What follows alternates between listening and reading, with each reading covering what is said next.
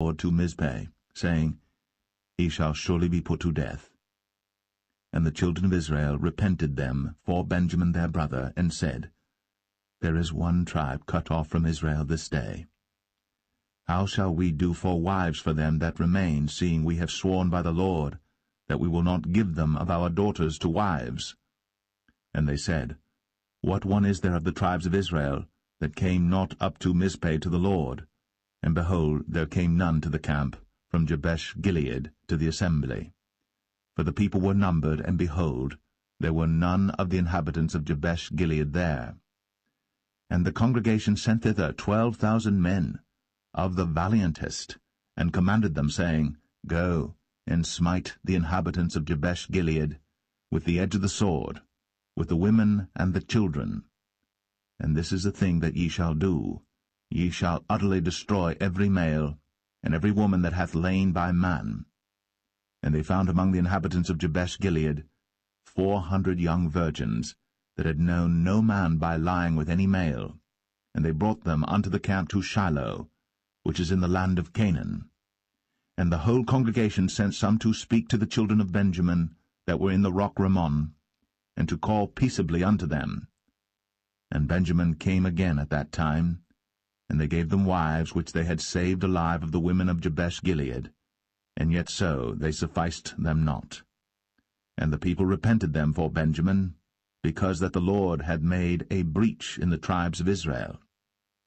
Then the elders of the congregation said, How shall we do for wives for them that remain, seeing the women are destroyed out of Benjamin? And they said, There must be an inheritance for them that be escaped of Benjamin, that a tribe be not destroyed out of Israel. Howbeit we may not give them wives of our daughters, for the children of Israel have sworn, saying, Cursed be he that giveth a wife to Benjamin. Then they said, Behold, there is a feast of the Lord in Shiloh yearly, in a place which is on the north side of Bethel, on the east side of the highway that goeth up from Bethel to Shechem, and on the south of Lebonah. Therefore they commanded the children of Benjamin, saying, Go, and lie in wait in the vineyards, and see, and behold, if the daughters of Shiloh come out to dance in dances, then come ye out of the vineyards, and catch you every man his wife of the daughters of Shiloh, and go to the land of Benjamin. And it shall be, when their fathers or their brethren come unto us to complain, that we will say unto them, Be favorable unto them for our sakes, because we reserved not to each man his wife in the war, for ye did not give unto them at this time, that ye should be guilty. And the children of Benjamin did so, and took them wives, according to their number of them that danced, whom they caught, and they went and returned unto their inheritance, and repaired the cities, and dwelt in them. And the children of Israel departed thence at that time, every man to his tribe and to his family, and they went out from thence every man to his inheritance. In those days there was no king in Israel. Every man did that which was right in his own eyes.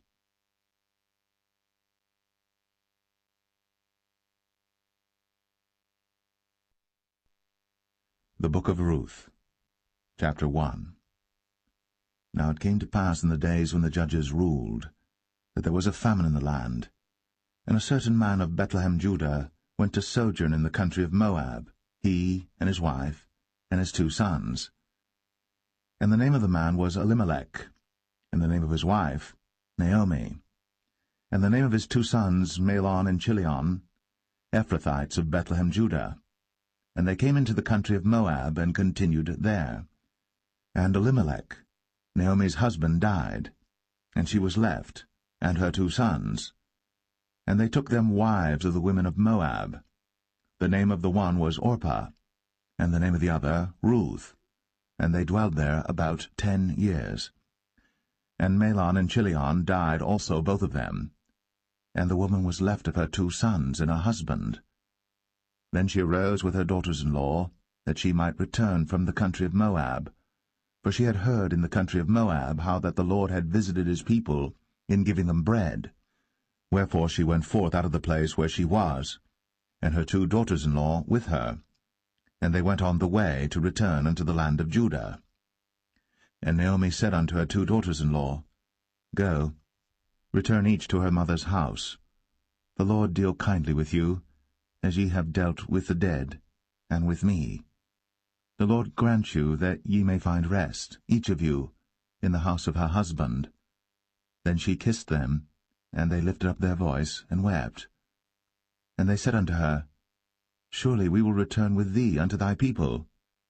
And Naomi said, Turn again, my daughters, why will ye go with me? Are there yet any more sons in my womb, that they may be your husbands? Turn again, my daughters, go your way. For I am too old to have an husband. If I should say I have hope, if I should have an husband also tonight, and should also bear sons, would ye tarry for them till they were grown? Would ye stay for them from having husbands? Nay, my daughters, for it grieveth me much for your sakes that the hand of the Lord is gone out against me. And they lifted up their voice, and wept again. And Orpah kissed her mother-in-law. But Ruth clave unto her, and she said, Behold, thy sister-in-law is gone back unto her people, and unto her gods. Return thou after thy sister-in-law. And Ruth said, Entreat me not to leave thee, or to return from following after thee, for whither thou goest, I will go, and where thou lodgest, I will lodge. Thy people shall be my people, and thy God my God. Where thou diest will I die, and there will I be buried. The Lord do so to me, and more also, if aught but death part thee and me. When she saw that she was steadfastly minded to go with her, then she left speaking unto her. So they two went until they came to Bethlehem. And it came to pass, when they were come to Bethlehem, that all the city was moved about them, and they said, Is this Naomi? And she said unto them, Call me not Naomi, call me Mara, for the Almighty hath dealt very bitterly with me. I went out full, and the Lord hath brought me home again empty. Why then call ye me Naomi, seeing the Lord hath testified against me, and the Almighty hath afflicted me? So Naomi returned, and Ruth the Moabitess her daughter-in-law with her, which returned out of the country of Moab, and they came to Bethlehem in the beginning of barley harvest.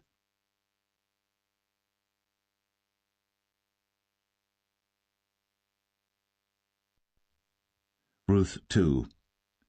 And Naomi had a kinsman of her husband's, a mighty man of wealth, of the family of Elimelech, and his name was Boaz. And Ruth the Moabitess said unto Naomi, Let me now go to the field, and glean ears of corn after him in whose sight I shall find grace. And she said unto her, Go, my daughter.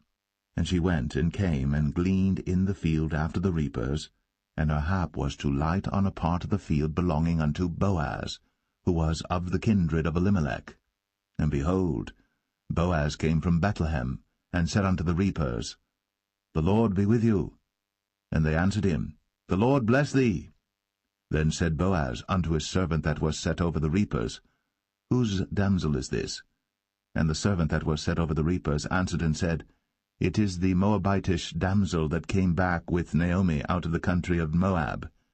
And she said, I pray you, let me glean and gather after the reapers among the sheaves.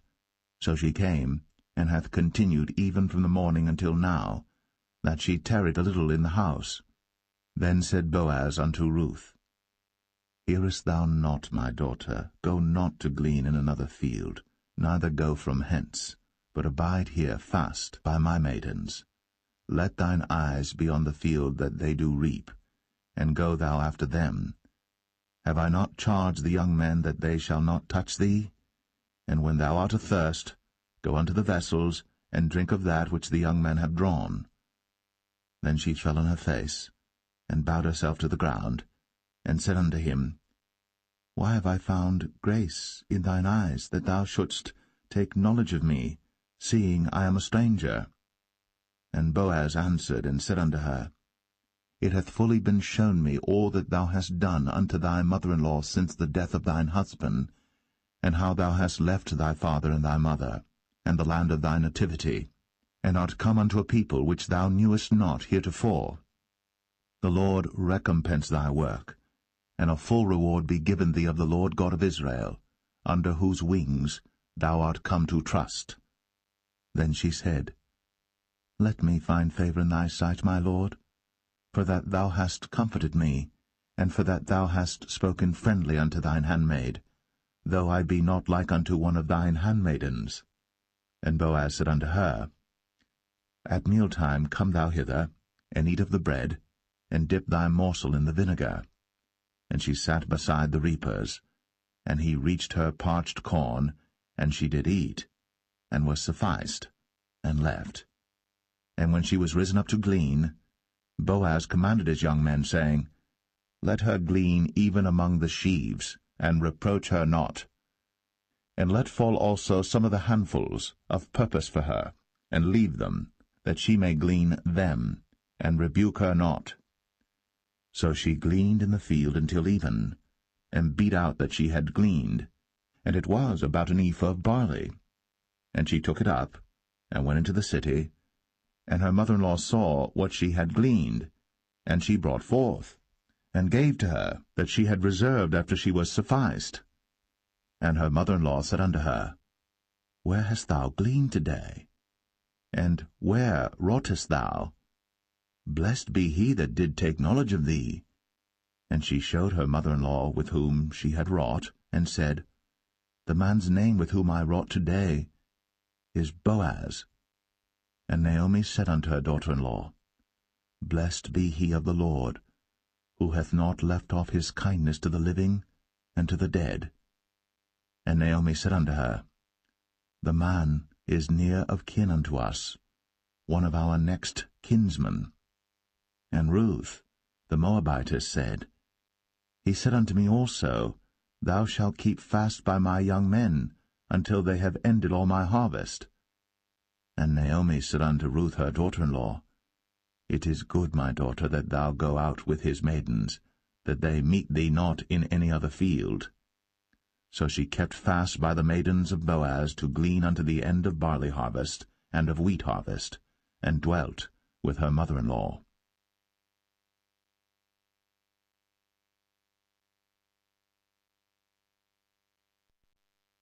Ruth 3. Then Naomi her mother-in-law said unto her, My daughter, shall I not seek rest for thee, that it may be well with thee? And now is not Boaz of our kindred, with whose maidens thou wast? Behold, he winnoweth barley tonight in the threshing floor. Wash thyself therefore, and anoint thee, and put thy raiment upon thee, and get thee down to the floor. But make not thyself known unto the man until he shall have done eating and drinking. And it shall be, when he lieth down, that thou shalt mark the place where he shall lie, and thou shalt go in, and uncover his feet, and lay thee down, and he will tell thee what thou shalt do. And she said unto her, All that thou sayest unto me, I will do. And she went down unto the floor, and did according to all that her mother-in-law bade her. And when Boaz had eaten and drunk, and his heart was merry, he went to lie down at the end of the heap of corn. And she came softly, and uncovered his feet, and laid her down. And it came to pass at midnight, that the man was afraid, and turned himself, and behold, a woman lay at his feet. And he said, Who art thou? And she answered, I am Ruth thine handmaid. Spread therefore thy skirt over thine handmaid, for thou art a near kinsman. And he said, Blessed be thou of the Lord, my daughter, for thou hast shown more kindness in the latter end than at the beginning, inasmuch as thou followest not young men, whether poor or rich. And now, my daughter, fear not. I will do to thee all that thou requirest, for all the city of my people doth know that thou art a virtuous woman. And now it is true that I am thy near kinsman, howbeit there is a kinsman nearer than I. Tarry this night, and it shall be in the morning that if he will perform unto thee the part of a kinsman, well, let him do the kinsman's part. But if he will not do the part of a kinsman to thee, then will I do the part of a kinsman to thee, As the Lord liveth, lie down until the morning. And she lay at his feet until the morning, and she rose up before one could know another. And he said, Let it not be known that a woman came into the floor. Also he said, Bring the veil that thou hast upon thee, and hold it. And when she held it, he measured 6 measures of barley, and laid it on her.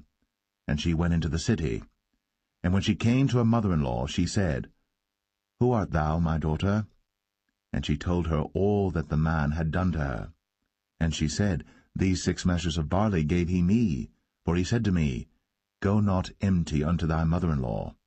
Then said she, Sit still, my daughter, until thou know how the matter will fall, for the man will not be in rest until he have finished the thing this day.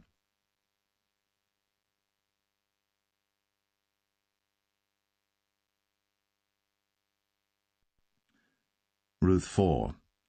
Then went Boaz up to the gate, and sat him down there, and behold, the kinsman of whom Boaz spake came by, unto whom he said, Ho, such a one, turn aside, sit down here.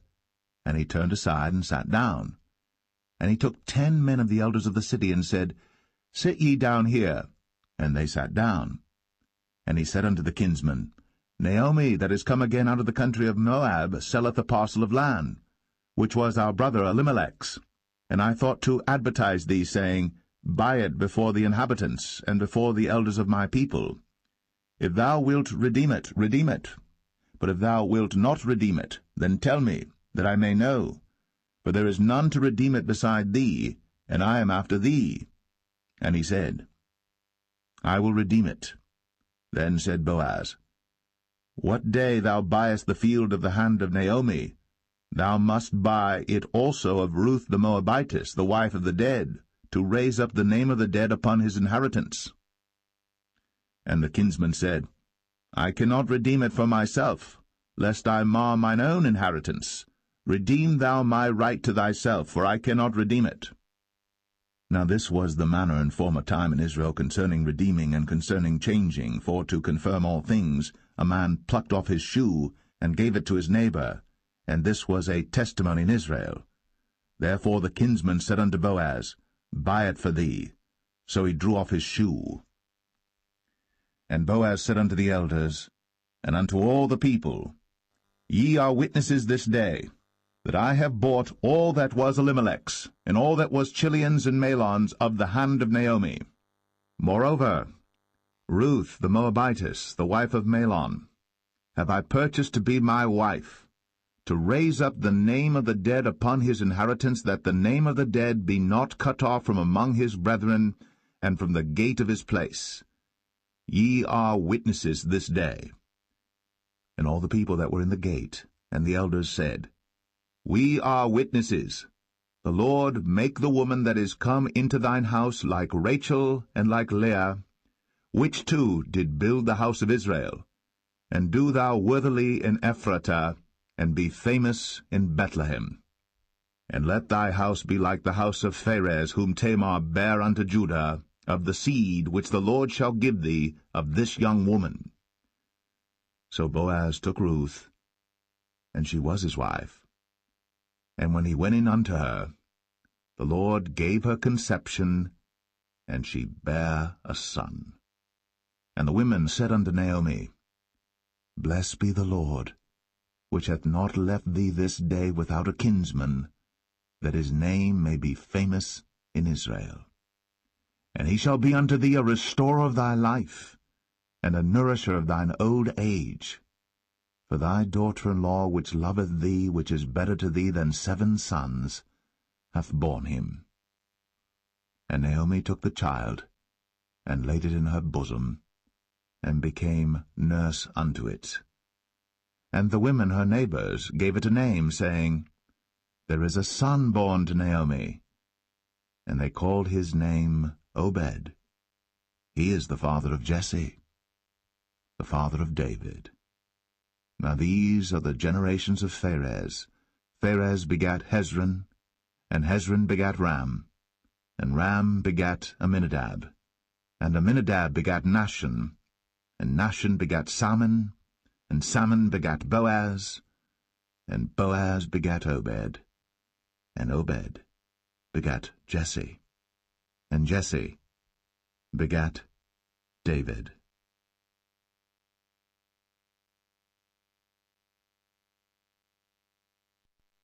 The first book of Samuel, chapter 1. Now there was a certain man of Ramathaim Zophim of Mount Ephraim, and his name was Elkanah, the son of Jeroham, the son of Elihu, the son of Tohu, the son of Zoph, an Ephrathite. And he had 2 wives. The name of the one was Hannah, and the name of the other was Peninnah. And Peninnah had children, but Hannah had no children. And this man went up out of his city yearly to worship and to sacrifice unto the Lord of hosts in Shiloh. And the 2 sons of Eli, Hophni and Phinehas, the priests of the Lord, were there.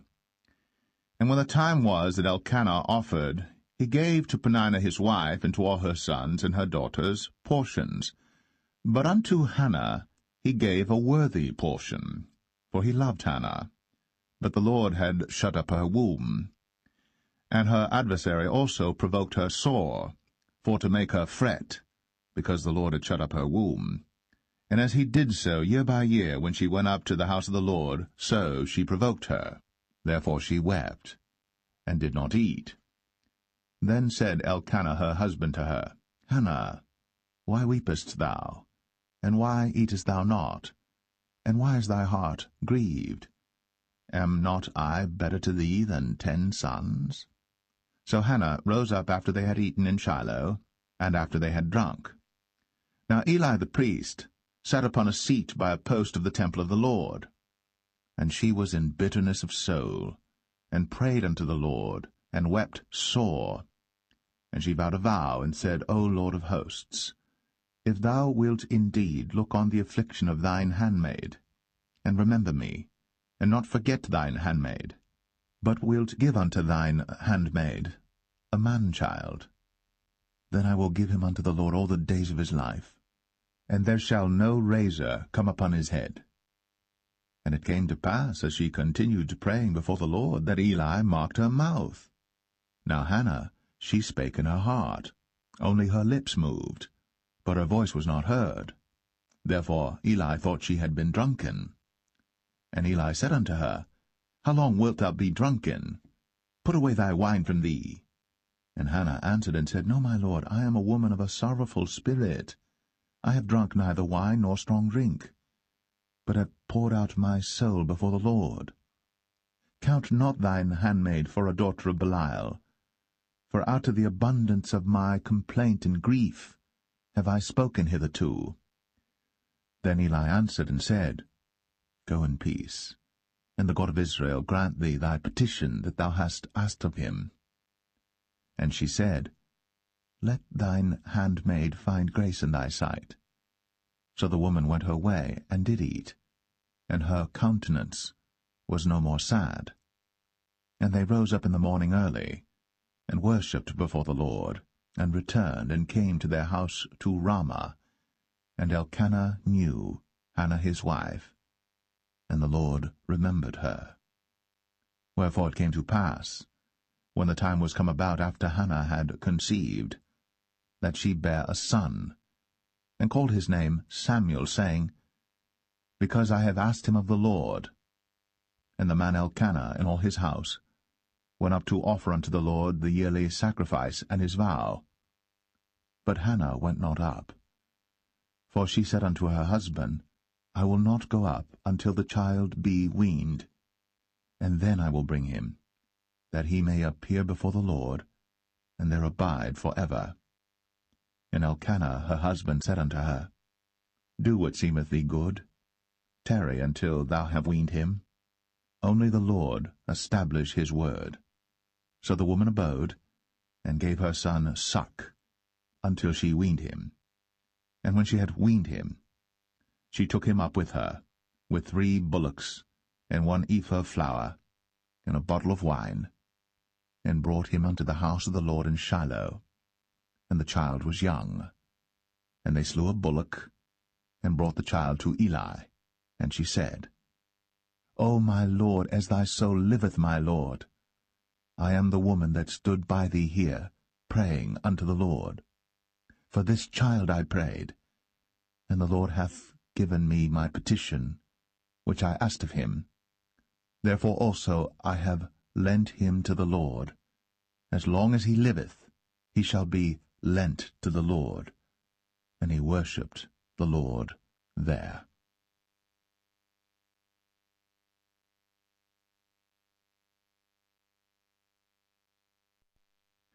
1 Samuel chapter 2.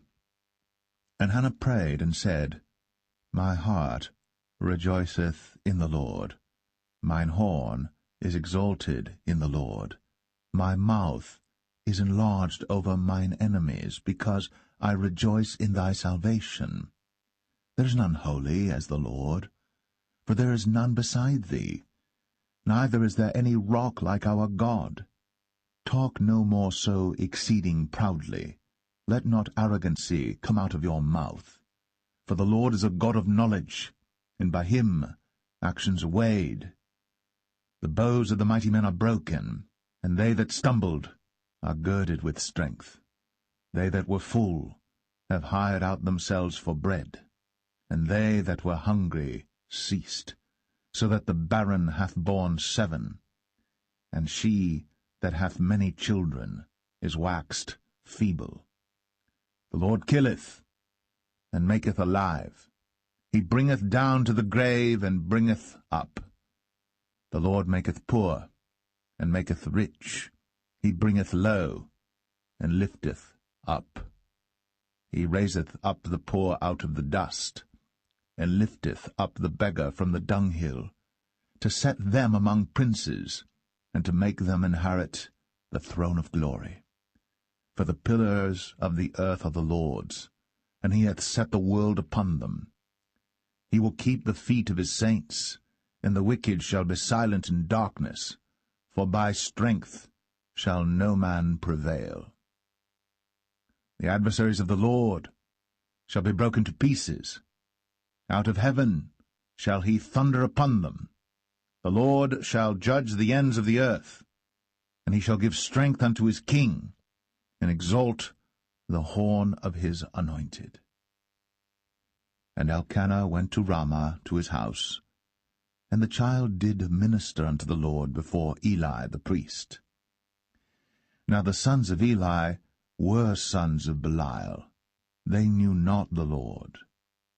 And the priest's custom with the people was, that when any man offered sacrifice, the priest's servant came, while the flesh was in seething, with a flesh hook of 3 teeth in his hand, and he struck it into the pan or kettle or cauldron or pot. All that the flesh hook brought up, the priest took for himself. So they did in Shiloh unto all the Israelites that came thither. Also before they burnt the fat, the priest's servant came and said to the man that sacrificed, Give flesh to roast for the priest, for he will not have sodden flesh of thee, but raw. And if any man said unto him, Let them not fail to burn the fat presently, and then take as much as thy soul desireth, then he would answer him, Nay, but thou shalt give it me now, and if not, I will take it by force. Wherefore the sin of the young men was very great before the Lord, for men abhorred the offering of the Lord. But Samuel ministered before the Lord, being a child, girded with a linen ephod. Moreover, his mother made him a little coat, and brought it to him from year to year, when she came up with her husband to offer the yearly sacrifice. And Eli blessed Elkanah and his wife, and said, The Lord give thee seed of this woman for the loan which is lent to the Lord. And they went unto their own home. And the Lord visited Hannah, so that she conceived, and bare 3 sons and 2 daughters. And the child Samuel grew before the Lord. Now Eli was very old, and heard all that his sons did unto all Israel, and how they lay with the women that assembled at the door of the tabernacle of the congregation. And he said unto them, Why do ye such things? For I hear of your evil dealings by all this people. Nay, my sons, for it is no good report that I hear. ye make the Lord's people to transgress. If one man sin against another, the judge shall judge him. But if a man sin against the Lord, who shall entreat for him? Notwithstanding, they hearkened not unto the voice of their father, because the Lord would slay them. And the child Samuel grew on, and was in favor both with the Lord and also with men. And there came a man of God unto Eli, and said unto him, Thus saith the Lord, Did I plainly appear unto the house of thy father, when they were in Egypt, in Pharaoh's house? And did I choose him out of all the tribes of Israel to be my priest, to offer upon mine altar, to burn incense, to wear an ephod before me? And did I give unto the house of thy father all the offerings made by fire of the children of Israel? Wherefore kick ye at my sacrifice and at mine offering, which I have commanded in my habitation, and honourest thy sons above me, to make yourselves fat with the chiefest of all the offerings of Israel my people?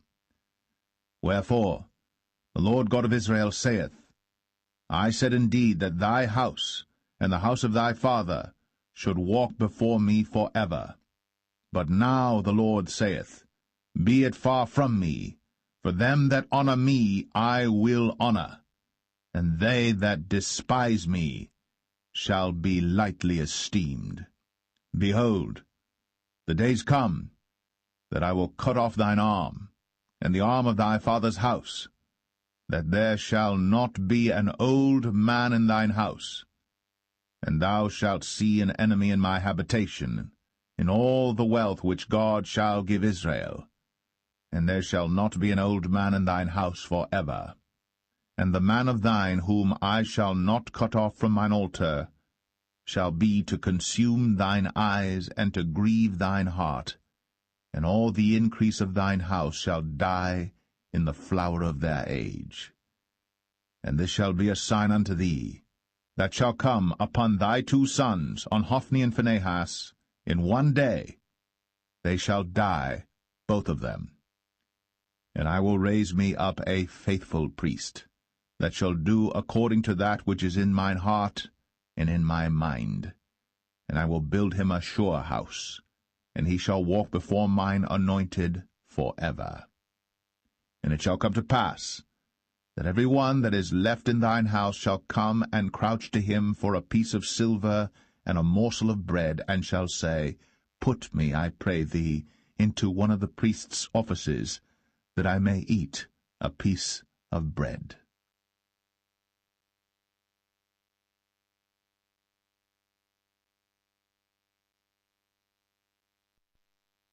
1 Samuel 3. And the child Samuel ministered unto the Lord before Eli. And the word of the Lord was precious in those days. There was no open vision. And it came to pass at that time, when Eli was laid down in his place, and his eyes began to wax dim, that he could not see, and ere the lamp of God went out in the temple of the Lord, where the ark of God was, and Samuel was laid down to sleep, that the Lord called Samuel, and he answered, Here am I. And he ran unto Eli, and said, Here am I, for thou calledst me. And he said, I called not, lie down again. And he went and lay down. And the Lord called yet again, Samuel. And Samuel arose and went to Eli, and said, Here am I, for thou didst call me. And he answered, I called not, my son, lie down again. Now Samuel did not yet know the Lord, neither was the word of the Lord yet revealed unto him. And the Lord called Samuel again the third time, and he arose, and went to Eli, and said, Here am I, for thou didst call me. And Eli perceived that the Lord had called the child. Therefore Eli said unto Samuel, Go, lie down, and it shall be, if he call thee, that thou shalt say, Speak, Lord, for thy servant heareth. So Samuel went, and lay down in his place. And the Lord came, and stood, and called, as at other times, Samuel, Samuel. Then Samuel answered, Speak, for thy servant heareth. And the Lord said to Samuel, Behold, I will do a thing in Israel, at which both the ears of every one that heareth it shall tingle. In that day I will perform against Eli all things which I have spoken concerning his house. When I begin, I will also make an end. For I have told him that I will judge his house for ever for the iniquity which he knoweth, because his sons made themselves vile, and he restrained them not. And therefore I have sworn unto the house of Eli, that the iniquity of Eli's house shall not be purged with sacrifice nor offering for ever. And Samuel lay until the morning, and opened the doors of the house of the Lord. And Samuel feared to show Eli the vision. Then Eli called Samuel, and said, Samuel, my son. And he answered, Here am I. And he said, What is the thing that the Lord hath said unto thee? I pray thee, hide it not from me. God do so to thee, and more also, if thou hide anything from me of all the things that he said unto thee. And Samuel told him every whit, and hid nothing from him. And he said, It is the Lord. Let him do what seemeth him good. And Samuel grew, and the Lord was with him, and did let none of his words fall to the ground. And all Israel from Dan even to Beersheba knew that Samuel was established to be a prophet of the Lord. And the Lord appeared again in Shiloh. For the Lord revealed himself to Samuel in Shiloh by the word of the Lord.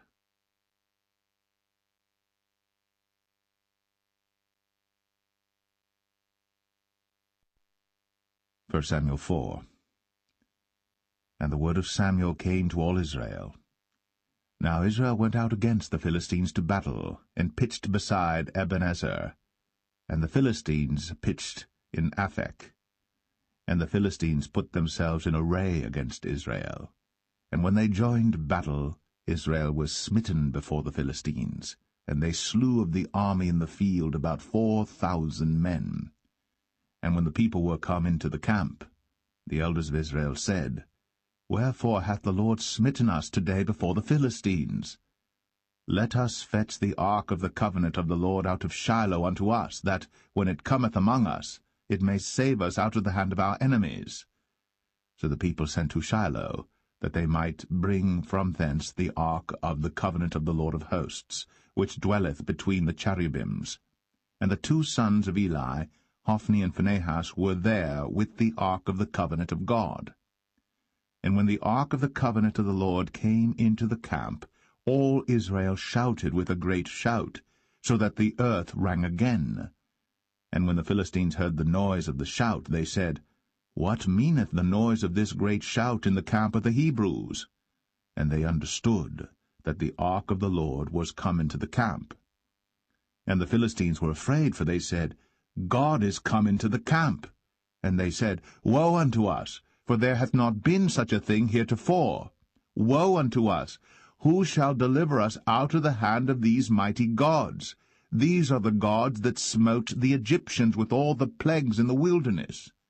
Be strong, and quit yourselves like men, O ye Philistines, that ye be not servants unto the Hebrews, as they have been to you.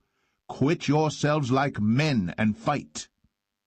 And the Philistines fought, and Israel was smitten, and they fled every man into his tent. And there was a very great slaughter, for there fell of Israel 30,000 footmen. And the ark of God was taken, and the two sons of Eli, Hophni and Phinehas, were slain. And there ran a man of Benjamin out of the army, and came to Shiloh the same day with his clothes rent, and with earth upon his head. And when he came, lo, Eli sat upon a seat by the wayside, watching, for his heart trembled for the ark of God. And when the man came into the city and told it, all the city cried out. And when Eli heard the noise of the crying, he said, What meaneth the noise of this tumult? And the man came in hastily, and told Eli. Now Eli was 98 years old, and his eyes were dim, that he could not see. And the man said unto Eli, I am he that came out of the army, and I fled today out of the army. And he said, What hast thou done, my son? And the messenger answered and said, Israel is fled before the Philistines, and there hath been also a great slaughter among the people. And thy 2 sons also, Hophni and Phinehas, are dead, and the ark of God is taken. And it came to pass, when he made mention of the ark of God, that he fell from off the seat backward by the side of the gate, and his neck brake, and he died. For he was an old man and heavy, and he had judged Israel 40 years.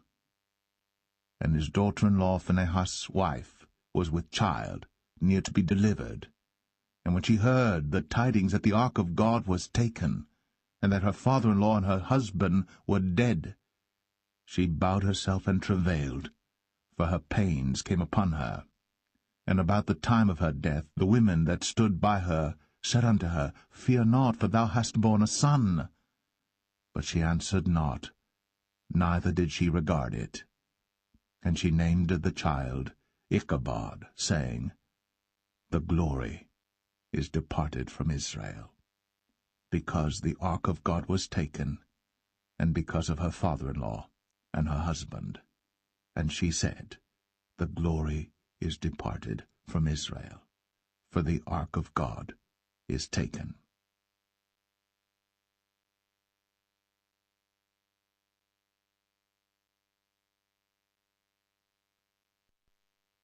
First Samuel 5. And the Philistines took the ark of God, and brought it from Ebenezer unto Ashdod. When the Philistines took the ark of God, they brought it into the house of Dagon, and set it by Dagon. And when they of Ashdod arose early on the morrow, behold, Dagon was fallen upon his face to the earth before the ark of the Lord. And they took Dagon, and set him in his place again. And when they arose early on the morrow morning, behold, Dagon was fallen upon his face to the ground before the ark of the Lord, and the head of Dagon, and both the palms of his hands were cut off upon the threshold. Only the stump of Dagon was left to him. Therefore neither the priests of Dagon, nor any that come into Dagon's house, tread on the threshold of Dagon in Ashdod unto this day. But the hand of the Lord was heavy upon them of Ashdod, and he destroyed them, and smote them with emerods, even Ashdod, and the coast thereof. And when the men of Ashdod saw that it was so, they said, The ark of the God of Israel shall not abide with us, for his hand is sore upon us, and upon Dagon our God. They sent therefore, and gathered all the lords of the Philistines unto them, and said, What shall we do with the ark of the God of Israel? And they answered, Let the ark of the God of Israel be carried about unto Gath. And they carried the ark of the God of Israel about thither. And it was so, that after they had carried it about, the hand of the Lord was against the city with a very great destruction, and he smote the men of the city, both small and great, and they had emerods in their secret parts. Therefore they sent the ark of God to Ekron, and it came to pass, as the ark of God came to Ekron, that the Ekronites cried out, saying, They have brought about the ark of the God of Israel to us, to slay us and our people. So they sent and gathered together all the lords of the Philistines, and said, Send away the ark of the God of Israel, and let it go again to his own place, that it slay us not and our people. For there was a deadly destruction throughout all the city. The hand of God was very heavy there. And the men that died not were smitten with the emerods, and the cry of the city went up to heaven.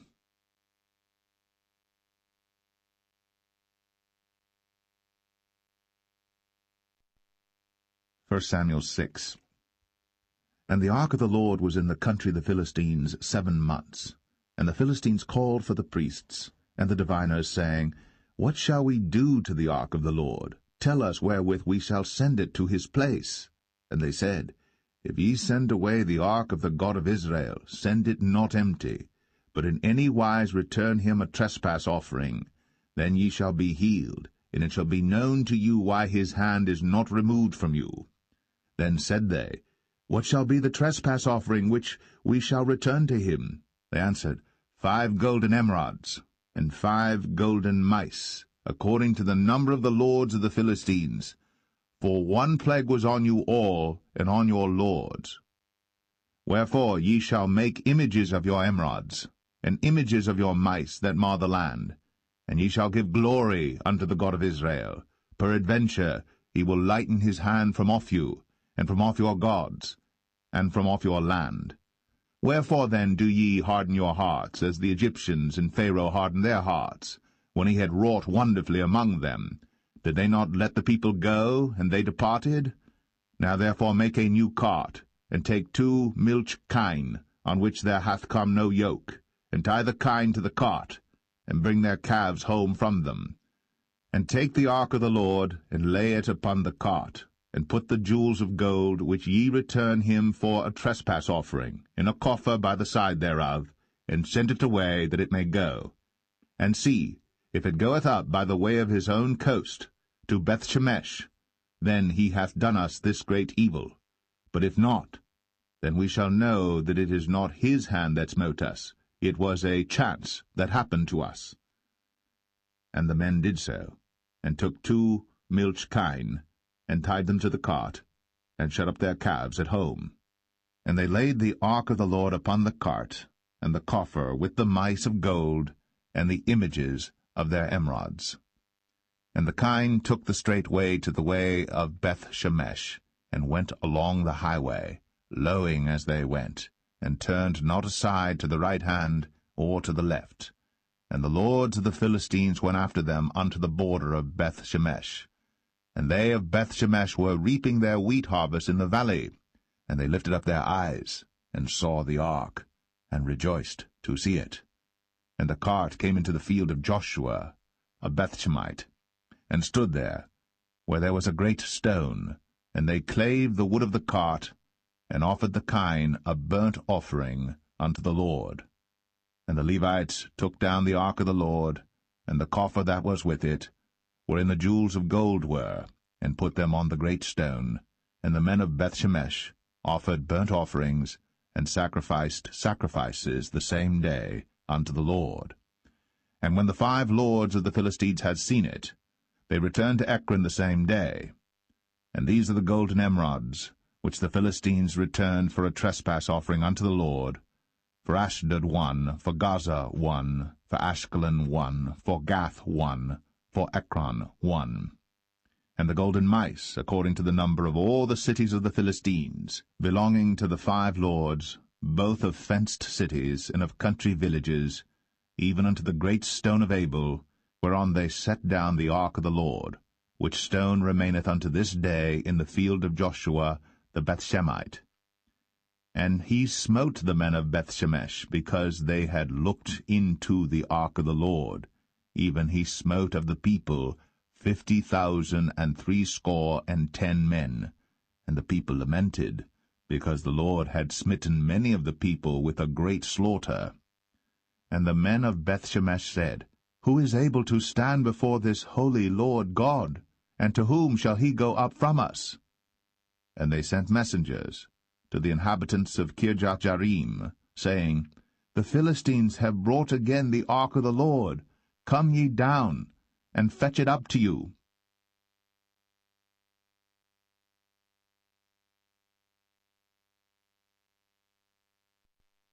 1 Samuel 7.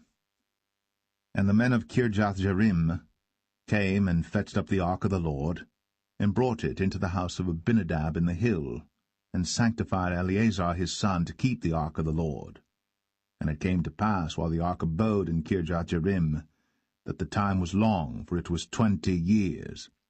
And all the house of Israel lamented after the Lord.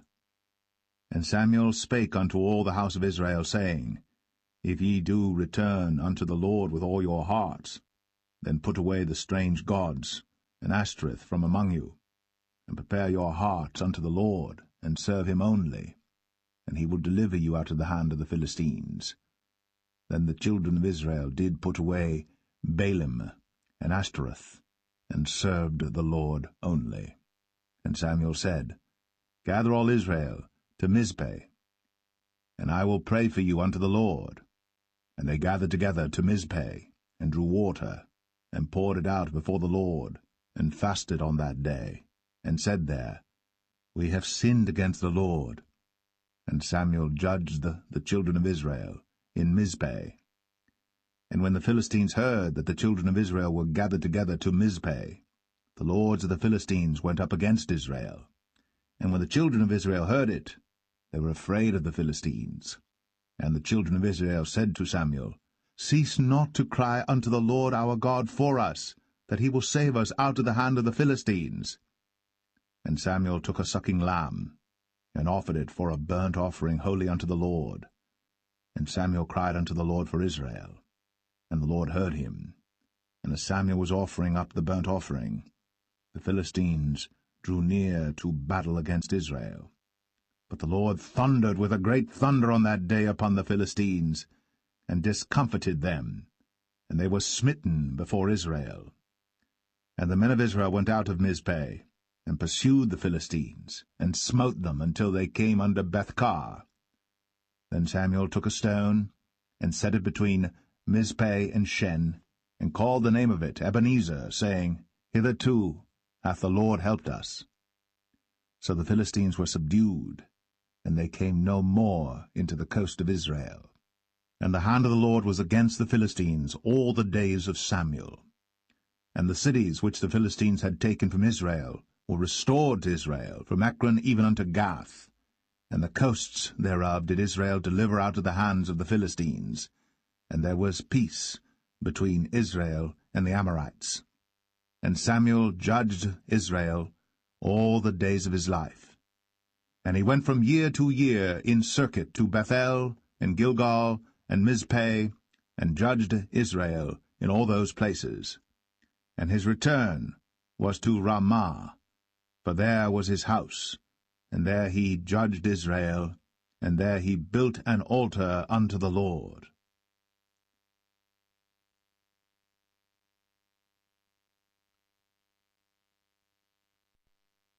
1 Samuel 8. And it came to pass, when Samuel was old, that he made his sons judges over Israel. Now the name of his firstborn was Joel, and the name of his second Abiah. They were judges in Beersheba. And his sons walked not in his ways, but turned aside after lucre, and took bribes, and perverted judgment. And all the elders of Israel gathered themselves together, and came to Samuel unto Ramah, and said unto him, Behold, thou art old, and thy sons walk not in thy ways. Now make us a king to judge us like all the nations. But the thing displeased Samuel, when they said, Give us a king to judge us. And Samuel prayed unto the Lord. And the Lord said unto Samuel, Hearken unto the voice of the people, in all that they say unto thee. For they have not rejected thee, but they have rejected me, that I should not reign over them. According to all the works which they have done since the day that I brought them up out of Egypt, even unto this day, wherewith they have forsaken me, and served other gods, so do they also unto thee. Now therefore hearken unto their voice, howbeit yet protest solemnly unto them, and show them the manner of the king that shall reign over them. And Samuel told all the words of the Lord unto the people that asked of him a king. And he said, This will be the manner of the king that shall reign over you. He will take your sons, and appoint them for himself, for his chariots, and to be his horsemen, and some shall run before his chariots. And he will appoint him captains over thousands, and captains over fifties, and will set them to ear his ground, and to reap his harvest, and to make his instruments of war, and instruments of his chariots. And he will take your daughters to be confectionaries, and to be cooks, and to be bakers. And he will take your fields, and your vineyards, and your oliveyards, even the best of them, and give them to his servants. And he will take the tenth of your seed, and of your vineyards, and give to his officers, and to his servants. And he will take your men-servants, and your maidservants, and your goodliest young men, and your asses, and put them to his work. He will take the tenth of your sheep, and ye shall be his servants. And ye shall cry out in that day because of your king which ye shall have chosen you. And the Lord will not hear you in that day. Nevertheless, the people refused to obey the voice of Samuel, and they said, Nay, but we will have a king over us, that we also may be like all the nations, and that our king may judge us, and go out before us, and fight our battles. And Samuel heard all the words of the people, and he rehearsed them in the ears of the Lord. And the Lord said to Samuel, Hearken unto their voice, and make them a king. And Samuel said unto the men of Israel, Go ye every man unto his city.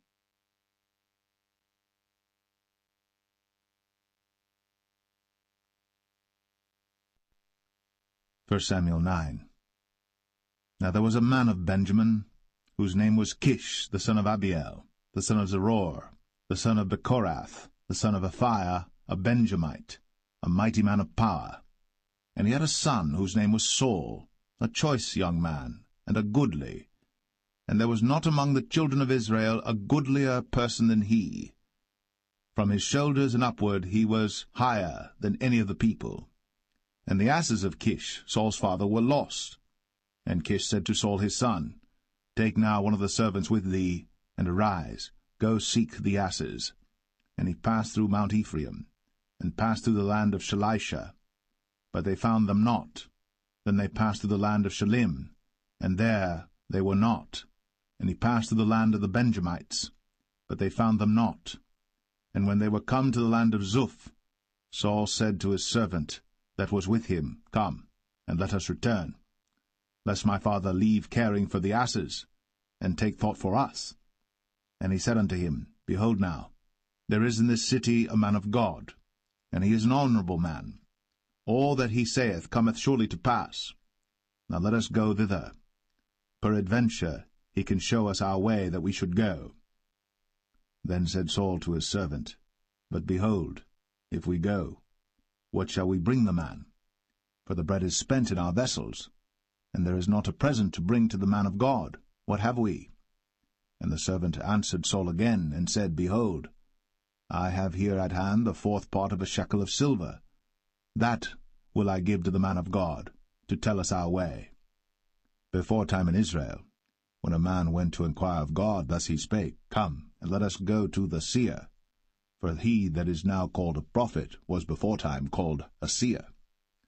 Then said Saul to his servant, Well said, come, let us go. So they went unto the city where the man of God was. And as they went up the hill to the city, they found young maidens going out to draw water, and said unto them, Is the seer here? And they answered them, and said, He is, behold, he is before you. Make haste now, for he came today to the city, for there is a sacrifice of the people today in the high place. As soon as ye be come into the city, ye shall straightway find him, before he go up to the high place to eat. For the people will not eat until he come, because he doth bless the sacrifice, and afterwards they eat that be bidden. Now therefore get you up, for about this time ye shall find him. And they went up into the city. And when they were come into the city, behold, Samuel came out against them, for to go up to the high place. Now the Lord had told Samuel in his ear a day before Saul came, saying, Tomorrow, about this time, I will send thee a man out of the land of Benjamin, and thou shalt anoint him to be captain over my people Israel, that he may save my people out of the hand of the Philistines. For I have looked upon my people, because their cry is come unto me. And when Samuel saw Saul, the Lord said unto him, Behold the man whom I spake to thee of. This same shall reign over my people. Then Saul drew near to Samuel in the gate, and said, Tell me, I pray thee, where the seer's house is. And Samuel answered Saul, and said, I am the seer. Go up before me unto the high place. For ye shall eat with me today, and tomorrow I will let thee go, and will tell thee all that is in thine heart. And as for thine asses that were lost 3 days ago, set not thy mind on them, for they are found. And on whom is all the desire of Israel? Is it not on thee? and on all thy father's house. And Saul answered and said, Am not I a Benjamite, of the smallest of the tribes of Israel, and my family the least of all the families of the tribe of Benjamin? Wherefore then speakest thou so to me? And Samuel took Saul and his servant, and brought them into the parlour, and made them sit in the chiefest place among them that were bidden, which were about 30 persons. And Samuel said unto the cook, Bring the portion which I gave thee, of which I said unto thee, Set it by thee. And the cook took up the shoulder, and that which was upon it, and set it before Saul. And Samuel said, Behold that which is left, set it before thee, and eat. For unto this time hath it been kept for thee, since I said, I have invited the people. So Saul did eat with Samuel that day.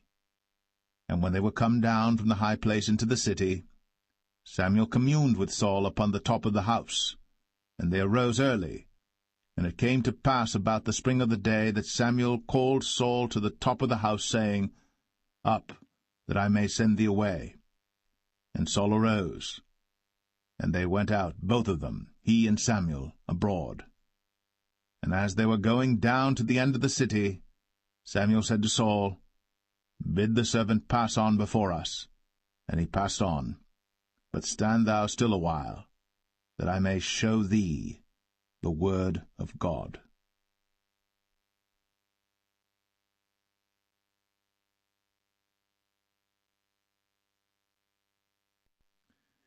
1 Samuel 10.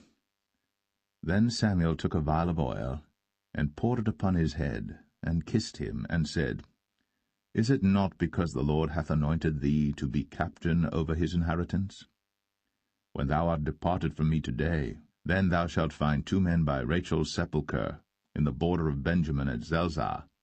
And they will say unto thee, The asses which thou wentest to seek are found, and lo, thy father hath left the care of the asses, and sorroweth for you, saying, What shall I do for my son? Then shalt thou go on forward from thence, and thou shalt come to the plain of Tabor.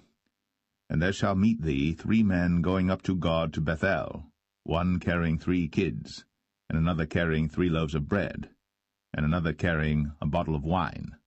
And they will salute thee, and give thee 2 loaves of bread, which thou shalt receive of their hands. After that thou shalt come to the hill of God, where is the garrison of the Philistines.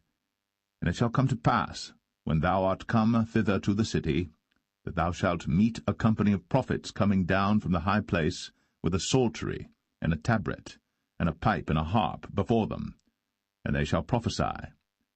And the Spirit of the Lord will come upon thee, and thou shalt prophesy with them, and shalt be turned into another man. And let it be, when these signs are come unto thee, that thou do as occasion serve thee, for God is with thee. And thou shalt go down before me to Gilgal, and behold, I will come down unto thee to offer burnt offerings, and to sacrifice sacrifices of peace offerings. 7 days shalt thou tarry, till I come to thee, and show thee what thou shalt do. And it was so that when he had turned his back to go from Samuel, God gave him another heart. And all those signs came to pass that day. And when they came thither to the hill, behold, a company of prophets met him, and the Spirit of God came upon him, and he prophesied among them. And it came to pass, when all that knew him beforetime saw that, behold, he prophesied among the prophets, then the people said one to another, What is this that is come unto the son of Kish? Is Saul also among the prophets? And one of the same place answered and said, But who is their father? Therefore it became a proverb, Is Saul also among the prophets? And when he had made an end of prophesying, he came to the high place. And Saul's uncle said unto him and to his servant, Whither went ye? And he said, To seek the asses. And when we saw that they were nowhere, we came to Samuel. And Saul's uncle said, Tell me, I pray thee, what Samuel said unto you. And Saul said unto his uncle, He told us plainly that the asses were found.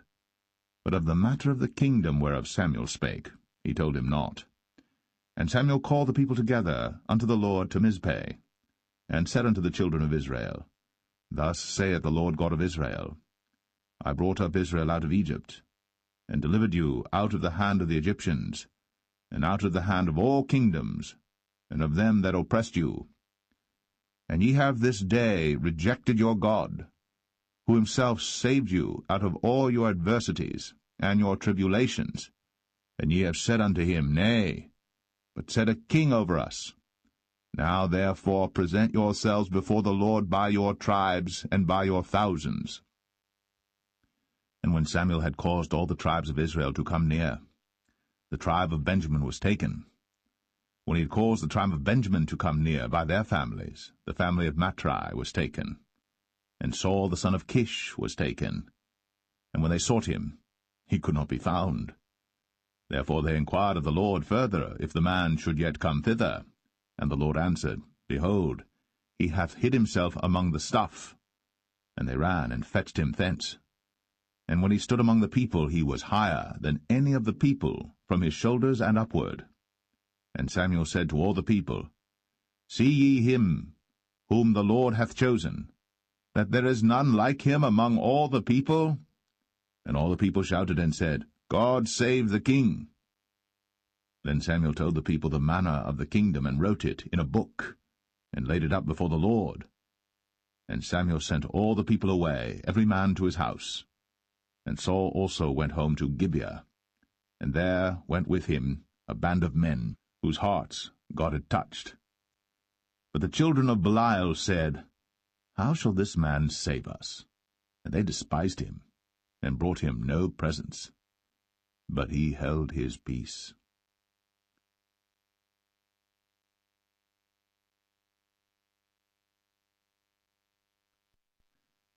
1 Samuel 11.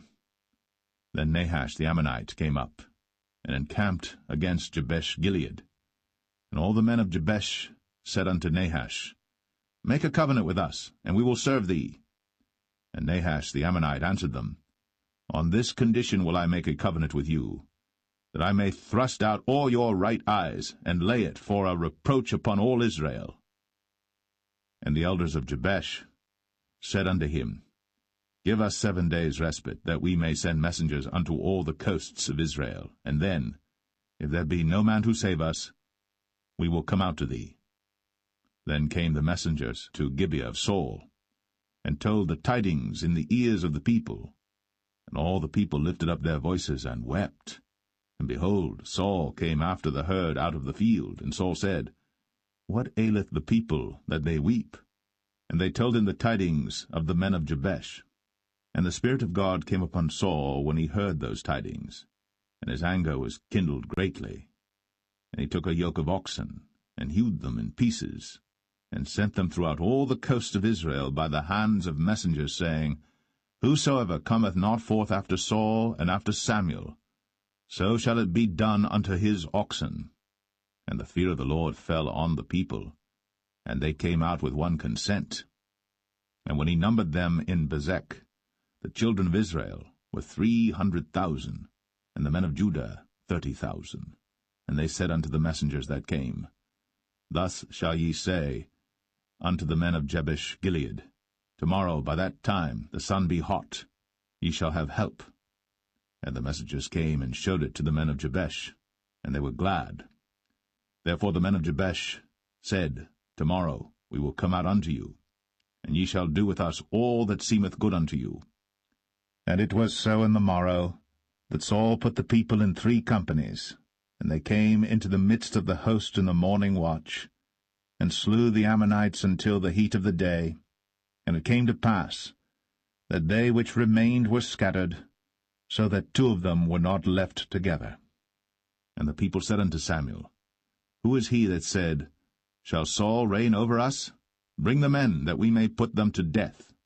And Saul said, There shall not a man be put to death this day, for today the Lord hath wrought salvation in Israel.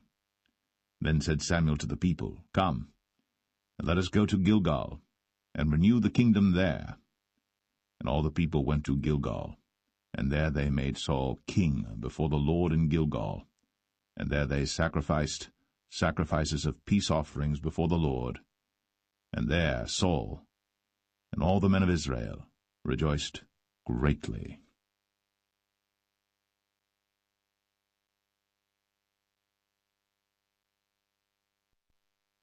1 Samuel 12. And Samuel said unto all Israel, Behold, I have hearkened unto your voice in all that ye said unto me, and have made a king over you. And now, behold, the king walketh before you, and I am old and grey-headed, and behold, my sons are with you.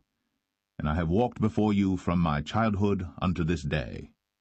Behold, here I am. Witness against me before the Lord and before his anointed, whose ox have I taken? Or whose ass have I taken? Or whom have I defrauded? Whom have I oppressed? Or of whose hand have I received any bribe to blind mine eyes therewith? And I will restore it you. And they said, Thou hast not defrauded us, nor oppressed us, neither hast thou taken aught of any man's hand. And he said unto them, The Lord is witness against you, and his anointed is witness this day, that ye have not found aught in my hand. And they answered, He is witness. And Samuel said unto the people, It is the Lord that advanced Moses and Aaron, and that brought your fathers up out of the land of Egypt.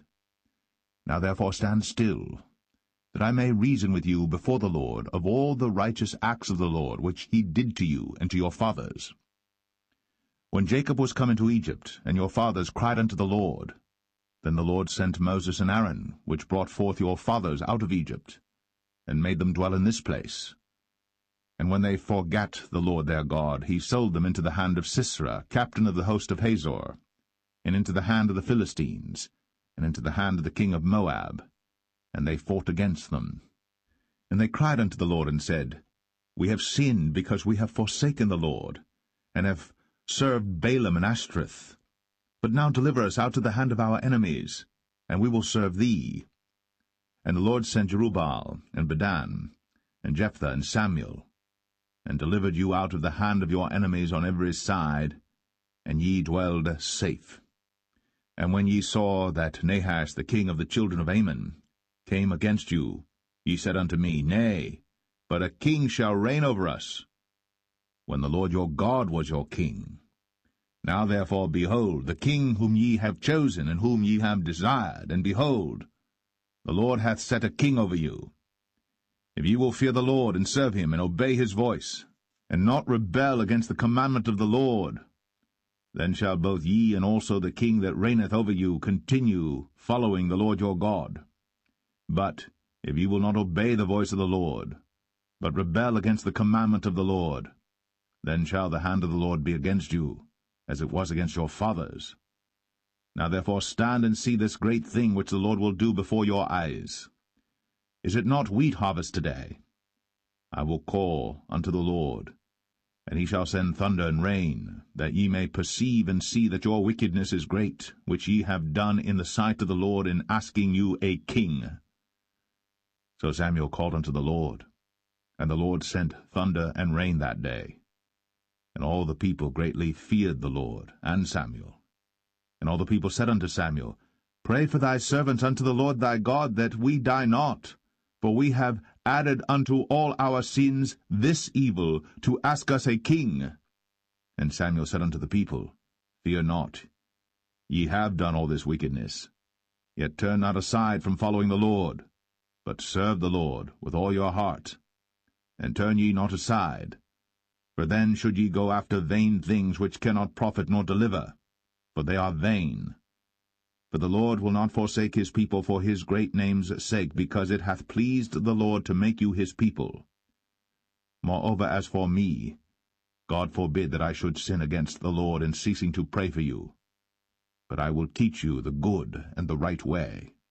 Only fear the Lord, and serve him in truth with all your heart. For consider how great things he hath done for you. But if ye shall still do wickedly, ye shall be consumed, both ye and your king.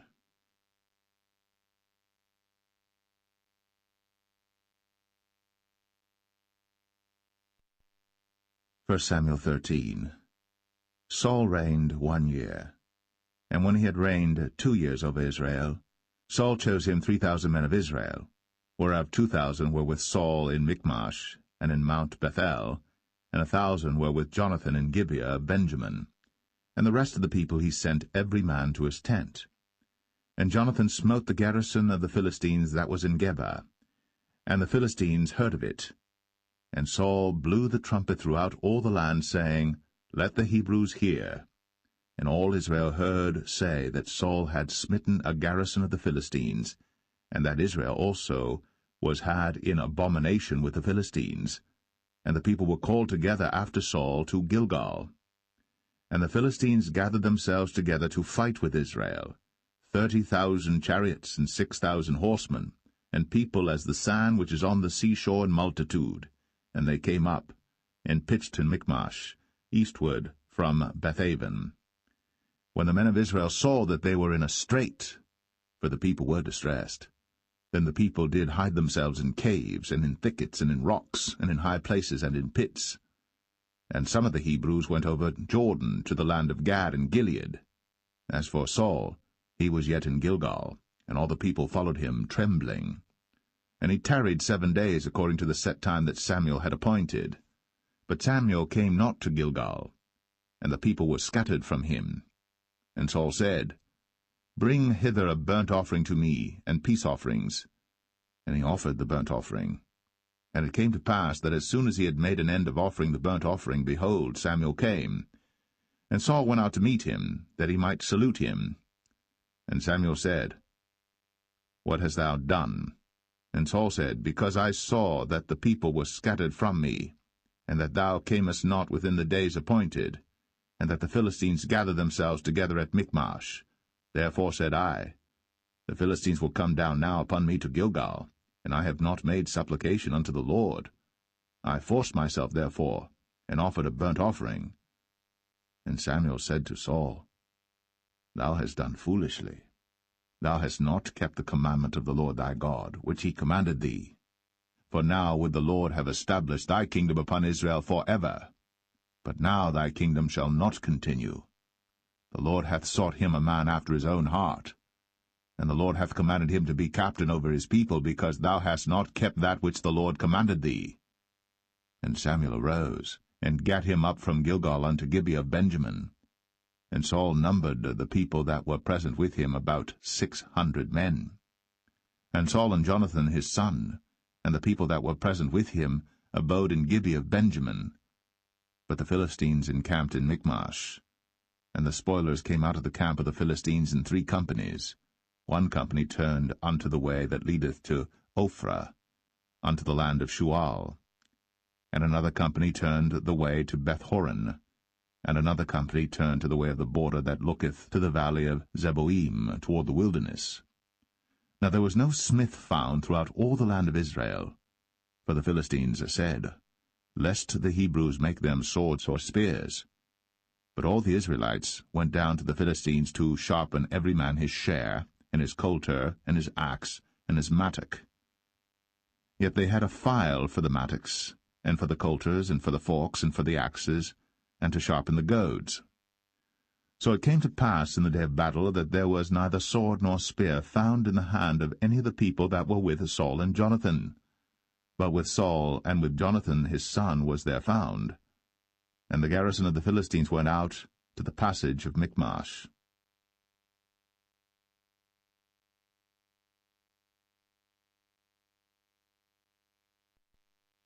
1 Samuel 14. Now it came to pass upon a day that Jonathan the son of Saul said unto the young man that bare his armor, Come, and let us go over to the Philistines' garrison that is on the other side. But he told not his father. And Saul tarried in the uttermost part of Gibeah, under a pomegranate tree which is in Migron. And the people that were with him were about 600 men. And Ahiah, the son of Ahitub, Ichabod's brother, the son of Phinehas, the son of Eli, the Lord's priest in Shiloh, wearing an ephod. And the people knew not that Jonathan was gone. And between the passages, by which Jonathan sought to go over unto the Philistines' garrison, there was a sharp rock on the one side, and a sharp rock on the other side. And the name of the one was Bozez, and the name of the other Sinai. The forefront of the one was situate northward over against Michmash, and the other southward over against Gibeah. And Jonathan said to the young men that bare his armor, Come, and let us go over unto the garrison of these uncircumcised. It may be that the Lord will work for us, for there is no restraint to the Lord to save by many or by few.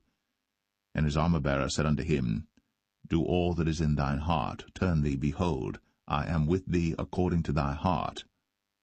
Then said Jonathan, Behold, we will pass over unto these men, and we will discover ourselves unto them. If they say thus unto us, Tarry until we come to you, then we will stand still in our place, and will not go up unto them. But if they say thus, Come up unto us, then we will go up. For the Lord hath delivered them into our hand, and this shall be a sign unto us. And both of them discovered themselves unto the garrison of the Philistines. And the Philistines said, Behold, the Hebrews come forth out of the holes where they had hid themselves. And the men of the garrison answered Jonathan and his armor-bearer, and said, Come up to us, and we will show you a thing. And Jonathan said unto his armor-bearer, Come up after me, for the Lord hath delivered them into the hand of Israel. And Jonathan climbed up upon his hands and upon his feet, and his armor-bearer after him, and they fell before Jonathan, and his armor-bearer slew after him. And that first slaughter which Jonathan and his armor-bearer made was about 20 men, within as it were an half acre of land, which a yoke of oxen might plough. And there was trembling in the host, in the field, and among all the people. The garrison and the spoilers, they also trembled, and the earth quaked. So it was a very great trembling. And the watchmen of Saul and Gibeah of Benjamin looked, and behold, the multitude melted away, and they went on beating down one another. Then said Saul unto the people that were with him, Number now, and see who is gone from us. And when they had numbered, behold, Jonathan and his armor-bearer were not there. And Saul said unto Ahiah, Bring hither the ark of God. For the ark of God was at that time with the children of Israel. And it came to pass, while Saul talked unto the priest, that the noise that was in the host of the Philistines went on and increased. And Saul said unto the priest, Withdraw thine hand. And Saul and all the people that were with him assembled themselves. And they came to the battle. And behold, every man's sword was against his fellow, and there was a very great discomfiture. Moreover, the Hebrews that were with the Philistines before that time, which went up with them into the camp from the country round about, even they also turned to be with the Israelites that were with Saul and Jonathan. Likewise all the men of Israel, which had hid themselves in Mount Ephraim, when they heard that the Philistines fled, even they also followed hard after them in the battle. So the Lord saved Israel that day. And the battle passed over unto Bethaven. And the men of Israel were distressed that day. For Saul had adjured the people, saying, Cursed be the man that eateth any food until evening, that I may be avenged on mine enemies. So none of the people tasted any food. And all they of the land came to a wood, and there was honey upon the ground. And when the people were come into the wood, behold, the honey dropped. But no man put his hand to his mouth, for the people feared the oath. But Jonathan heard not, when his father charged the people with the oath, wherefore he put forth the end of the rod that was in his hand, and dipped it in an honeycomb, and put his hand to his mouth, and his eyes were enlightened. Then answered one of the people, and said, Thy father straitly charged the people with an oath, saying, Cursed be the man that eateth any food this day. And the people were faint.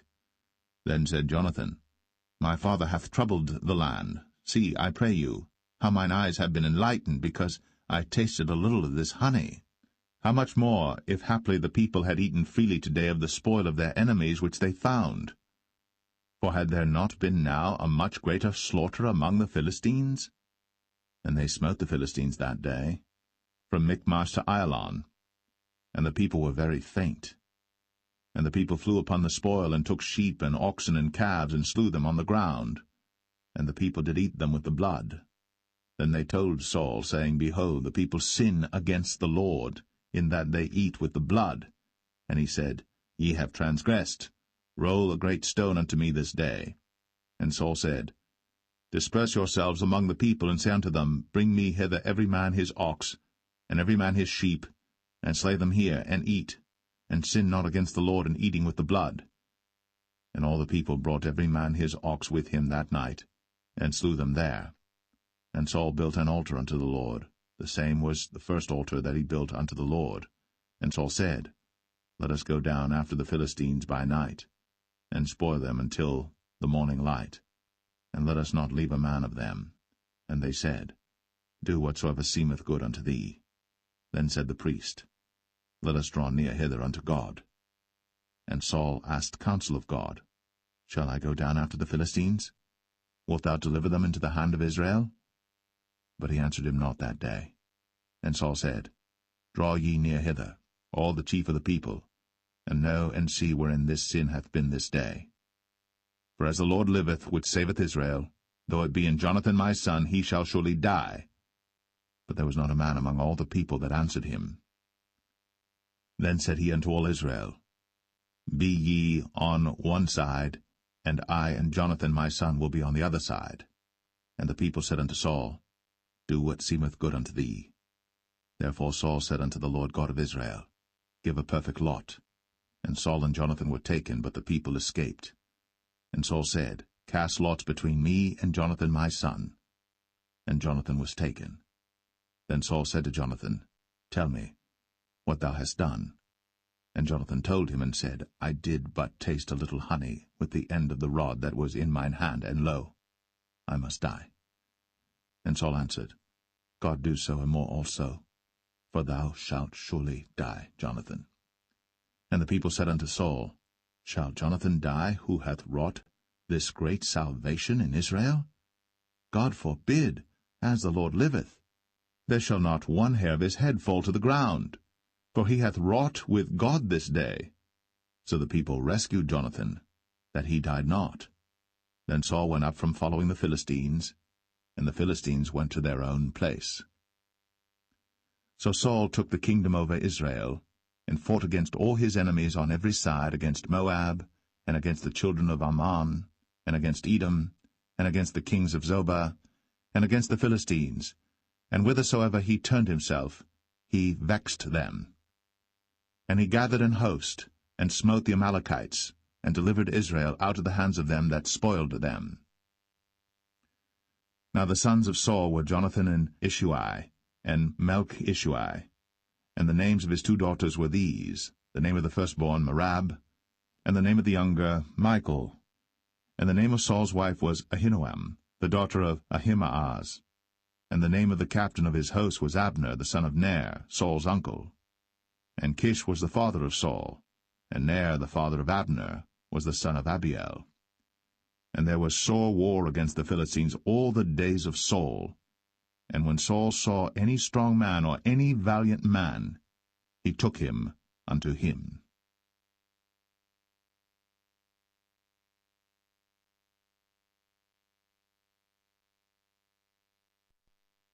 1 Samuel 15. Samuel also said unto Saul, The Lord sent me to anoint thee to be king over his people, over Israel. Now therefore hearken thou unto the voice of the words of the Lord. Thus saith the Lord of hosts, I remember that which Amalek did to Israel, how he laid wait for him in the way when he came up from Egypt. Now go, and smite Amalek, and utterly destroy all that they have, and spare them not, but slay both man and woman, infant and suckling, ox and sheep, camel and ass. And Saul gathered the people together, and numbered them in Telaim 200,000 footmen, and 10,000 men of Judah. And Saul came to a city of Amalek, and laid wait in the valley. And Saul said unto the Kenites, Go, depart, get you down from among the Amalekites, lest I destroy you with them. For ye showed kindness to all the children of Israel when they came up out of Egypt. So the Kenites departed from among the Amalekites. And Saul smote the Amalekites from Havilah until thou comest to Shur, that is over against Egypt. And he took Agag, the king of the Amalekites, alive, and utterly destroyed all the people with the edge of the sword.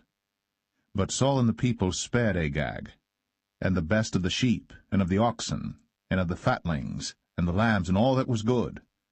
and would not utterly destroy them. But everything that was vile and refuse, that they destroyed utterly. Then came the word of the Lord unto Samuel, saying, It repenteth me that I have set up Saul to be king, for he is turned back from following me, and hath not performed my commandments. And it grieved Samuel, and he cried unto the Lord all night. And when Samuel rose early to meet Saul in the morning, it was told Samuel, saying, Saul came to Carmel, and behold, he set him up a place, and is gone about, and passed on, and gone down to Gilgal. And Samuel came to Saul, and Saul said unto him, Blessed be thou of the Lord, I have performed the commandment of the Lord. And Samuel said, What meaneth then this bleating of the sheep in mine ears, and the lowing of the oxen which I hear? And Saul said, They have brought them from the Amalekites, for the people spared the best of the sheep and of the oxen to sacrifice unto the Lord thy God, and the rest we have utterly destroyed. Then Samuel said unto Saul, Stay, and I will tell thee what the Lord hath said to me this night. And he said unto him, Say on. And Samuel said, When thou wast little in thine own sight, wast thou not made the head of the tribes of Israel?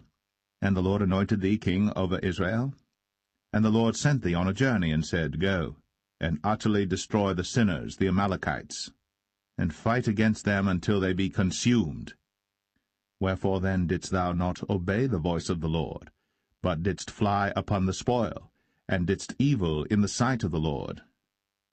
And Saul said unto Samuel, Yea, I have obeyed the voice of the Lord, and have gone the way which the Lord sent me, and have brought Agag, the king of Amalek, and have utterly destroyed the Amalekites. But the people took of the spoil sheep and oxen, the chief of the things which should have been utterly destroyed, to sacrifice unto the Lord thy God in Gilgal. And Samuel said, Hath the Lord as great delight in burnt offerings and sacrifices as in obeying the voice of the Lord? Behold, to obey is better than sacrifice, and to hearken than the fat of rams. For rebellion is as the sin of witchcraft, and stubbornness is as iniquity and idolatry. Because thou hast rejected the word of the Lord, he hath also rejected thee from being king. And Saul said unto Samuel, I have sinned, for I have transgressed the commandment of the Lord, and thy words, because I feared the people, and obeyed their voice. Now therefore, I pray thee, pardon my sin, and turn again with me, that I may worship the Lord. And Samuel said unto Saul, I will not return with thee, for thou hast rejected the word of the Lord, and the Lord hath rejected thee from being king over Israel. And as Samuel turned about to go away, he laid hold upon the skirt of his mantle, and it rent. And Samuel said unto him, The Lord hath rent the kingdom of Israel from thee this day, and hath given it to a neighbor of thine, that is better than thou. And also the strength of Israel will not lie nor repent, for he is not a man that he should repent. Then he said, I have sinned. Yet honor me now, I pray thee, before the elders of my people, and before Israel, and turn again with me, that I may worship the Lord thy God. So Samuel turned again after Saul, and Saul worshipped the Lord. Then said Samuel, Bring ye hither to me Agag the king of the Amalekites. And Agag came unto him delicately, and Agag said, Surely the bitterness of death is past. And Samuel said, As thy sword hath made women childless, so shall thy mother be childless among women. And Samuel hewed Agag in pieces before the Lord in Gilgal. Then Samuel went to Ramah, and Saul went up to his house to Gibeah of Saul. And Samuel came no more to see Saul until the day of his death. Nevertheless Samuel mourned for Saul, and the Lord repented that he had made Saul king over Israel.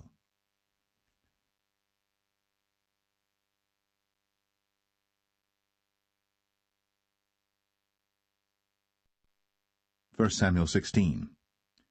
And the Lord said unto Samuel, How long wilt thou mourn for Saul, seeing I have rejected him from reigning over Israel? Fill thine horn with oil, and go. I will send thee to Jesse the Bethlehemite, for I have provided me a king among his sons. And Samuel said, How can I go? If Saul hear it, he will kill me. And the Lord said, Take an heifer with thee, and say, I am come to sacrifice to the Lord. And call Jesse to the sacrifice. And I will show thee what thou shalt do, and thou shalt anoint unto me him whom I name unto thee. And Samuel did that which the Lord spake, and came to Bethlehem. And the elders of the town trembled at his coming, and said, Comest thou peaceably? And he said, Peaceably. I am come to sacrifice unto the Lord. Sanctify yourselves, and come with me to the sacrifice. And he sanctified Jesse and his sons, and called them to the sacrifice. And it came to pass, when they were come, that he looked on Eliab, and said, Surely the Lord's anointed is before him. But the Lord said unto Samuel, Look not on his countenance, or on the height of his stature, because I have refused him. For the Lord seeth not as man seeth. For man looketh on the outward appearance, but the Lord looketh on the heart.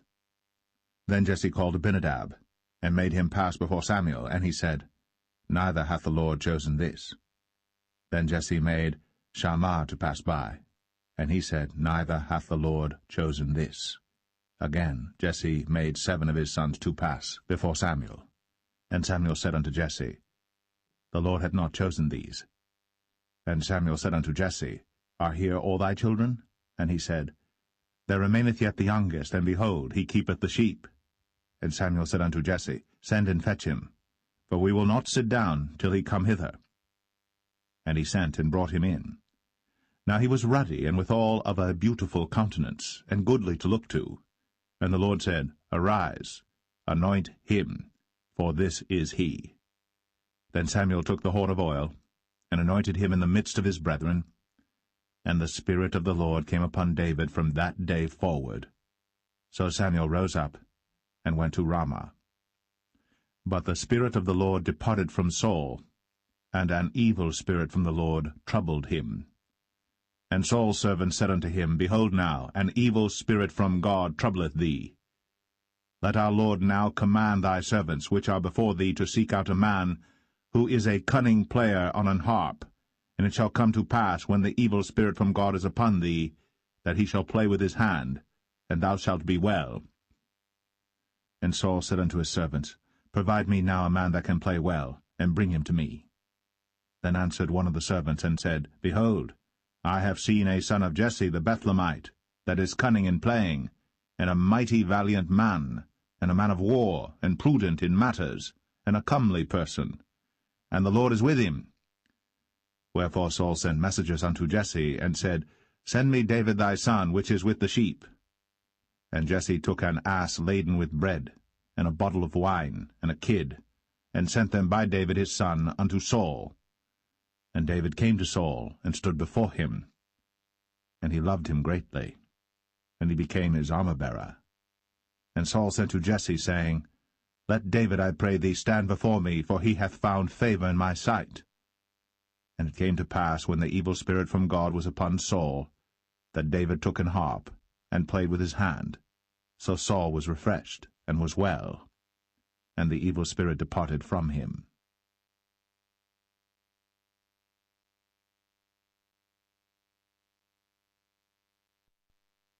1 Samuel 17.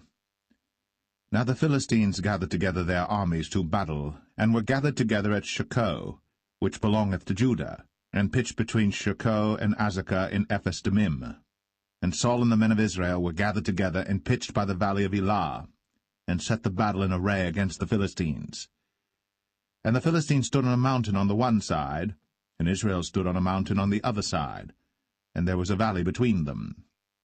And there went out a champion out of the camp of the Philistines, named Goliath of Gath, whose height was 6 cubits and a span. And he had an helmet of brass upon his head, and he was armed with a coat of mail, and the weight of the coat was 5,000 shekels of brass. And he had greaves of brass upon his legs, and a target of brass between his shoulders. And the staff of his spear was like a weaver's beam, and his spear's head weighed 600 shekels of iron, and one bearing a shield went before him. And he stood and cried unto the armies of Israel, and said unto them, Why are ye come out to set your battle in array? Am not I a Philistine, and ye servants to Saul? Choose you a man for you, and let him come down to me. If he be able to fight with me and to kill me, then will we be your servants. But if I prevail against him, and kill him, then shall ye be our servants, and serve us. And the Philistine said, I defy the armies of Israel this day. Give me a man, that we may fight together. When Saul and all Israel heard those words of the Philistine, they were dismayed, and greatly afraid. Now David was the son of that Ephrathite of Bethlehem, Judah, whose name was Jesse, and he had 8 sons. And the man went among men for an old man in the days of Saul. And the 3 eldest sons of Jesse went and followed Saul to the battle. And the names of his 3 sons that went to the battle were Eliab the firstborn, and next unto him Abinadab, and the third Shammah. And David was the youngest, and the 3 eldest followed Saul. But David went and returned from Saul to feed his father's sheep at Bethlehem. And the Philistine drew near morning and evening, and presented himself 40 days. And Jesse said unto David his son, Take now for thy brethren an ephah of this parched corn, and these 10 loaves, and run to the camp to thy brethren.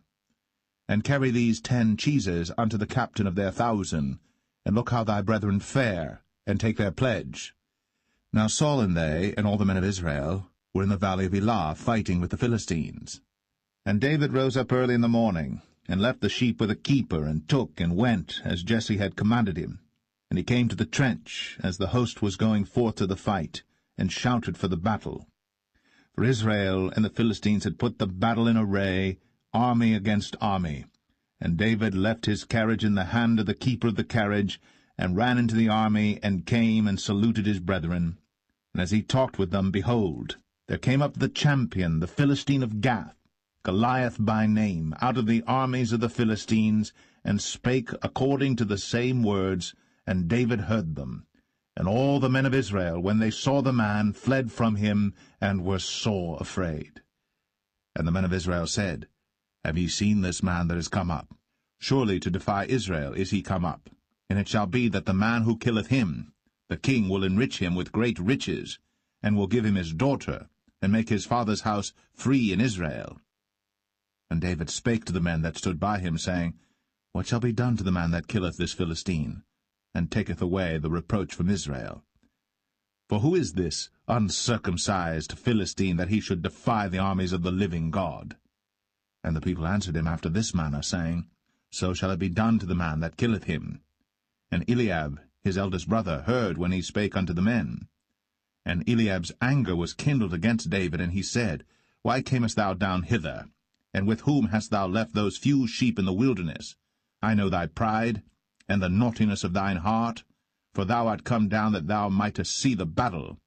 And David said, What have I now done? Is there not a cause? And he turned from him toward another, and spake after the same manner. And the people answered him again after the former manner. And when the words were heard which David spake, they rehearsed them before Saul. And he sent for him. And David said to Saul, Let no man's heart fail because of him. Thy servant will go and fight with this Philistine. And Saul said to David, Thou art not able to go against this Philistine to fight with him, for thou art but a youth, and he a man of war from his youth. And David said unto Saul, Thy servant kept his father's sheep, and there came a lion and a bear, and took a lamb out of the flock. And I went out after him, and smote him, and delivered it out of his mouth. And when he arose against me, I caught him by his beard, and smote him, and slew him. Thy servant slew both the lion and the bear, and this uncircumcised Philistine shall be as one of them, seeing he hath defied the armies of the living God. David said, moreover, The Lord that delivered me out of the paw of the lion, and out of the paw of the bear, he will deliver me out of the hand of this Philistine. And Saul said unto David, Go, and the Lord be with thee. And Saul armed David with his armor, and he put an helmet of brass upon his head. Also he armed him with a coat of mail. And David girded his sword upon his armor, and he essayed to go, for he had not proved it. And David said unto Saul, I cannot go with these, for I have not proved them. And David put them off him. And he took his staff in his hand, and chose him 5 smooth stones out of the brook, and put them in a shepherd's bag which he had, even in a scrip, and his sling was in his hand. And he drew near to the Philistine. And the Philistine came on and drew near unto David. And the man that bare the shield went before him. And when the Philistine looked about and saw David, he disdained him, for he was but a youth, and ruddy, and of a fair countenance. And the Philistine said unto David, Am I a dog that thou comest to me with staves? And the Philistine cursed David by his gods. And the Philistine said to David, Come to me, and I will give thy flesh unto the fowls of the air, and to the beasts of the field. Then said David to the Philistine, Thou comest to me with a sword, and with a spear, and with a shield. But I come to thee in the name of the Lord of hosts, the God of the armies of Israel, whom thou hast defied. This day will the Lord deliver thee into mine hand, and I will smite thee, and take thine head from thee. And I will give the carcasses of the host of the Philistines this day unto the fowls of the air, and to the wild beasts of the earth, that all the earth may know that there is a God in Israel. And all this assembly shall know that the Lord saveth not with sword and spear, for the battle is the Lord's, and he will give you into our hands. And it came to pass, when the Philistine arose, and came and drew nigh to meet David, that David hasted, and ran toward the army to meet the Philistine. And David put his hand in his bag, and took thence a stone, and slang it, and smote the Philistine in his forehead, that the stone sunk into his forehead, and he fell upon his face to the earth. So David prevailed over the Philistine with a sling and with a stone, and smote the Philistine, and slew him. But there was no sword in the hand of David. Therefore David ran, and stood upon the Philistine, and took his sword, and drew it out of the sheath thereof, and slew him, and cut off his head therewith. And when the Philistines saw their champion was dead, they fled. And the men of Israel and of Judah arose, and shouted, and pursued the Philistines until thou come to the valley, and to the gates of Ekron. And the wounded of the Philistines fell down by the way to Sharaim, even unto Gath and unto Ekron.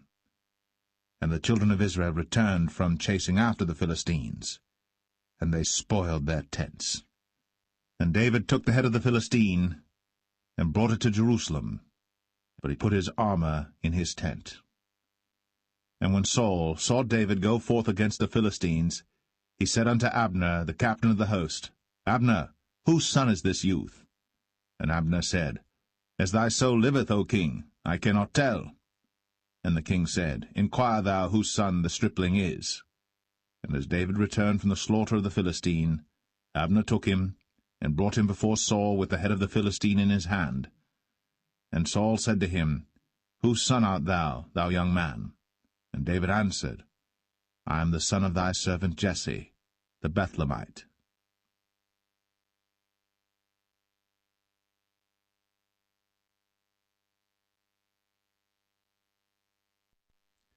1 Samuel 18. And it came to pass, when he had made an end of speaking unto Saul, that the soul of Jonathan was knit with the soul of David, and Jonathan loved him as his own soul. And Saul took him that day, and would let him go no more home to his father's house. Then Jonathan and David made a covenant, because he loved him as his own soul. And Jonathan stripped himself of the robe that was upon him, and gave it to David, and his garments, even to his sword, and to his bow, and to his girdle. And David went out whithersoever Saul sent him, and behaved himself wisely. And Saul set him over the men of war, and he was accepted in the sight of all the people, and also in the sight of Saul's servants. And it came to pass, as they came, when David was returned from the slaughter of the Philistine, that women came out of all cities of Israel, singing and dancing to meet King Saul, with tabrets, with joy, and with instruments of music. And the women answered one another as they played, and said, Saul hath slain his thousands, and David his 10,000s. And Saul was very wroth. And the saying displeased him, and he said, They have ascribed unto David 10,000s, and to me they have ascribed but thousands. And what can he have more but the kingdom? And Saul eyed David from that day and forward. And it came to pass on the morrow that the evil spirit from God came upon Saul, and he prophesied in the midst of the house. And David played with his hand, as at other times. And there was a javelin in Saul's hand. And Saul cast the javelin, for he said, I will smite David even to the wall with it. And David avoided out of his presence twice. And Saul was afraid of David, because the Lord was with him, and was departed from Saul. Therefore Saul removed him from him, and made him his captain over 1,000. And he went out and came in before the people. And David behaved himself wisely in all his ways, and the Lord was with him.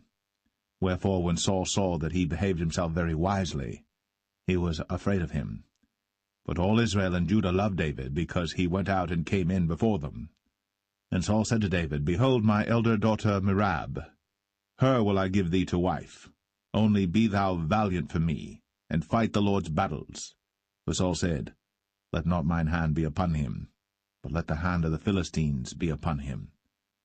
And David said unto Saul, Who am I, and what is my life, or my father's family in Israel, that I should be son-in-law to the king?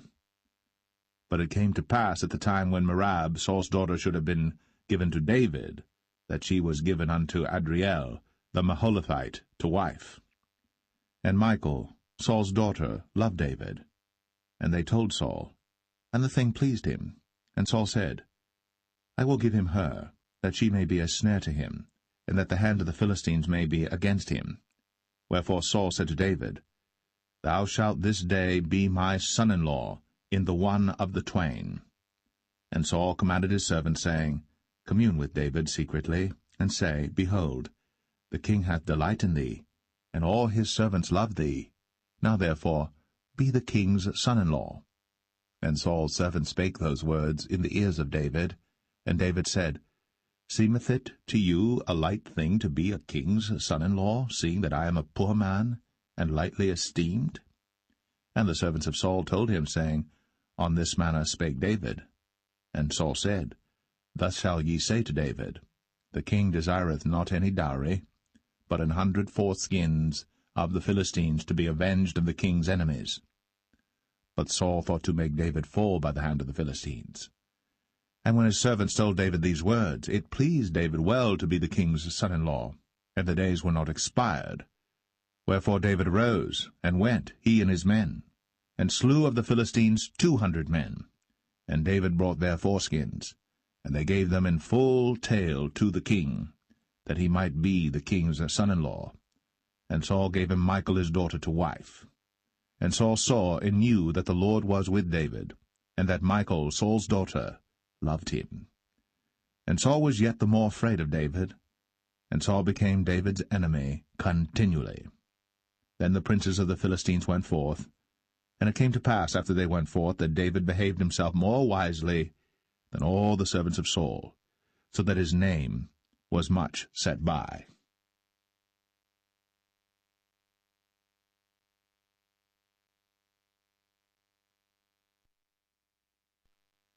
1 Samuel 19.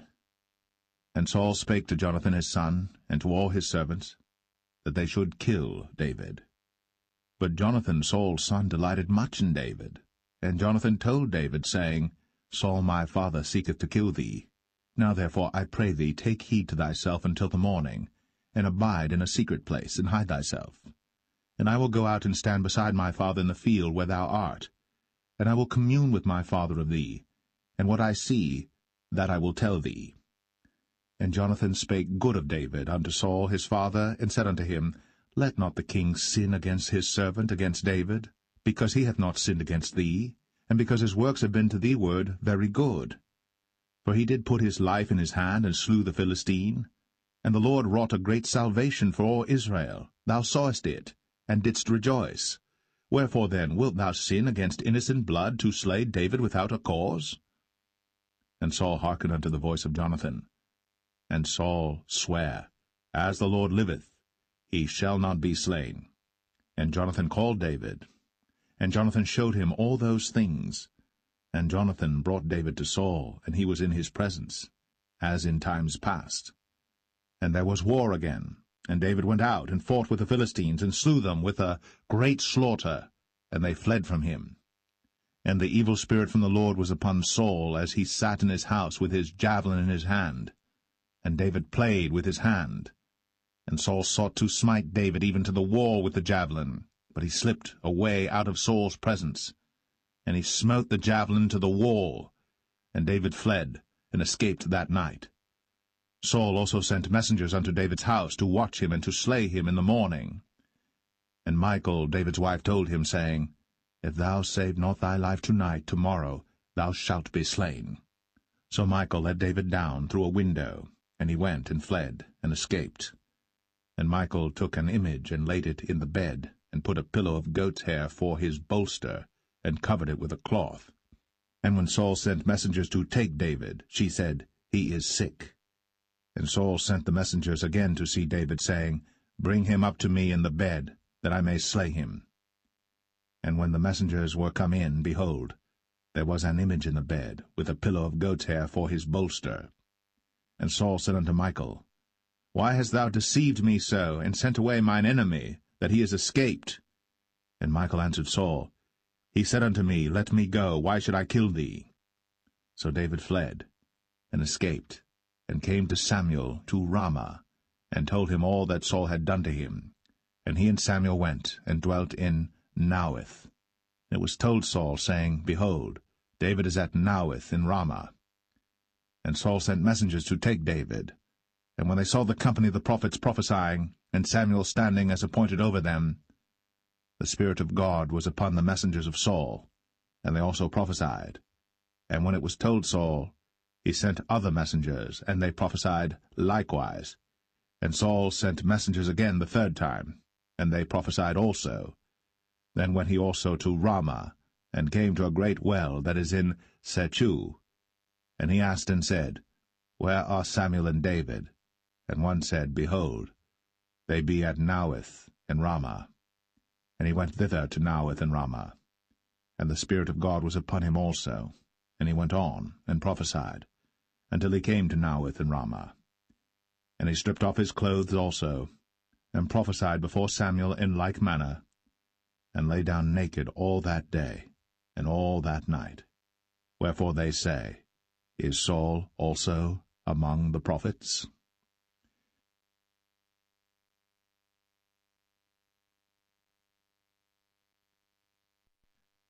1 Samuel 20.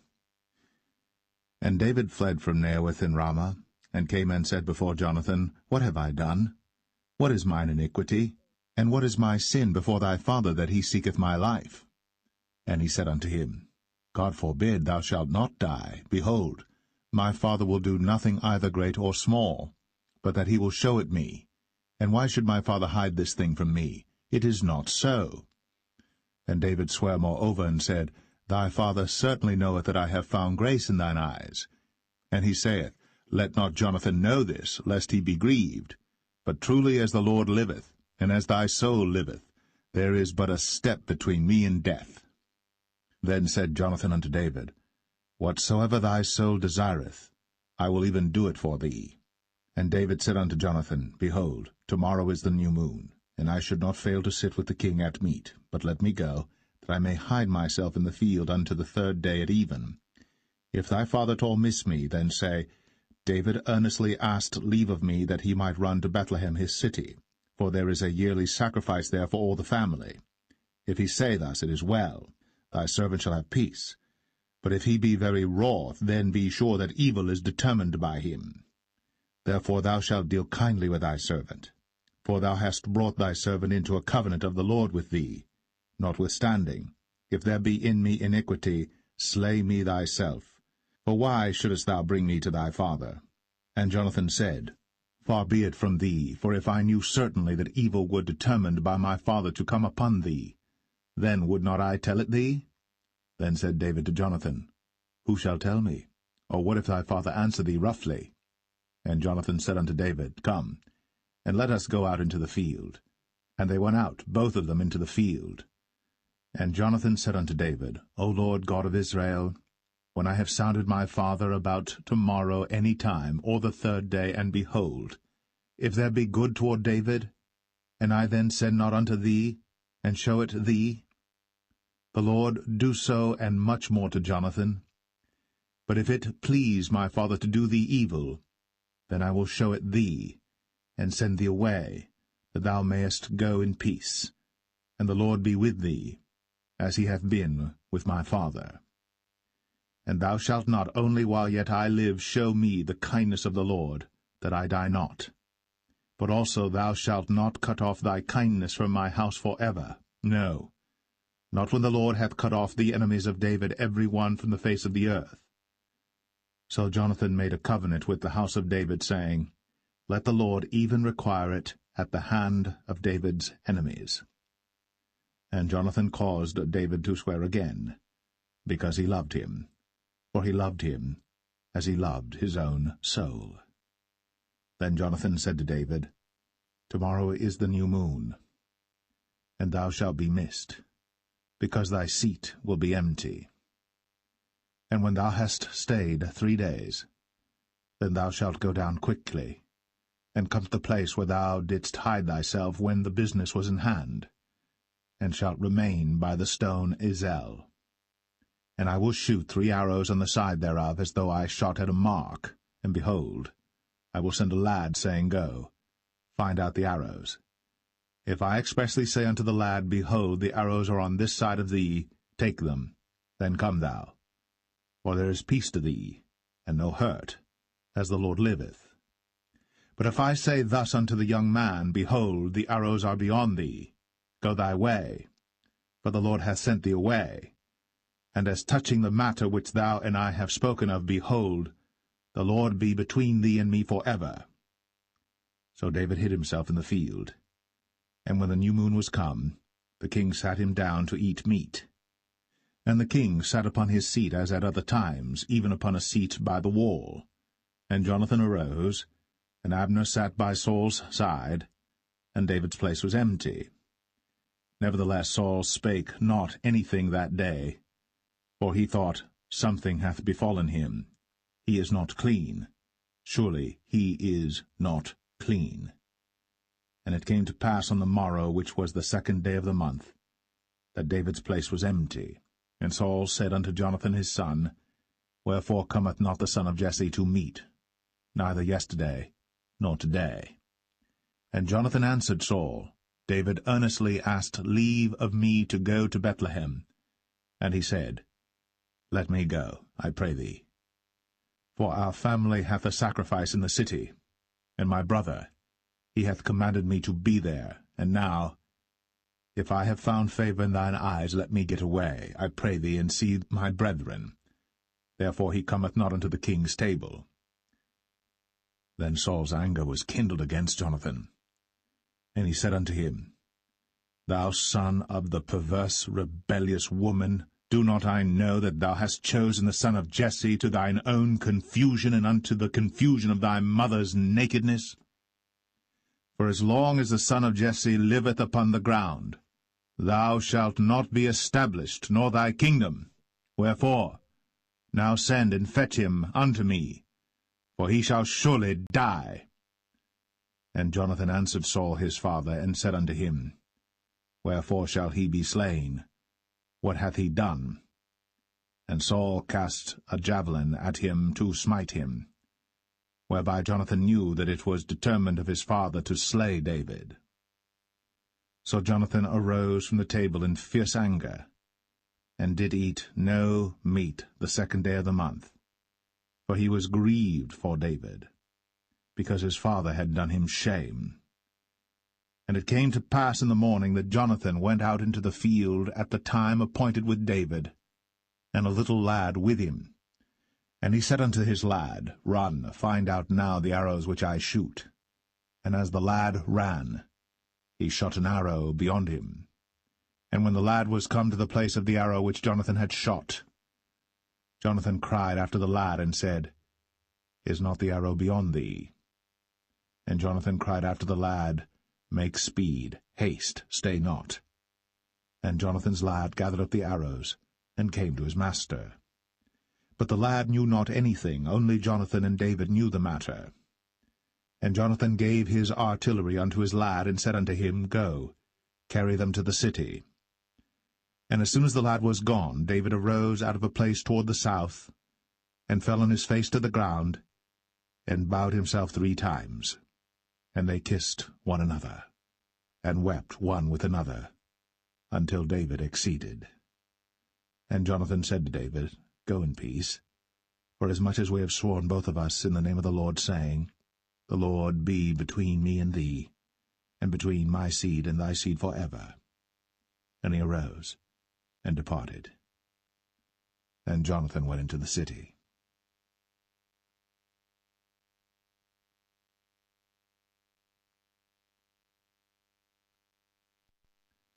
1 Samuel 21. Then came David to Nob, to Ahimelech the priest. And Ahimelech was afraid at the meeting of David, and said unto him, Why art thou alone, and no man with thee? And David said unto Ahimelech the priest, The king hath commanded me a business, and hath said unto me, Let no man know anything of the business whereabout I send thee, and what I have commanded thee. And I have appointed my servants to such and such a place. Now therefore, what is under thine hand? Give me 5 loaves of bread in mine hand, or what there is present. And the priest answered David, and said, There is no common bread under mine hand, but there is hallowed bread, if the young men have kept themselves at least from women. And David answered the priest, and said unto him, Of a truth, women have been kept from us, about these 3 days, since I came out. And the vessels of the young men are holy, and the bread is in a manner common, yea, though it was sanctified this day in the vessel. So the priests gave him hallowed bread, for there was no bread there but the showbread, that was taken from before the Lord, to put hot bread in the day when it was taken away. Now a certain man of the servants of Saul was there that day, detained before the Lord, and his name was Doeg, an Edomite, the chiefest of the herdmen that belonged to Saul. And David said unto Ahimelech, And is there not here under thine hand spear or sword? For I have neither brought my sword nor my weapons with me, because the king's business required haste.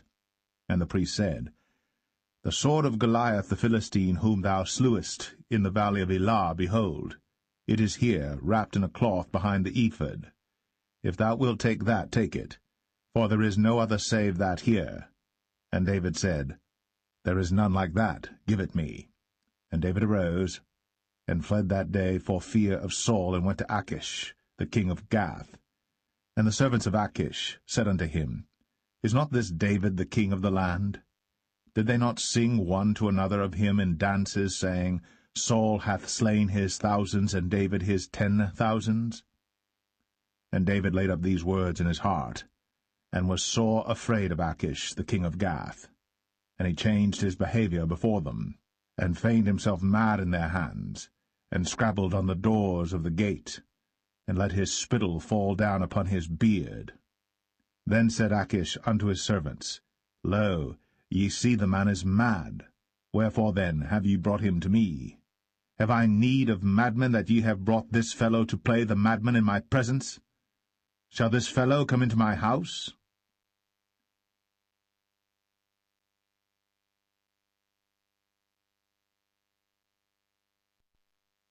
First Samuel 22. David therefore departed thence, and escaped to the cave Adullam.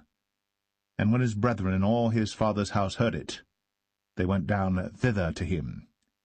And every one that was in distress, and every one that was in debt, and every one that was discontented gathered themselves unto him. And he became a captain over them. And there were with him about 400 men. And David went thence to Mizpeh of Moab. And he said unto the king of Moab, Let my father and my mother, I pray thee, come forth, and be with you, till I know what God will do for me. And he brought them before the king of Moab, and they dwelt with him all the while that David was in the hold. And the prophet Gad said unto David, Abide not in the hold, depart, and get thee into the land of Judah. Then David departed, and came into the forest of Hareth. When Saul heard that David was discovered, and the men that were with him— Now Saul abode in Gibeah under a tree in Ramah, having his spear in his hand, and all his servants were standing about him. Then Saul said unto his servants that stood about him, Hear now, ye Benjamites, will the son of Jesse give every one of you fields and vineyards, and make you all captains of thousands and captains of hundreds, that all of you have conspired against me? And there is none that showeth me that my son hath made a league with the son of Jesse. And there is none of you that is sorry for me, or showeth unto me that my son hath stirred up my servant against me, to lie in wait, as at this day. Then answered Doeg the Edomite, which was set over the servants of Saul, and said, I saw the son of Jesse coming to Nob, to Ahimelech the son of Ahitub. And he inquired of the Lord for him, and gave him victuals, and gave him the sword of Goliath the Philistine.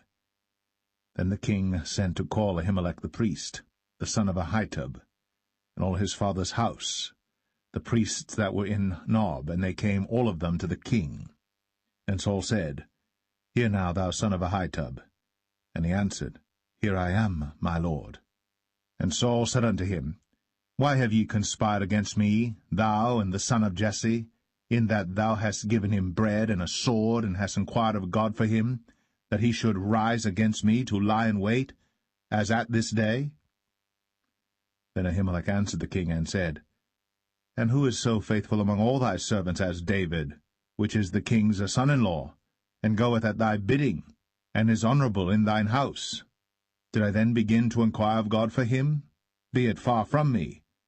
Let not the king impute anything unto his servant, nor to all the house of my father, for thy servant knew nothing of all this, less or more. And the king said, Thou shalt surely die, Ahimelech, thou, and all thy father's house. And the king said unto the footmen that stood about him, Turn, and slay the priests of the Lord, because their hand also is with David, and because they knew when he fled, and did not show it to me. But the servants of the king would not put forth their hand to fall upon the priests of the Lord. And the king said to Doeg, Turn thou, and fall upon the priests. And Doeg the Edomite turned, and he fell upon the priests, and slew on that day 75 persons that did wear a linen ephod. And Nob, the city of the priests, smote he with the edge of the sword, both men and women, children and sucklings, and oxen and asses, and sheep, with the edge of the sword. And one of the sons of Ahimelech the son of Ahitub, named Abiathar, escaped, and fled after David. And Abiathar showed David that Saul had slain the Lord's priests. And David said unto Abiathar, I knew it that day when Doeg the Edomite was there, that he would surely tell Saul, I have occasioned the death of all the persons of thy father's house. Abide thou with me. Fear not, for he that seeketh my life seeketh thy life. But with me thou shalt be in safeguard.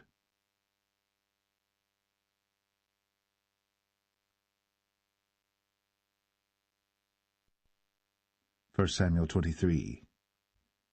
Then they told David, saying, Behold, the Philistines fight against Keilah, and they rob the threshing floors. Therefore David inquired of the Lord, saying, Shall I go and smite these Philistines? And the Lord said unto David, Go, and smite the Philistines, and save Keilah. And David's men said unto him, Behold, we be afraid here in Judah.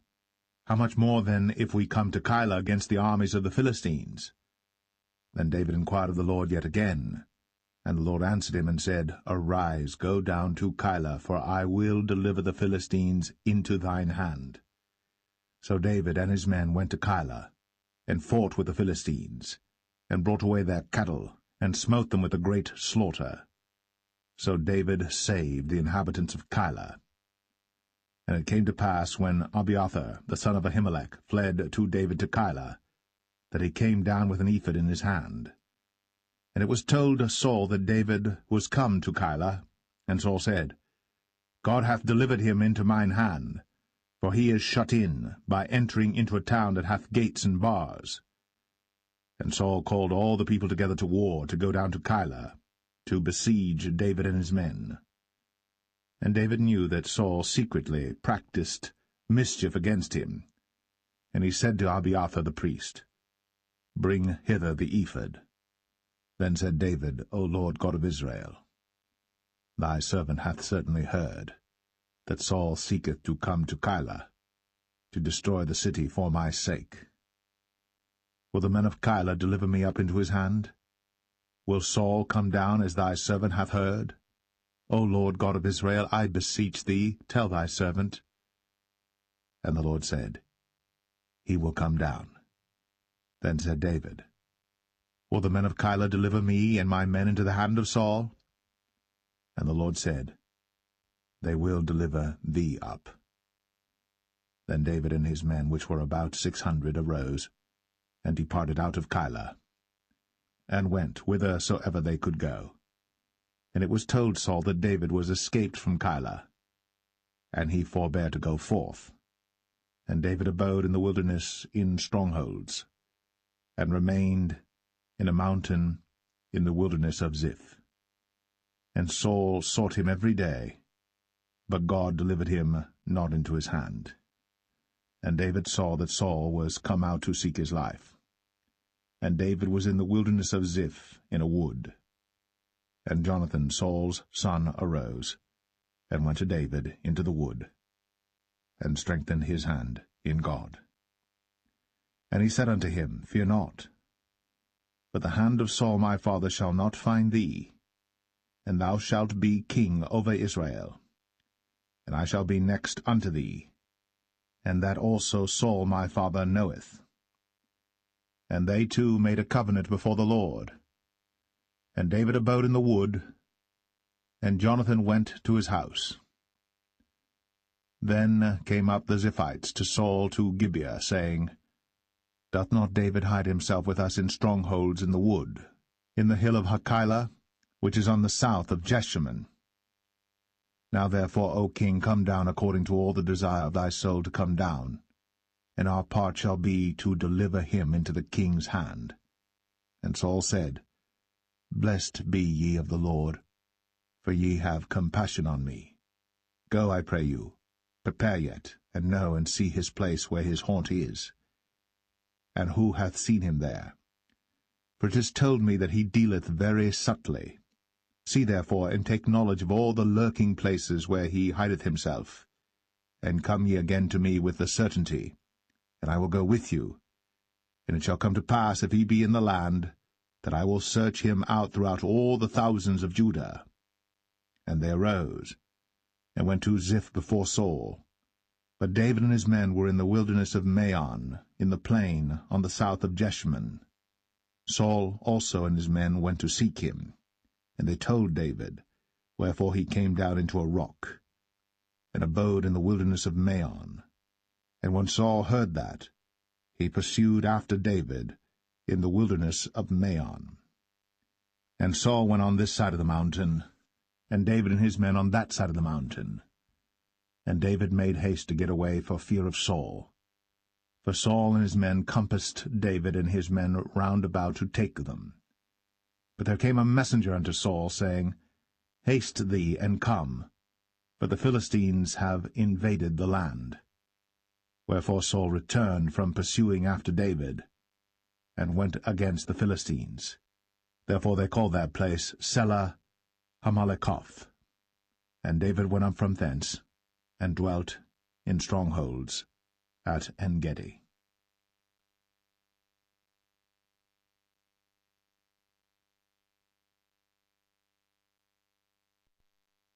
1 Samuel 24.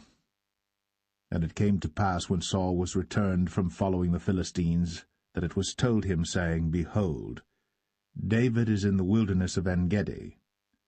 Then Saul took 3,000 chosen men out of all Israel, and went to seek David and his men upon the rocks of the wild goats. And he came to the sheepcots by the way, where was a cave, and Saul went in to cover his feet, And David and his men remained in the sides of the cave. And the men of David said unto him, Behold the day of which the Lord said unto thee, Behold, I will deliver thine enemy into thine hand, that thou mayest do to him as it shall seem good unto thee. Then David arose, and cut off the skirt of Saul's robe privily. And it came to pass afterward that David's heart smote him, because he had cut off Saul's skirt. And he said unto his men, The Lord forbid that I should do this thing unto my master, the Lord's anointed, to stretch forth mine hand against him, seeing he is the anointed of the Lord. So David stayed his servants with these words, and suffered them not to rise against Saul. But Saul rose up out of the cave, and went on his way. David also rose afterward, and went out of the cave, and cried after Saul, saying, My lord the king. And when Saul looked behind him, David stooped with his face to the earth, and bowed himself. And David said to Saul, Wherefore hearest thou men's words, saying, Behold, David seeketh thy hurt? Behold, this day thine eyes have seen how that the Lord had delivered thee today into mine hand in the cave, and some bade me kill thee. But mine eye spared thee, and I said, I will not put forth mine hand against my Lord, for he is the Lord's anointed. Moreover, my father, see the skirt of thy robe in my hand. For in that I cut off the skirt of thy robe, and killed thee not. Know thou, and see that there is neither evil nor transgression in mine hand, and I have not sinned against thee. Yet thou huntest my soul to take it. The Lord judge between me and thee, and the Lord avenge me of thee, but mine hand shall not be upon thee. As saith the proverb of the ancients, Wickedness proceedeth from the wicked, but mine hand shall not be upon thee. After whom is the king of Israel come out? After whom dost thou pursue? After a dead dog, after a flea? The Lord therefore be judge, and judge between me and thee, and see, and plead my cause, and deliver me out of thine hand. And it came to pass, when David had made an end of speaking these words unto Saul, that Saul said, Is this thy voice, my son David? And Saul lifted up his voice, and wept. And he said to David, Thou art more righteous than I, for thou hast rewarded me good, whereas I have rewarded thee evil. And thou hast shown this day how that thou hast dealt well with me, forasmuch as when the Lord had delivered me into thine hand, thou killedst me not. For if a man find his enemy, will he let him go well away? Wherefore the Lord reward thee good for that thou hast done unto me this day. And now behold, I know well that thou shalt surely be king, and that the kingdom of Israel shall be established in thine hand. Swear now therefore unto me by the Lord, that thou wilt not cut off my seed after me, and that thou wilt not destroy my name out of my father's house. And David sware unto Saul. And Saul went home, but David and his men gat them up unto the hold.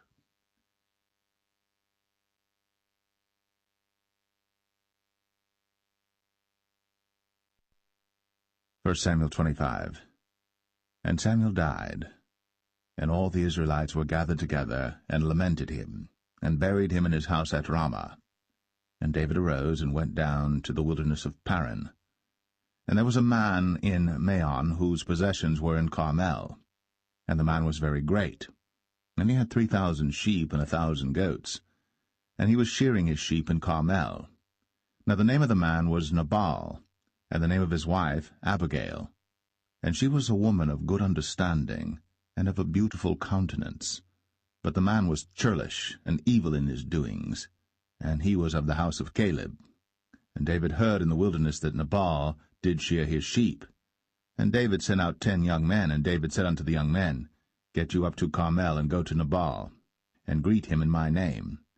And thus shall ye say to him that liveth in prosperity, Peace be both to thee, and peace be to thine house, and peace be unto all that thou hast. And now I have heard that thou hast shearers. Now thy shepherds which were with us, we hurt them not, neither was there aught missing unto them all the while they were in Carmel. Ask thy young men, and they will show thee. Wherefore let the young men find favour in thine eyes. For we come in a good day. Give, I pray thee, whatsoever cometh to thine hand unto thy servants, and to thy son David. And when David's young men came, they spake to Nabal according to all those words in the name of David, and ceased. And Nabal answered David's servants, and said, Who is David? And who is the son of Jesse? There be many servants nowadays that break away every man from his master. Shall I then take my bread and my water and my flesh that I have killed for my shearers, and give it unto men whom I know not whence they be? So David's young men turned their way, and went again, and came and told him all those sayings. And David said unto his men, Gird ye on every man his sword. And they girded on every man his sword. And David also girded on his sword. And there went up after David about 400 men, and 200 abode by the stuff. But one of the young men told Abigail, Nabal's wife, saying, Behold, David sent messengers out of the wilderness to salute our master, and he railed on them.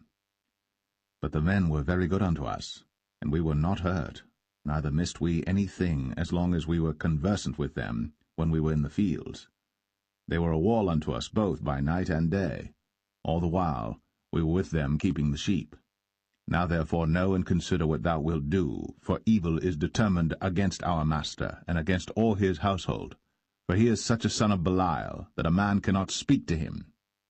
Then Abigail made haste, and took 200 loaves and 2 bottles of wine, and 5 sheep ready dressed, and 5 measures of parched corn, and 100 clusters of raisins, and 200 cakes of figs, and laid them on asses. And she said unto her servants, Go on before me, behold, I come after you. But she told not her husband Nabal. And it was so, as she rode on the ass, that she came down by the covert of the hill, and behold, David and his men came down against her, and she met them. Now David had said, Surely in vain have I kept all that this fellow hath in the wilderness, so that nothing was missed of all that pertained unto him. And he hath requited me evil for good. So, and more also do God unto the enemies of David, if I leave of all that pertain to him by the morning light any that pisseth against the wall. And when Abigail saw David, she hasted, and lighted off the ass, and fell before David on her face, and bowed herself to the ground, and fell at his feet, and said, Upon me, my lord, upon me let this iniquity be, and let thine handmaid, I pray thee, speak in thine audience, and hear the words of thine handmaid. Let not, my lord, I pray thee, regard this man of Belial, even Nabal. For as his name is, so is he. Nabal is his name, and folly is with him. But I, thine handmaid, saw not the young men of my lord, whom thou didst send. Now therefore, my lord, as the Lord liveth, and as thy soul liveth, seeing the Lord hath withholden thee from coming to shed blood, and from avenging thyself with thine own hand, now let thine enemies, and they that seek evil to my lord, be as Nabal. And now this blessing which thine handmaid hath brought unto my lord, let it even be given unto the young men that follow my lord. I pray thee, forgive the trespass of thine handmaid, for the Lord will certainly make my lord a sure house, because my lord fighteth the battles of the Lord, and evil hath not been found in thee all thy days. Yet a man is risen to pursue thee, and to seek thy soul. But the soul of my lord shall be bound in the bundle of life with the Lord thy God, and the souls of thine enemies, them shall he sling out, as out of the middle of a sling. And it shall come to pass, when the Lord shall have done to my lord according to all the good that he hath spoken concerning thee, and shall have appointed thee ruler over Israel, that this shall be no grief unto thee, nor offense of heart unto my lord, either that thou hast shed blood causeless, or that my lord hath avenged himself.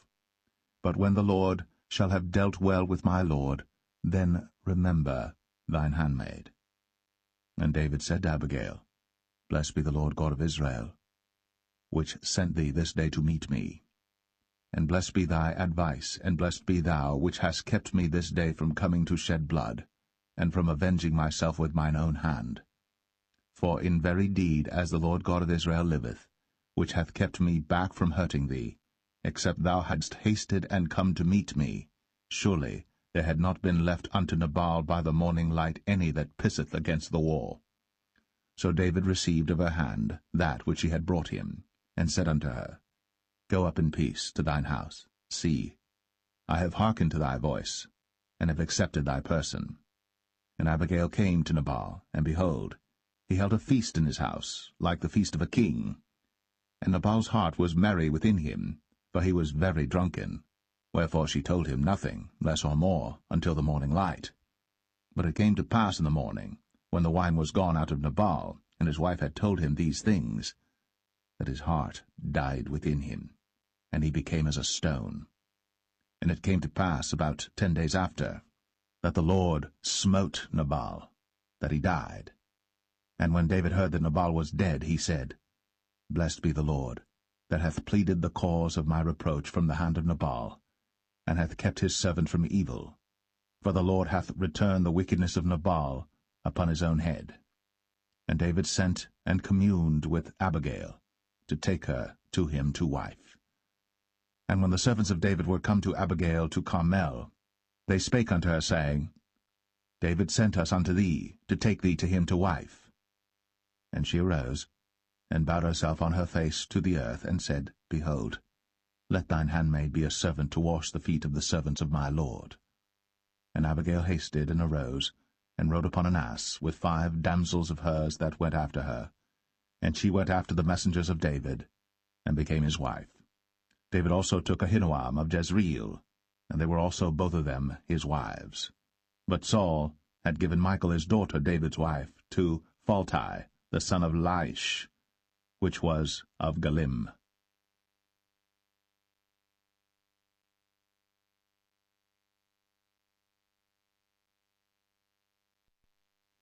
1 Samuel 26.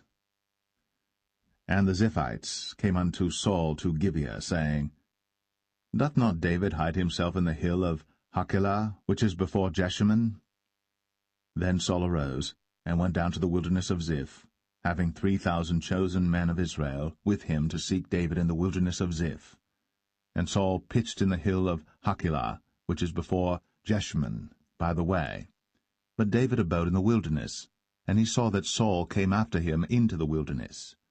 David therefore sent out spies, and understood that Saul was come in very deed. And David arose, and came to the place where Saul had pitched. And David beheld the place where Saul lay, and Abner the son of Ner, the captain of his host. And Saul lay in the trench, and the people pitched round about him. Then answered David, and said to Ahimelech the Hittite, and to Abishai, the son of Zeruiah, brother to Joab, saying, Who will go down with me to Saul to the camp? And Abishai said, I will go down with thee. So David and Abishai came to the people by night, and behold, Saul lay sleeping within the trench, and his spear stuck in the ground at his bolster. But Abner and the people lay round about him. Then said Abishai to David, God hath delivered thine enemy into thine hand this day. Now therefore let me smite him, I pray thee, with the spear even to the earth at once, and I will not smite him the second time. And David said to Abishai, Destroy him not, for who can stretch forth his hand against the Lord's anointed, and be guiltless? David said furthermore, As the Lord liveth, the Lord shall smite him, or his day shall come to die, or he shall descend into battle and perish. The Lord forbid that I should stretch forth mine hand against the Lord's anointed. But I pray thee, take thou now the spear that is at his bolster, and the cruse of water, and let us go. So David took the spear and the cruse of water from Saul's bolster, and they gat them away. And no man saw it, nor knew it, neither awaked, for they were all asleep, because a deep sleep from the Lord was fallen upon them. Then David went over to the other side, and stood on the top of an hill afar off, a great space being between them. And David cried to the people, and to Abner the son of Ner, saying, Answerest thou not, Abner? Then Abner answered and said, Who art thou that criest to the king? And David said to Abner, Art not thou a valiant man? And who is like to thee in Israel? Wherefore then hast thou not kept thy lord the king? For there came one of the people in to destroy the king thy lord. This thing is not good that thou hast done. As the Lord liveth, ye are worthy to die, because ye have not kept your master the Lord's anointed. And now see where the king's spear is, and the cruse of water that was at his bolster.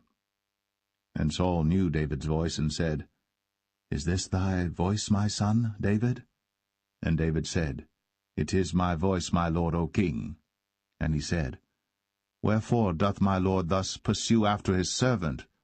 For what have I done, or what evil is in mine hand? Now therefore, I pray thee, let my lord the king hear the words of his servant. If the Lord have stirred thee up against me, let him accept an offering. But if they be the children of men, cursed be they before the Lord, for they have driven me out this day from abiding in the inheritance of the Lord, saying, Go serve other gods. Now therefore, let not my blood fall to the earth before the face of the Lord. For the king of Israel is come out to seek a flea, as when one doth hunt a partridge in the mountains. Then said Saul, I have sinned. Return, my son David. For I will no more do thee harm, because my soul was precious in thine eyes this day. Behold, I have played the fool, and have erred exceedingly. And David answered and said, Behold the king's spear, and let one of the young men come over and fetch it. The Lord render to every man his righteousness and his faithfulness. For the Lord delivered thee into my hand today. But I would not stretch forth mine hand against the Lord's anointed. And behold, as thy life was much set by this day in mine eyes, so let my life be much set by in the eyes of the Lord, and let him deliver me out of all tribulation. Then Saul said to David, Blessed be thou, my son David. Thou shalt both do great things, and also shalt still prevail. So David went on his way, and Saul returned to his place.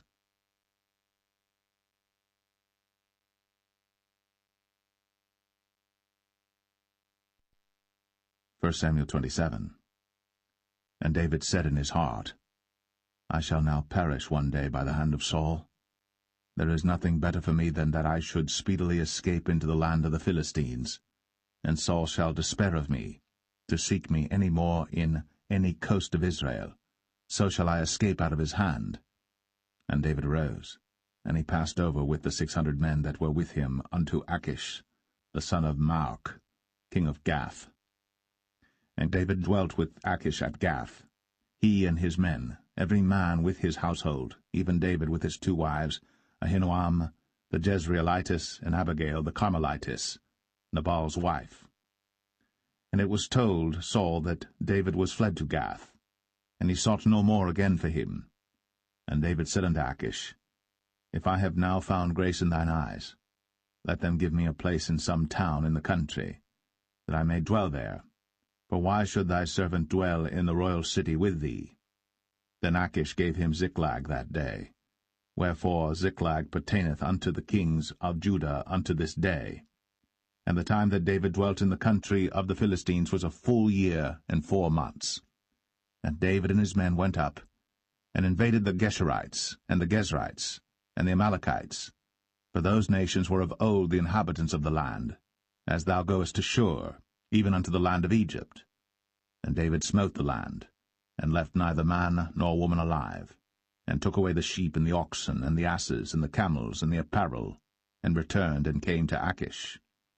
And Achish said, Whither have ye made a road today? And David said, Against the south of Judah, and against the south of the Jerahmeelites, and against the south of the Kenites. And David saved neither man nor woman alive, to bring tidings to Gath, saying, Lest they should tell on us, saying, So did David, and so will be his manner all the while he dwelleth in the country of the Philistines. And Achish believed David, saying, He hath made his people Israel utterly to abhor him. Therefore he shall be my servant for ever.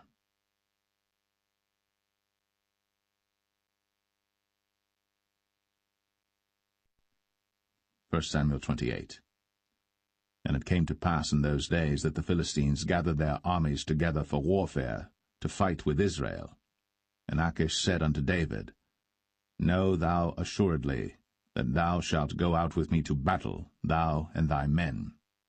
And David said to Achish, Surely thou shalt know what thy servant can do? And Achish said to David, Therefore will I make thee keeper of mine head for ever. Now Samuel was dead, and all Israel had lamented him and buried him in Ramah, even in his own city.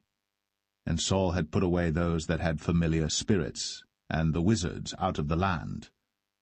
And the Philistines gathered themselves together, and came and pitched in Shunem.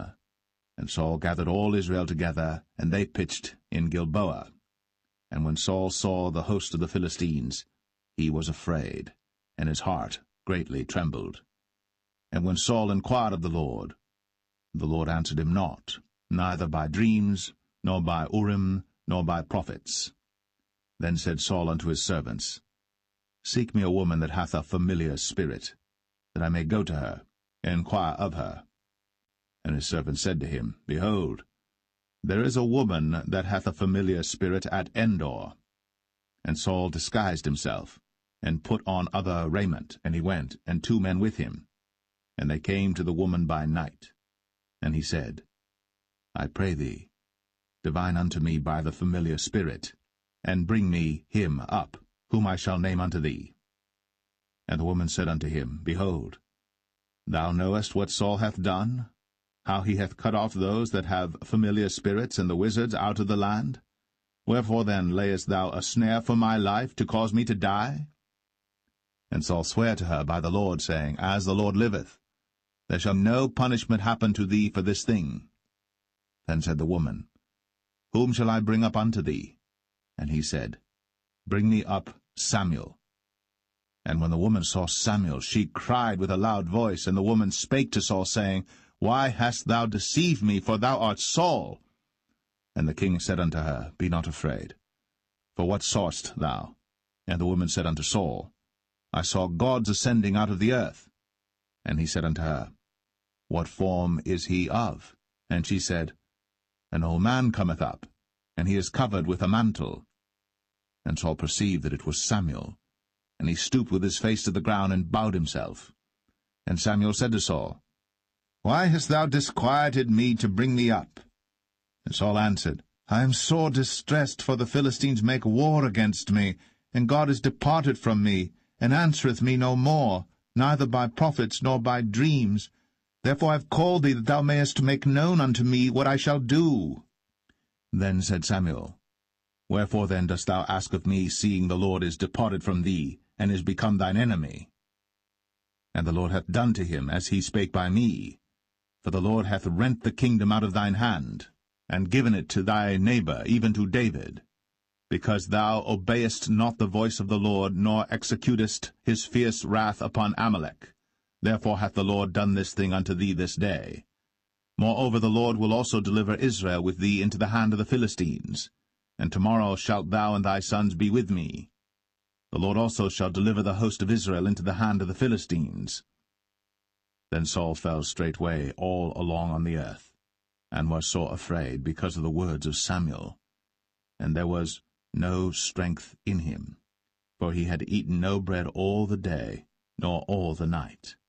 And the woman came unto Saul, and saw that he was sore troubled, and said unto him, Behold, thine handmaid hath obeyed thy voice, and I have put my life in my hand, and have hearkened unto thy words which thou spakest unto me. Now therefore, I pray thee, hearken thou also unto the voice of thine handmaid, and let me set a morsel of bread before thee, and eat, that thou mayest have strength, when thou goest on thy way. But he refused, and said, I will not eat. But his servants, together with the woman, compelled him, and he hearkened unto their voice. So he arose from the earth, and sat upon the bed. And the woman had a fat calf in the house, and she hasted and killed it, and took flour and kneaded it, and did bake unleavened bread thereof. And she brought it before Saul, and before his servants, and they did eat. Then they rose up, and went away that night.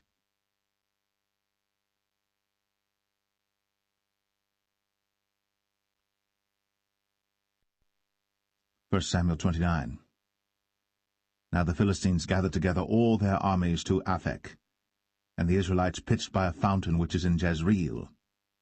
And the lords of the Philistines passed on by hundreds and by thousands, but David and his men passed on in the rearward with Achish. Then said the princes of the Philistines, What do these Hebrews here? And Achish said unto the princes of the Philistines, Is not this David the servant of Saul the king of Israel, which hath been with me these days, or these years? And I have found no fault in him since he fell unto me unto this day. And the princes of the Philistines were wroth with him. And the princes of the Philistines said unto him, Make this fellow return, that he may go again to his place, which thou hast appointed him. And let him not go down with us to battle, lest in the battle he be an adversary to us. For wherewith should he reconcile himself unto his master? Should it not be with the heads of these men? Is not this David, of whom they sang one to another in dances, saying, Saul slew his thousands, and David his 10,000s? Then Achish called David and said unto him, Surely as the Lord liveth, thou hast been upright, and thy going out and thy coming in with me in the host is good in my sight. For I have not found evil in thee since the day of thy coming unto me unto this day. Nevertheless the Lord's favour thee not. Wherefore now return and go in peace, that thou displease not the lords of the Philistines. And David said unto Achish, But what have I done? And what hast thou found in thy servant so long as I have been with thee unto this day, that I may not go fight against the enemies of my lord the king? And Achish answered and said to David, I know that thou art good in my sight, as an angel of God. Notwithstanding the princes of the Philistines have said, He shall not go up with us to the battle. Wherefore now rise up early in the morning with thy master's servants that are come with thee, and as soon as ye be up early in the morning and have light, depart. So David and his men rose up early to depart in the morning, to return into the land of the Philistines. And the Philistines went up to Jezreel.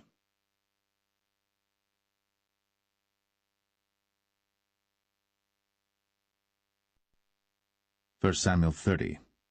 And it came to pass, when David and his men were come to Ziklag on the 3rd day, that the Amalekites had invaded the south and Ziklag, and smitten Ziklag, and burnt it with fire, and had taken the women captives that were therein. They slew not any, either great or small, but carried them away, and went on their way. So David and his men came to the city, and behold, it was burned with fire, and their wives and their sons and their daughters were taken captives. Then David and the people that were with him lifted up their voice and wept until they had no more power to weep. And David's 2 wives were taken captives, Ahinoam the Jezreelitess, and Abigail the wife of Nabal the Carmelite. And David was greatly distressed, for the people spake of stoning him, because the soul of all the people was grieved, every man for his sons and for his daughters. But David encouraged himself in the Lord his God. And David said to Abiathar the priest, Ahimelech's son, I pray thee, bring me hither the ephod. And Abiathar brought thither the ephod to David. And David inquired at the Lord, saying, Shall I pursue after this troop? Shall I overtake them? And he answered him, Pursue, for thou shalt surely overtake them, and without fail recover all. So David went, he and the 600 men that were with him, and came to the brook Besor, where those that were left behind stayed. But David pursued, he and 400 men, for 200 abode behind, which were so faint that they could not go over the brook Besor. And they found an Egyptian in the field, and brought him to David, and gave him bread, and he did eat, and they made him drink water. And they gave him a piece of a cake of figs, and 2 clusters of raisins. And when he had eaten, his spirit came again to him, for he had eaten no bread, nor drunk any water 3 days and 3 nights. And David said unto him, To whom belongest thou, and whence art thou? And he said, I am a young man of Egypt, servant to an Amalekite, and my master left me, because 3 days agone I fell sick. We made an invasion upon the south of the Cherethites, and upon the coast which belongeth to Judah, and upon the south of Caleb, and we burned Ziklag with fire. And David said to him, Canst thou bring me down to this company? And he said, Swear unto me by God, that thou wilt neither kill me, nor deliver me into the hands of my master, and I will bring thee down to this company. And when he had brought him down, behold, they were spread abroad upon all the earth, eating and drinking and dancing, because of all the great spoil that they had taken out of the land of the Philistines, and out of the land of Judah. And David smote them from the twilight even unto the evening of the next day. And there escaped not a man of them, save 400 young men which rode upon camels and fled. And David recovered all that the Amalekites had carried away, and David rescued his 2 wives. And there was nothing lacking to them, neither small nor great, neither sons nor daughters, neither spoil nor anything that they had taken to them. David recovered all. And David took all the flocks and the herds, which they drave before those other cattle, and said, This is David's spoil. And David came to the 200 men, which were so faint that they could not follow David, whom they had made also to abide at the brook Besor. And they went forth to meet David, and to meet the people that were with him. And when David came near to the people, he saluted them. Then answered all the wicked men and men of Belial, of those that went with David, and said, Because they went not with us, we will not give them aught of the spoil that we have recovered, save to every man his wife and his children, that they may lead them away and depart. Then said David, Ye shall not do so, my brethren, with that which the Lord hath given us, who hath preserved us, and delivered the company that came against us into our hand. For who will hearken unto you in this matter? But as his part is that goeth down to the battle, so shall his part be that tarrieth by the stuff. They shall part alike. And it was so from that day forward that he made it a statute and an ordinance for Israel unto this day. And when David came to Ziklag, he sent of the spoil unto the elders of Judah, even to his friends, saying, Behold, a present for you of the spoil of the enemies of the Lord, to them which were in Bethel, and to them which were in South Ramoth, and to them which were in Jatir, and to them which were in Aroer, and to them which were in Siphmoth, and to them which were in Eshtemoa, and to them which were in Rakal, and to them which were in the cities of the Jerahmeelites, and to them which were in the cities of the Kenites, and to them which were in Hormah, and to them which were in Chor-Ashan, and to them which were in Athak, and to them which were in Hebron, and to all the places where David himself and his men were wont to haunt.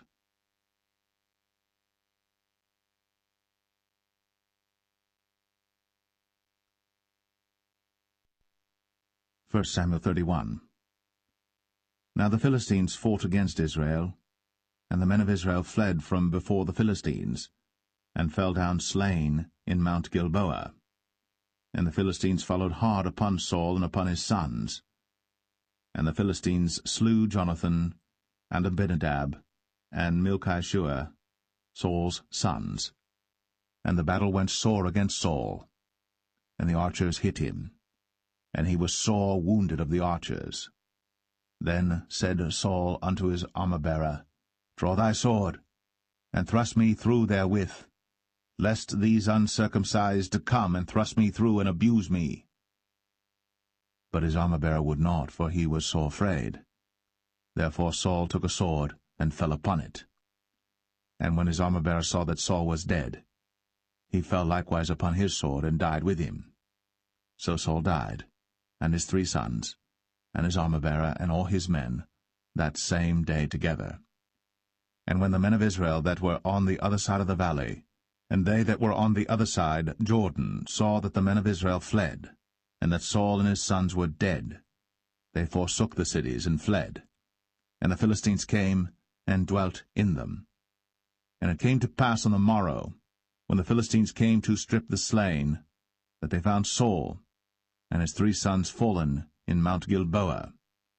And they cut off his head, and stripped off his armor, and sent into the land of the Philistines round about to publish it in the house of their idols, and among the people.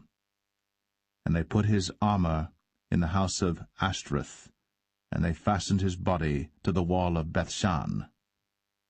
And when the inhabitants of Jabesh-Gilead heard of that which the Philistines had done to Saul, all the valiant men arose, and went all night, and took the body of Saul, and the bodies of his sons from the wall of Bethshan, and came to Jabesh, and burnt them there.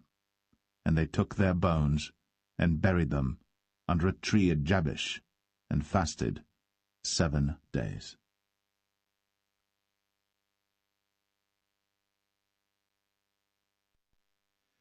The second book of Samuel, chapter 1. Now it came to pass after the death of Saul, when David was returned from the slaughter of the Amalekites, and David had abode 2 days in Ziklag, it came even to pass on the 3rd day that, behold, a man came out of the camp from Saul with his clothes rent, and earth upon his head. And so it was when he came to David, that he fell to the earth, and did obeisance. And David said unto him, From whence comest thou? And he said unto him, Out of the camp of Israel am I escaped. And David said unto him, How went the matter? I pray thee, tell me. And he answered, That the people are fled from the battle, and many of the people also are fallen and dead. And Saul and Jonathan his son are dead also. Then David said unto the young man that told him, How knowest thou that Saul and Jonathan his son be dead? And the young man that told him said, As I happened by chance upon Mount Gilboa, behold, Saul leaned upon his spear, and lo, the chariots and horsemen followed hard after him. And when he looked behind him, he saw me, and called unto me, and I answered, Here am I. And he said unto me, Who art thou? And I answered him, I am an Amalekite. He said unto me again, Stand, I pray thee, upon me, and slay me, for anguish is come upon me, because my life is yet whole in me. So I stood upon him, and slew him, because I was sure that he could not live after that he was fallen. And I took the crown that was upon his head, and the bracelet that was on his arm, and have brought them hither unto my lord. Then David took hold on his clothes, and rent them, and likewise all the men that were with him. And they mourned, and wept, and fasted until even, for Saul and for Jonathan his son, and for the people of the Lord, and for the house of Israel, because they were fallen by the sword. And David said unto the young man that told him, Whence art thou? And he answered, I am the son of a stranger, an Amalekite. And David said unto him, How wast thou not afraid to stretch forth thine hand to destroy the Lord's anointed? And David called one of the young men and said, Go near, and fall upon him. And he smote him that he died. And David said unto him, Thy blood be upon thy head. For thy mouth hath testified against thee, saying, I have slain the Lord's anointed. And David lamented with this lamentation over Saul and over Jonathan his son. Also he bade them teach the children of Judah the use of the bow. Behold, it is written in the book of Jasher, The beauty of Israel is slain upon thy high places. How are the mighty fallen! Tell it not in Gath. Publish it not in the streets of Ashkelon, lest the daughters of the Philistines rejoice, lest the daughters of the uncircumcised triumph. Ye mountains of Gilboa, let there be no dew, neither let there be rain upon you, nor fields of offerings. For there the shield of the mighty is vilely cast away, the shield of Saul, as though he had not been anointed with oil. From the blood of the slain, from the fat of the mighty, the bow of Jonathan turned not back, and the sword of Saul returned not empty. Saul and Jonathan were lovely and pleasant in their lives, and in their death they were not divided. They were swifter than eagles. They were stronger than lions. Ye daughters of Israel, weep over Saul, who clothed you in scarlet, with other delights, who put on ornaments of gold upon your apparel. How are the mighty fallen in the midst of the battle, O Jonathan! Thou wast slain in thine high places. I am distressed for thee, my brother Jonathan. Very pleasant hast thou been unto me. Thy love to me was wonderful, passing the love of women. How are the mighty fallen, and the weapons of war perished!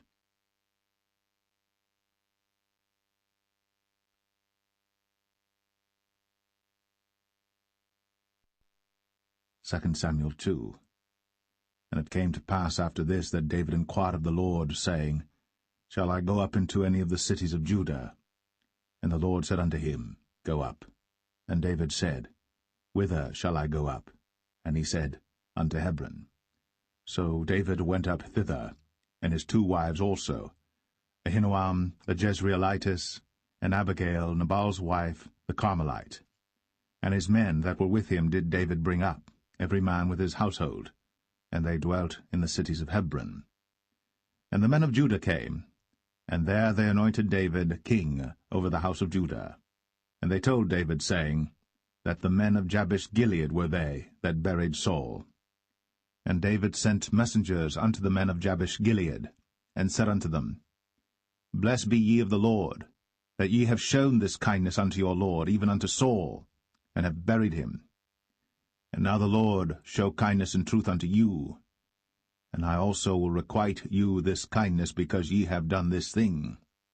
Therefore now let your hands be strengthened, and be ye valiant.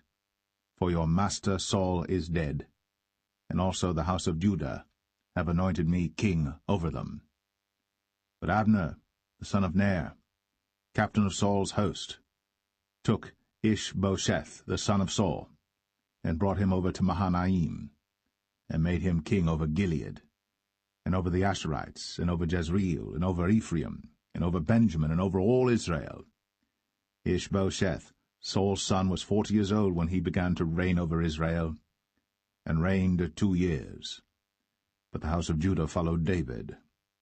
And the time that David was king in Hebron over the house of Judah was 7 years and 6 months. And Abner the son of Ner, and the servants of Ishbosheth the son of Saul, went out from Mahanaim to Gibeon. And Joab the son of Zeruiah, and the servants of David went out, and met together by the pool of Gibeon. And they sat down, the one on the one side of the pool, and the other on the other side of the pool. And Abner said to Joab, Let the young men now arise, and play before us. And Joab said, Let them arise. Then there arose and went over by number 12 of Benjamin, which pertained to Ishbosheth the son of Saul, and 12 of the servants of David.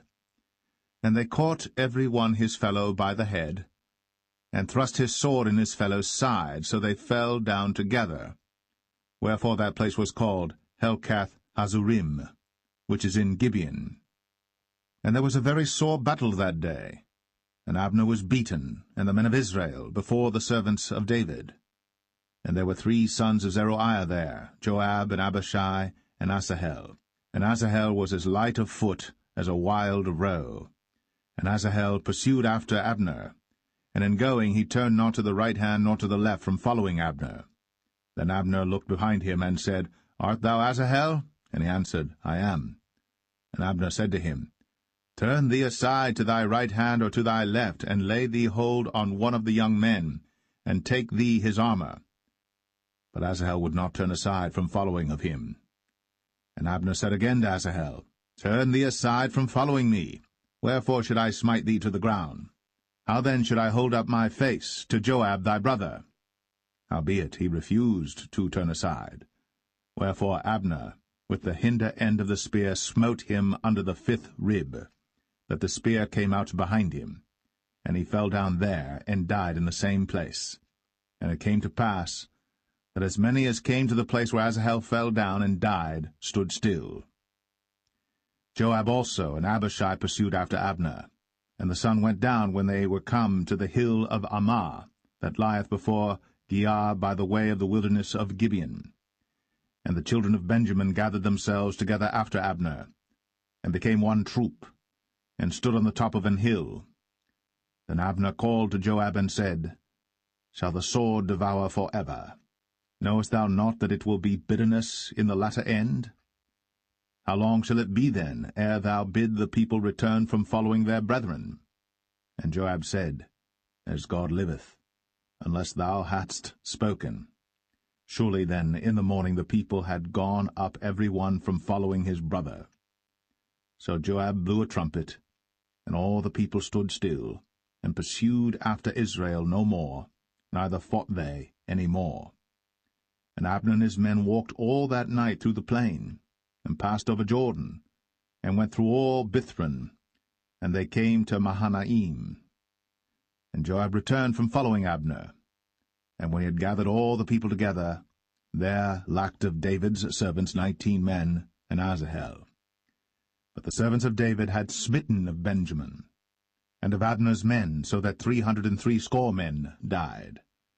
And they took up Asahel, and buried him in the sepulchre of his father, which was in Bethlehem. And Joab and his men went all night, and they came to Hebron at break of day.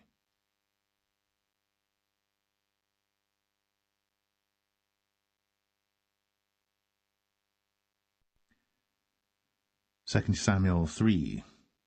Now there was long war between the house of Saul and the house of David. But David waxed stronger and stronger, and the house of Saul waxed weaker and weaker. And unto David were sons born in Hebron, and his firstborn was Amnon, of Ahinoam the Jezreelitess, and his second Chileab, of Abigail the wife of Nabal the Carmelite, and the third Absalom the son of Maacah the daughter of Talmai king of Geshur, and the fourth Adonijah the son of Haggith, and the fifth Shephatiah the son of Abital, and the sixth Ithream by Eglah David's wife. These were born to David in Hebron. And it came to pass, while there was war between the house of Saul and the house of David, that Abner made himself strong for the house of Saul. And Saul had a concubine, whose name was Rizpah, the daughter of Ai. And Ishbosheth said to Abner, Wherefore hast thou gone in unto my father's concubine? Then was Abner very wroth for the words of Ishbosheth, and said, Am I a dog's head, which against Judah do show kindness this day unto the house of Saul thy father, to his brethren, and to his friends, and have not delivered thee into the hand of David, that thou chargest me today with a fault concerning this woman? So do God to Abner, and more also, except as the Lord hath sworn to David, even so I do to him, to translate the kingdom from the house of Saul, and to set up the throne of David over Israel and over Judah, from Dan even to Beersheba. And he could not answer Abner a word again, because he feared him. And Abner sent messengers to David on his behalf, saying, Whose is the land? Saying also, Make thy league with me, and behold, my hand shall be with thee, to bring about all Israel unto thee. And he said, Well, I will make a league with thee. But one thing I require of thee, that is, thou shalt not see my face, except thou first bring Michal, Saul's daughter, when thou comest to see my face. And David sent messengers to Ishbosheth, Saul's son, saying, Deliver me my wife Michal, which I espoused to me, for 100 foreskins of the Philistines. And Ishbosheth sent and took her from her husband, even from Phaltiel, the son of Laish. And her husband went with her, along weeping, behind her to Bahurim. Then said Abner unto him, Go, return. And he returned. And Abner had communication with the elders of Israel, saying, Ye sought for David in times past to be king over you. Now then do it. For the Lord hath spoken of David, saying, By the hand of my servant David I will save my people Israel out of the hand of the Philistines, and out of the hand of all their enemies. And Abner also spake in the ears of Benjamin. And Abner went also to speak in the ears of David in Hebron all that seemed good to Israel, and that seemed good to the whole house of Benjamin. So Abner came to David to Hebron, and 20 men with him. And David made Abner and the men that were with him a feast. And Abner said unto David, I will arise and go, and will gather all Israel unto my lord the king, that they may make a league with thee, and that thou mayest reign over all that thine heart desireth. And David sent Abner away, and he went in peace. And behold, the servants of David and Joab came from pursuing a troop, and brought in a great spoil with them. But Abner was not with David in Hebron, for he had sent him away, and he was gone in peace. When Joab and all the host that was with him were come, they told Joab, saying, Abner the son of Ner came to the king, and he hath sent him away, and he is gone in peace. Then Joab came to the king and said, What hast thou done? Behold, Abner came unto thee? Why is it that thou hast sent him away, and he is quite gone? Thou knowest Abner the son of Ner, that he came to deceive thee, and to know thy going out and thy coming in, and to know all that thou doest. And when Joab was come out from David, he sent messengers after Abner, which brought him again from the well of Sirah. But David knew it not. And when Abner was returned to Hebron, Joab took him aside in the gate to speak with him quietly, and smote him there, under the 5th rib, that he died, for the blood of Asahel, his brother. And afterward, when David heard it, he said, I and my kingdom are guiltless before the Lord, for ever, from the blood of Abner the son of Ner. Let it rest on the head of Joab, and on all his father's house. And let there not fail from the house of Joab one that hath an issue, or that is a leper, or that leaneth on a staff, or that falleth on the sword, or that lacketh bread. So Joab and Abishai his brother slew Abner, because he had slain their brother Asahel at Gibeon in the battle. And David said to Joab and to all the people that were with him, Rend your clothes, and gird you with sackcloth, and mourn before Abner. And King David himself followed the bier. And they buried Abner in Hebron. And the king lifted up his voice, and wept at the grave of Abner. And all the people wept. And the king lamented over Abner, and said, Died Abner as a fool dieth. Thy hands were not bound, nor thy feet put into fetters. As a man falleth before wicked men, so fellest thou. And all the people wept again over him. And when all the people came to cause David to eat meat while it was yet day, David sware, saying, So do God to me, and more also, if I taste bread or aught else, till the sun be down. And all the people took notice of it, and it pleased them, as whatsoever the king did pleased all the people. For all the people and all Israel understood that day that it was not of the king to slay Abner the son of Ner. And the king said unto his servants, Know ye not that there is a prince and a great man fallen this day in Israel? And I am this day weak, though anointed king. And these men, the sons of Zeruiah, be too hard for me. The Lord shall reward the doer of evil according to his wickedness.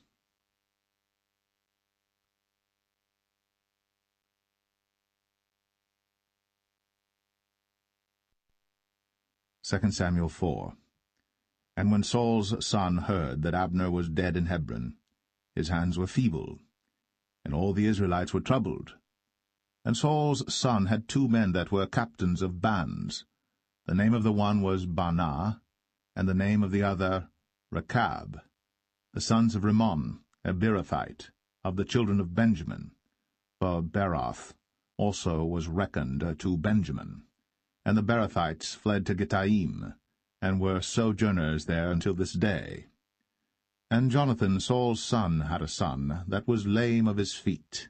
He was 5 years old when the tidings came of Saul and Jonathan out of Jezreel. And his nurse took him up, and fled. And it came to pass, as she made haste to flee, that he fell and became lame. And his name was Mephibosheth. And the sons of Rimmon the Beerothite, Rechab and Baanah, went, and came about the heat of the day to the house of Ishbosheth, who lay on a bed at noon. And they came thither into the midst of the house, as though they would have fetched wheat, and they smote him under the 5th rib. And Rechab and Baanah his brother escaped. For when they came into the house, he lay on his bed in his bedchamber, and they smote him, and slew him, and beheaded him, and took his head, and gat them away through the plain all night. And they brought the head of Ishbosheth unto David to Hebron, and said to the king, Behold, the head of Ishbosheth, the son of Saul, thine enemy, which sought thy life. And the Lord hath avenged my lord the king this day of Saul, and of his seed. And David answered Rechab and Baanah his brother, the sons of Rimmon the Beerothite, and said unto them, As the Lord liveth, who hath redeemed my soul out of all adversity? When one told me, saying, Behold, Saul is dead, thinking to have brought good tidings, I took hold of him, and slew him in Ziklag, who thought that I would have given him a reward for his tidings. How much more, when wicked men have slain a righteous person in his own house upon his bed? Shall I not therefore now require his blood of your hand, and take you away from the earth? And David commanded his young men, and they slew them, and cut off their hands and their feet, and hanged them up over the pool in Hebron. But they took the head of Ishbosheth, and buried it in the sepulchre of Abner in Hebron.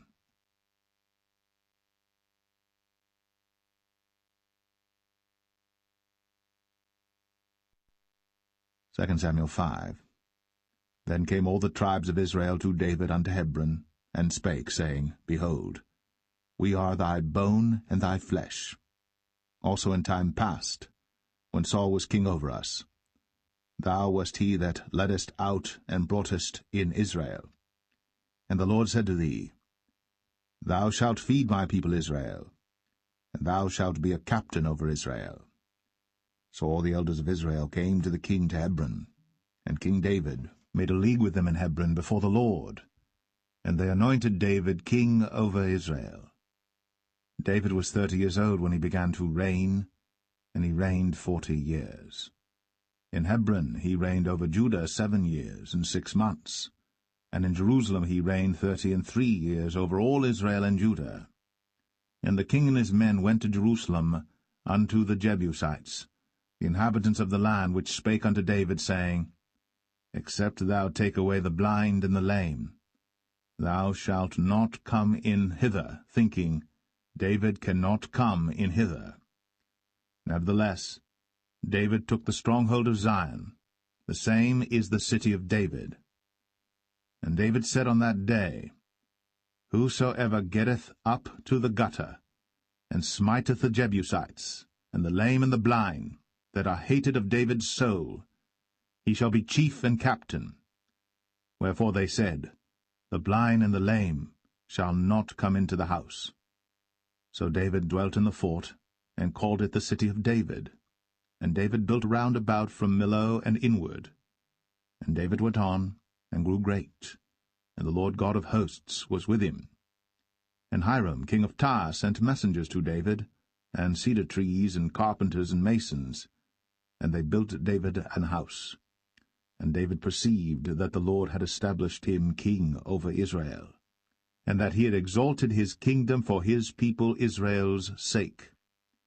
And David took him more concubines and wives out of Jerusalem, after he was come from Hebron, and there were yet sons and daughters born to David. And these be the names of those that were born unto him in Jerusalem, Shammua, and Shobab, and Nathan, and Solomon, Ibhar also, and Elishua, and Nepheg, and Japhia, and Elishama, and Eliada, and Eliphalet. But when the Philistines heard that they had anointed David king over Israel, all the Philistines came up to seek David, and David heard of it, and went down to the hold. The Philistines also came and spread themselves in the valley of Rephaim. And David inquired of the Lord, saying, Shall I go up to the Philistines? Wilt thou deliver them into mine hand? And the Lord said unto David, Go up, for I will doubtless deliver the Philistines into thine hand. And David came to Baal Perazim, and David smote them there, and said, The Lord hath broken forth upon mine enemies before me, as the breach of waters. Therefore he called the name of that place Baal Perazim. And there they left their images, and David and his men burned them. And the Philistines came up yet again, and spread themselves in the valley of Rephaim. And when David inquired of the Lord, he said, Thou shalt not go up, but fetch a compass behind them, and come upon them over against the mulberry trees.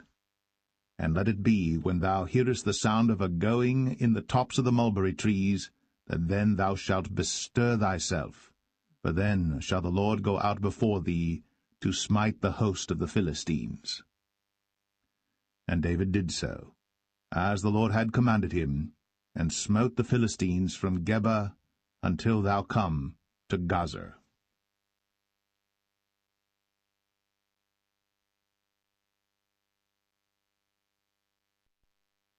2 Samuel 6.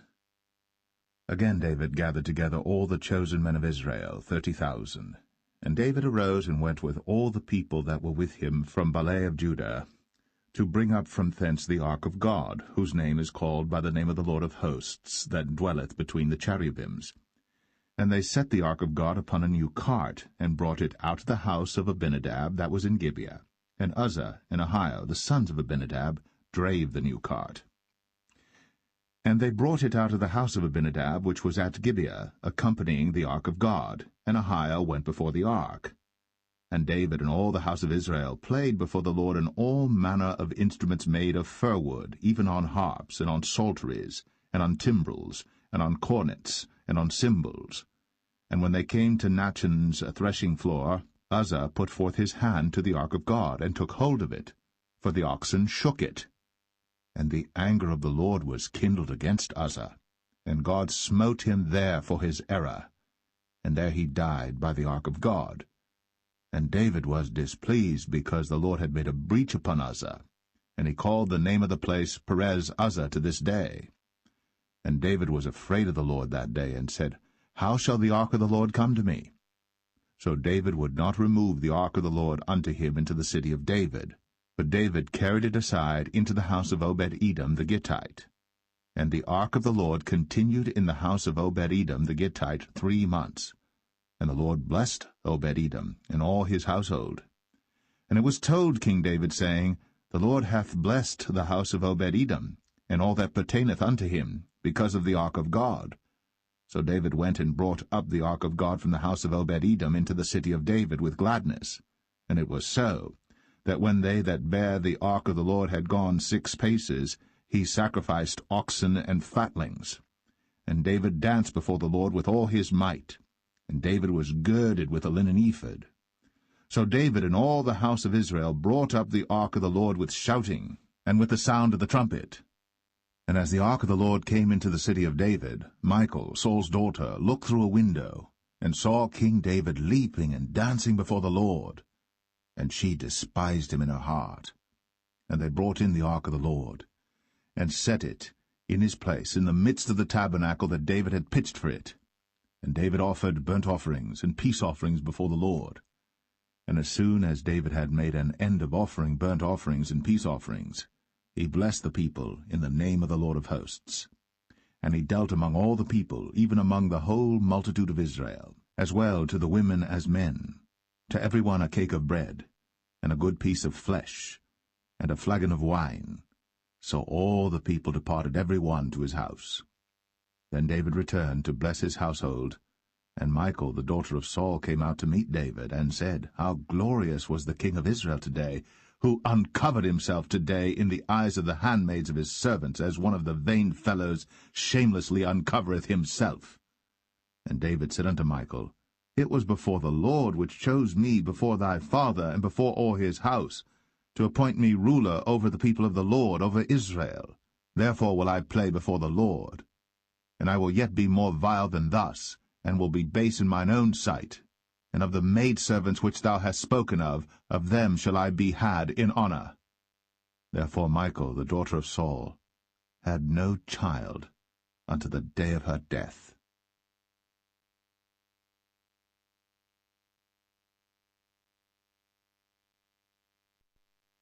Second Samuel 7. And it came to pass, when the king sat in his house, and the Lord had given him rest round about from all his enemies, that the king said unto Nathan the prophet, See now, I dwell in an house of cedar, but the ark of God dwelleth within curtains. And Nathan said to the king, Go, do all that is in thine heart, for the Lord is with thee. And it came to pass that night that the word of the Lord came unto Nathan, saying, Go and tell my servant David, Thus saith the Lord, Shalt thou build me an house for me to dwell in? Whereas I have not dwelt in any house since the time that I brought up the children of Israel out of Egypt, even to this day, but have walked in a tent and in a tabernacle.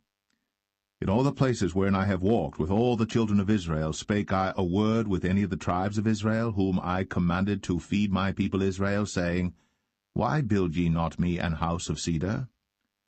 Now therefore, so shalt thou say unto my servant David, Thus saith the Lord of hosts, I took thee from the sheepcot, from following the sheep, to be ruler over my people, over Israel. And I was with thee whithersoever thou wentest, and have cut off all thine enemies out of thy sight, and have made thee a great name, like unto the name of the great men that are in the earth. Moreover, I will appoint a place for my people Israel, and will plant them, that they may dwell in a place of their own, and move no more, neither shall the children of wickedness afflict them any more as beforetime.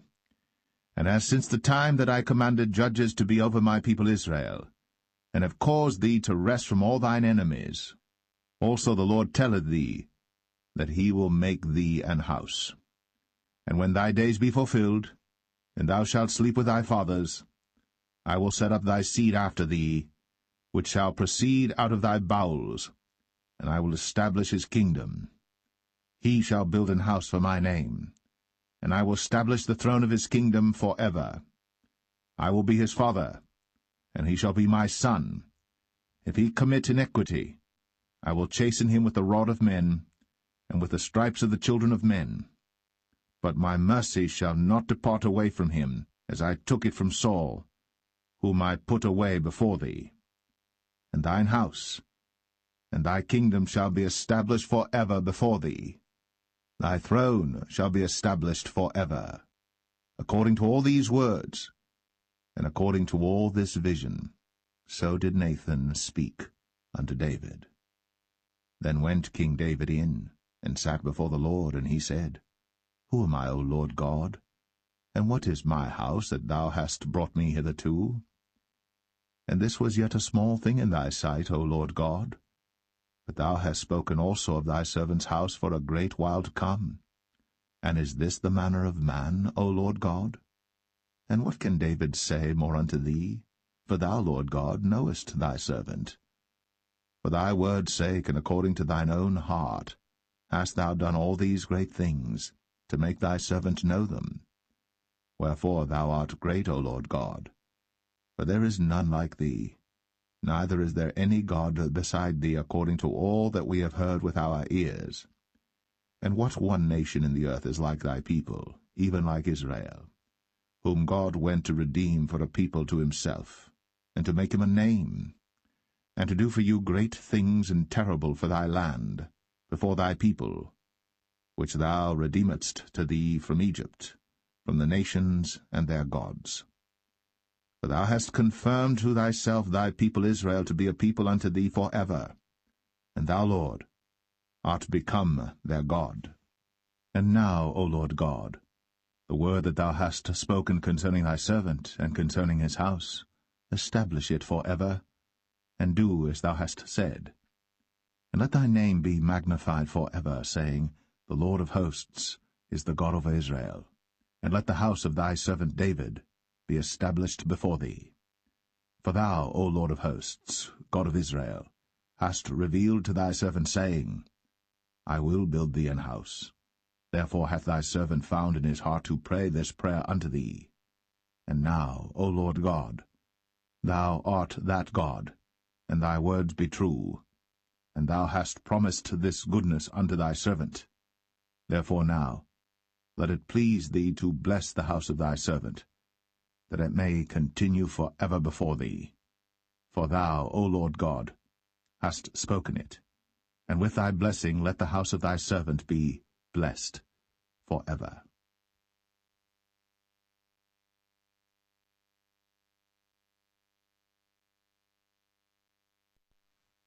2 Samuel 8.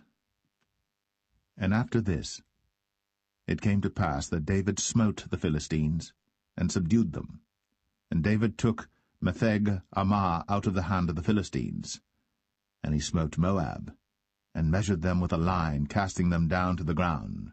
Even with 2 lines measured he, to put to death, and with 1 full line to keep alive. And so the Moabites became David's servants, and brought gifts. David smote also Hadadezer, the son of Rehob, king of Zobah, as he went to recover his border at the river Euphrates.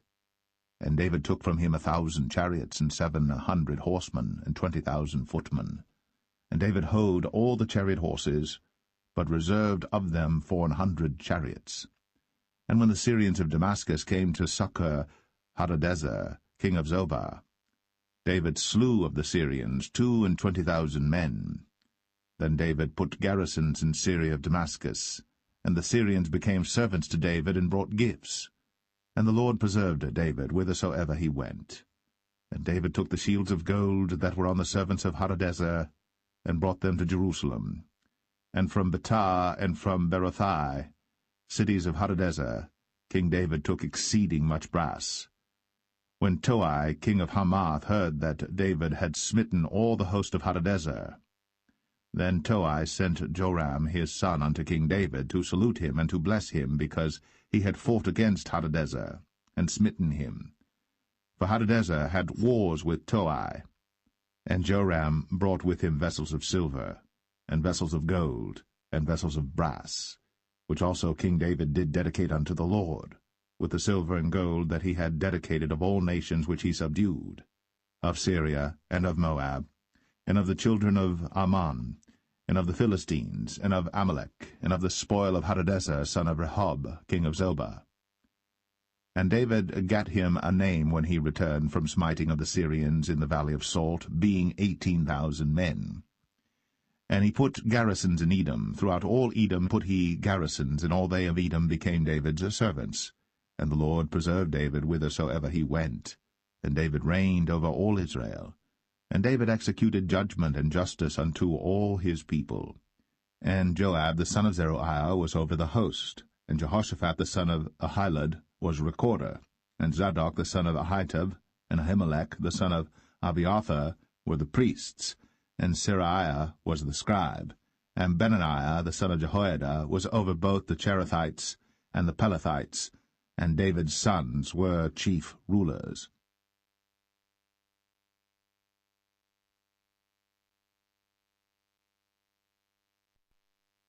2 Samuel 9. And David said, Is there yet any that is left of the house of Saul, that I may show him kindness for Jonathan's sake? And there was of the house of Saul a servant whose name was Ziba. And when they had called him unto David, the king said unto him, Art thou Ziba? And he said, Thy servant is he.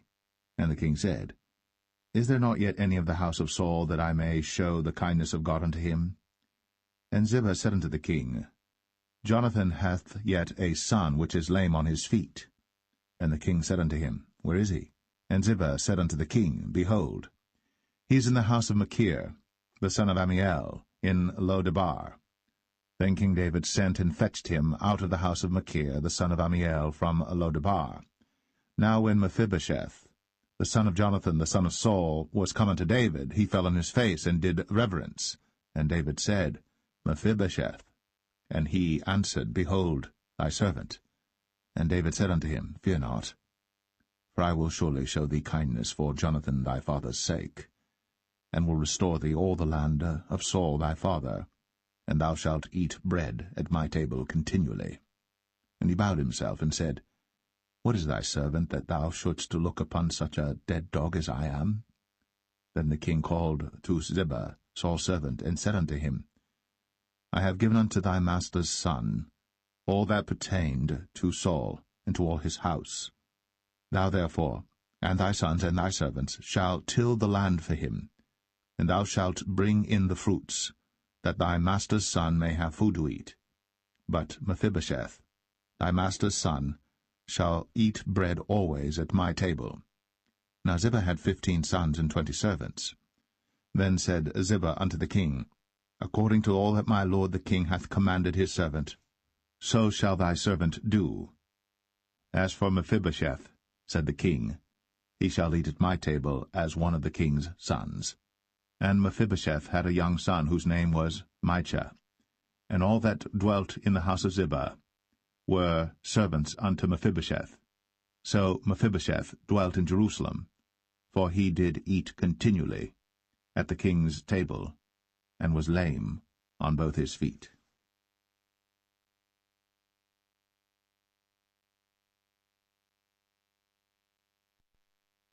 2 Samuel 10. And it came to pass after this, that the king of the children of Ammon died, and Hanun his son reigned in his stead. Then said David, I will show kindness unto Hanun the son of Nahash, as his father showed kindness unto me.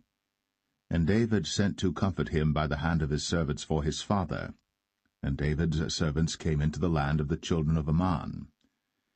And the princes of the children of Ammon said unto Hanun their lord, Thinkest thou that David doth honour thy father, that he hath sent comforters unto thee? Hath not David rather sent his servants unto thee to search the city, and to spy it out, and to overthrow it? Wherefore Hanun took David's servants, and shaved off the one half of their beards, and cut off their garments in the middle, even to their buttocks, and sent them away. When they told it unto David, he sent to meet them, because the men were greatly ashamed. And the king said, Tarry at Jericho until your beards be grown, and then return. And when the children of Ammon saw that they stank before David, the children of Ammon sent and hired the Syrians of Beth-rehob, and the Syrians of Zobah, 20,000 footmen, and of King Maacah 1,000 men, and of Ishtab 12,000 men. And when David heard of it, he sent Joab and all the host of the mighty men. And the children of Ammon came out and put the battle in array at the entering in of the gate. And the Syrians of Zobah, and of Rehob, and Ishtab, and Maacah were by themselves in the field.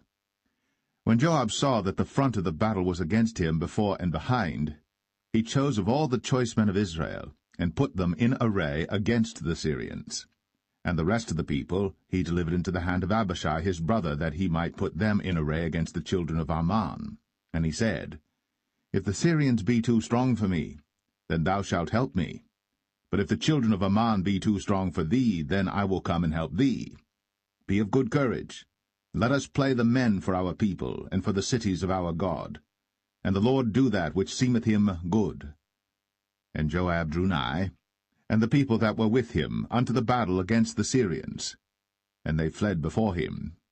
And when the children of Ammon saw that the Syrians were fled, then fled they also before Abishai, and entered into the city. So Joab returned from the children of Ammon, and came to Jerusalem. And when the Syrians saw that they were smitten before Israel, they gathered themselves together. And Hadarezer sent, and brought out the Syrians that were beyond the river, and they came to Helam. And Shobach, the captain of the host of Hadarezer, went before them. And when it was told David, he gathered all Israel together, and passed over Jordan, and came to Helam. And the Syrians set themselves in array against David, and fought with him. And the Syrians fled before Israel. And David slew the men of 700 chariots of the Syrians, and 40,000 horsemen, and smote Shobach, the captain of their host, who died there. And when all the kings that were servants to Hadarezer saw that they were smitten before Israel, they made peace with Israel, and served them. So the Syrians feared to help the children of Ammon any more.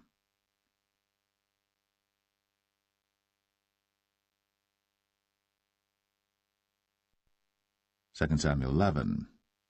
And it came to pass, after the year was expired, at the time when kings go forth to battle, that David sent Joab and his servants with him, and all Israel. And they destroyed the children of Ammon, and besieged Rabbah. But David tarried still at Jerusalem. And it came to pass in an evening tide that David arose from off his bed, and walked upon the roof of the king's house. And from the roof he saw a woman washing herself, and the woman was very beautiful to look upon. And David sent and inquired after the woman.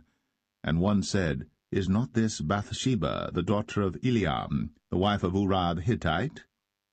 And David sent messengers, and took her.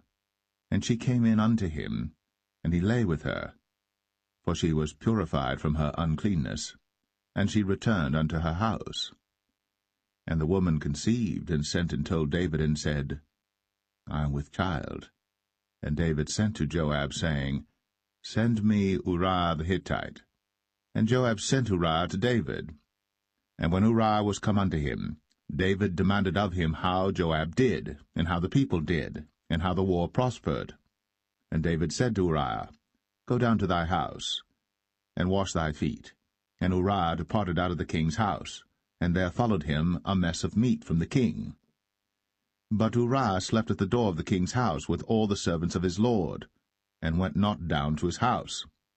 And when they had told David, saying, Uriah went not down unto his house, David said unto Uriah, Camest thou not from thy journey? Why then didst thou not go down unto thine house? And Uriah said unto David, The ark in Israel and Judah abide in tents, and my lord Joab and the servants of my lord are encamped in the open fields. Shall I then go into mine house to eat and to drink and to lie with my wife? As thou livest, and as thy soul liveth, I will not do this thing. And David said to Uriah, Tarry here today also, and tomorrow I will let thee depart. So Uriah abode in Jerusalem that day and the morrow. And when David had called him, he did eat and drink before him, and he made him drunk. And at even he went out to lie on his bed with the servants of his lord, but went not down to his house. And it came to pass in the morning that David wrote a letter to Joab, and sent it by the hand of Uriah. And he wrote in the letter, saying, Set ye Uriah in the forefront of the hottest battle, and retire ye from him, that he may be smitten and die. And it came to pass, when Joab observed the city, that he assigned Uriah unto a place where he knew that valiant men were. And the men of the city went out, and fought with Joab, and there fell some of the people of the servants of David, and Uriah the Hittite died also. Then Joab sent and told David all the things concerning the war, and charged the messenger, saying, When thou hast made an end of telling the matters of the war unto the king, and if so be that the king's wrath arise, and he say unto thee, Wherefore approached ye so nigh unto the city when ye did fight? Knew ye not that they would shoot from the wall? Who smote Abimelech, the son of Jerubbesheth? Did not a woman cast a piece of a millstone upon him from the wall, that he died in Thebez? Why went ye nigh the wall? Then say thou, Thy servant Uriah the Hittite is dead also. So the messenger went, and came and showed David all that Joab had sent him for. And the messenger said unto David, Surely the men prevailed against us, and came out unto us into the field, and we were upon them even unto the entering of the gate. And the shooters shot from off the wall upon thy servants, and some of the king's servants be dead, and thy servant Uriah the Hittite is dead also. Then David said unto the messenger, Thus shalt thou say unto Joab, Let not this thing displease thee, for the sword devoureth one as well as another. Make thy battle more strong against the city, and overthrow it, and encourage thou him. And when the wife of Uriah heard that Uriah her husband was dead, she mourned for her husband. And when the morning was past, David sent and fetched her to his house, and she became his wife, and bare him a son. But the thing that David had done displeased the Lord.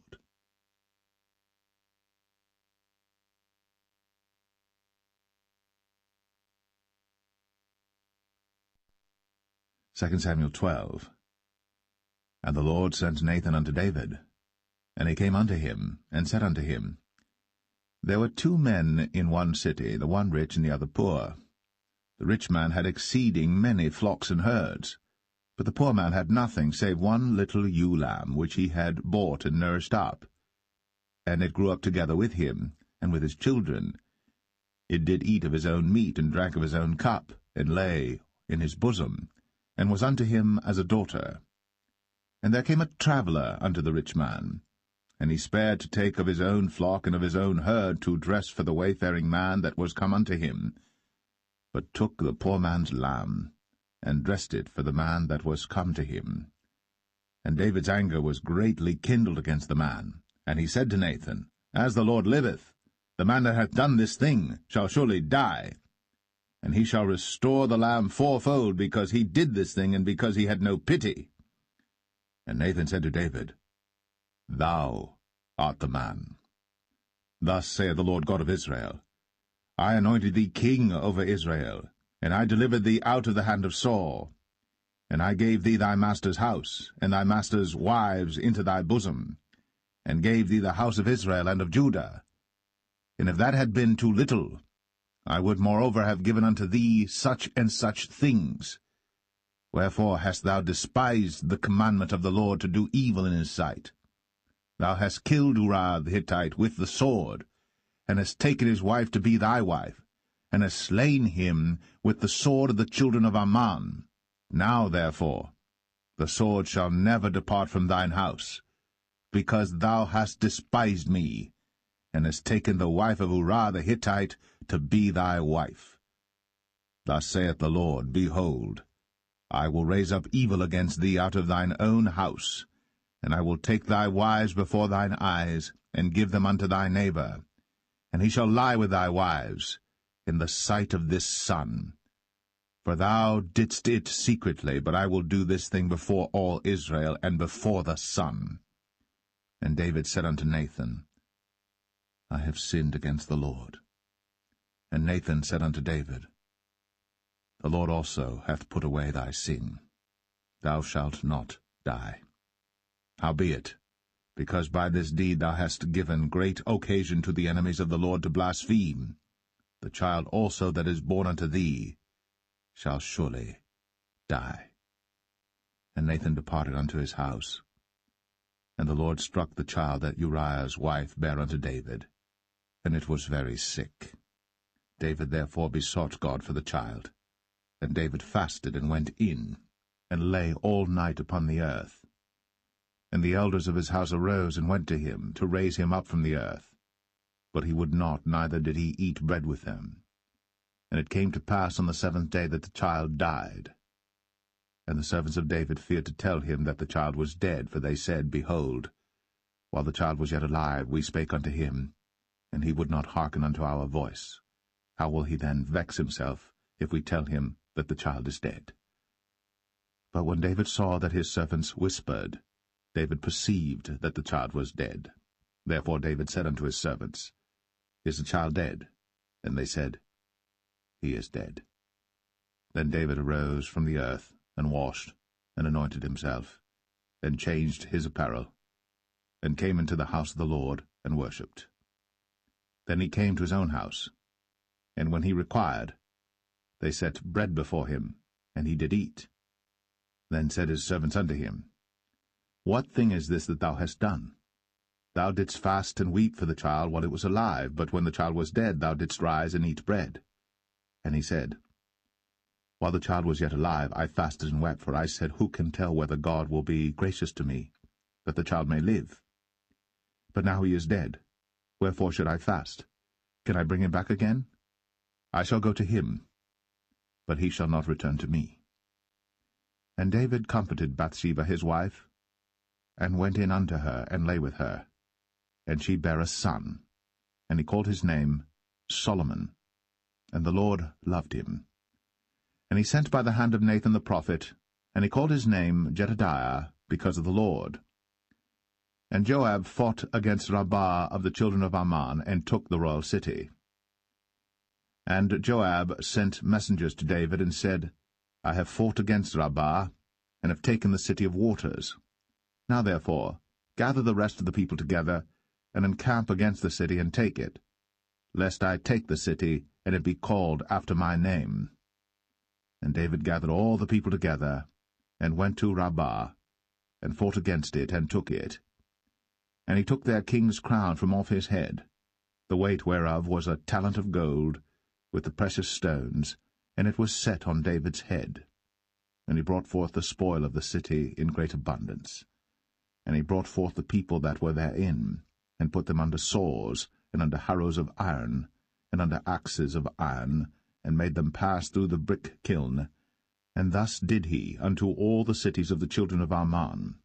So David and all the people returned unto Jerusalem.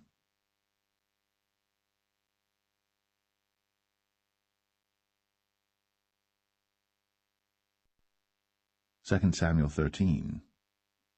And it came to pass after this, that Absalom the son of David had a fair sister whose name was Tamar, and Amnon the son of David loved her. And Amnon was so vexed that he fell sick for his sister Tamar, for she was a virgin, and Amnon thought it hard for him to do anything to her. But Amnon had a friend whose name was Jonadab, the son of Shimea, David's brother. And Jonadab was a very subtle man. And he said unto him, Why art thou, being the king's son, lean from day to day? Wilt thou not tell me? And Amnon said unto him, I love Tamar, my brother Absalom's sister. And Jonadab said unto him, Lay thee down on thy bed, and make thyself sick. And when thy father cometh to see thee, say unto him, I pray thee, let my sister Tamar come and give me meat, and dress the meat in my sight, that I may see it, and eat it at her hand. So Amnon lay down, and made himself sick. And when the king was come to see him, Amnon said unto the king, I pray thee, let Tamar my sister come, and make me a couple of cakes in my sight, that I may eat at her hand. Then David sent home to Tamar, saying, Go now to thy brother Amnon's house, and dress him meat. So Tamar went to her brother Amnon's house, and he was laid down. And she took flour, and kneaded it, and made cakes in his sight, and did bake the cakes. And she took a pan, and poured them out before him. But he refused to eat. And Amnon said, Have out all men from me. And they went out every man from him. And Amnon said unto Tamar, Bring the meat into the chamber, that I may eat of thine hand. And Tamar took the cakes which she had made, and brought them into the chamber to Amnon her brother. And when she had brought them unto him to eat, he took hold of her, and said unto her, Come, lie with me, my sister. And she answered him, Nay, my brother, do not force me. For no such thing ought to be done in Israel. Do not thou this folly. And I, whither shall I cause my shame to go?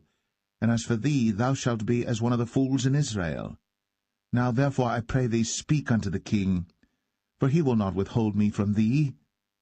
Howbeit, he would not hearken unto her voice, but being stronger than she, forced her, and lay with her. Then Amnon hated her exceedingly, so that the hatred wherewith he hated her was greater than the love wherewith he had loved her. And Amnon said unto her, Arise, be gone.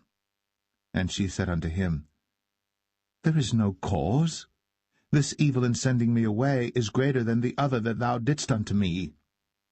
But he would not hearken unto her. Then he called his servant that ministered unto him, and said, Put now this woman out from me, and bolt the door after her. And she had a garment of divers colours upon her, for with such robes were the king's daughters that were virgins apparelled. Then his servant brought her out, and bolted the door after her.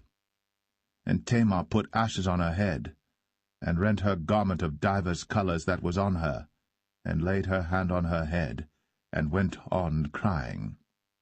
And Absalom, her brother, said unto her, Hath Amnon thy brother been with thee? But hold now thy peace, my sister. He is thy brother. Regard not this thing. So Tamar remained desolate in her brother Absalom's house. But when King David heard of all these things, he was very wroth. And Absalom spake unto his brother Amnon, neither good nor bad, for Absalom hated Amnon, because he had forced his sister Tamar. And it came to pass after 2 full years that Absalom had sheep-shearers in Baal-Hazor, which is beside Ephraim. And Absalom invited all the king's sons.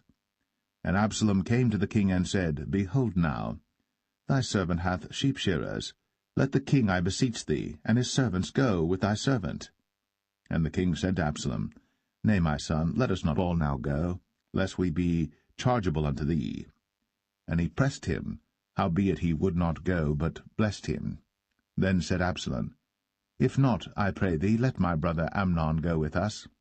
And the king said unto him, Why should he go with thee? But Absalom pressed him that he let Amnon and all the king's sons go with him. Now Absalom had commanded his servant, saying, Mark ye now, when Amnon's heart is merry with wine, and when I say unto you, Smite Amnon, then kill him. Fear not. Have not I commanded you? Be courageous, and be valiant. And the servants of Absalom did unto Amnon, as Absalom had commanded. Then all the king's sons arose, and every man gat him up upon his mule, and fled. And it came to pass, while they were in the way, that tidings came to David, saying, Absalom hath slain all the king's sons, and there is not one of them left. Then the king arose, and tare his garments, and lay on the earth, and all his servants stood by with their clothes rent. And Jonadab, the son of Shimea, David's brother, answered and said, Let not my lord suppose that they have slain all the young men, the king's sons, for Amnon only is dead. For by the appointment of Absalom this hath been determined from the day that he forced his sister Tamar. Now therefore let not my lord the king take the thing to his heart, to think that all the king's sons are dead, for Amnon only is dead. But Absalom fled. And the young man that kept the watch lifted up his eyes, and looked, and behold, there came much people by the way of the hillside behind him.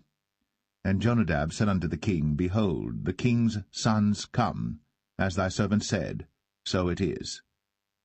And it came to pass, as soon as he had made an end of speaking, that, behold, the king's sons came, and lifted up their voice, and wept. And the king also and all his servants wept very sore. But Absalom fled and went to Talmai, the son of Ammihud, king of Geshur. And David mourned for his son every day. So Absalom fled, and went to Geshur, and was there 3 years. And the soul of King David longed to go forth unto Absalom, for he was comforted concerning Amnon, seeing he was dead.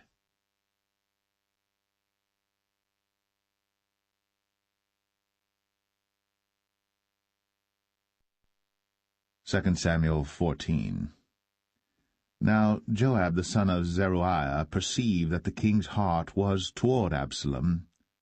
And Joab sent to Tekoa, and fetched thence a wise woman, and said unto her, I pray thee, feign thyself to be a mourner, and put on now mourning apparel, and anoint not thyself with oil, but be as a woman that had a long time mourned for the dead.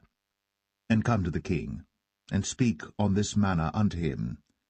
So Joab put the words in her mouth. And when the woman of Tekoa spake to the king, she fell on her face to the ground, and did obeisance, and said, Help, O king. And the king said unto her, What aileth thee? And she answered, I am indeed a widow woman, and mine husband is dead.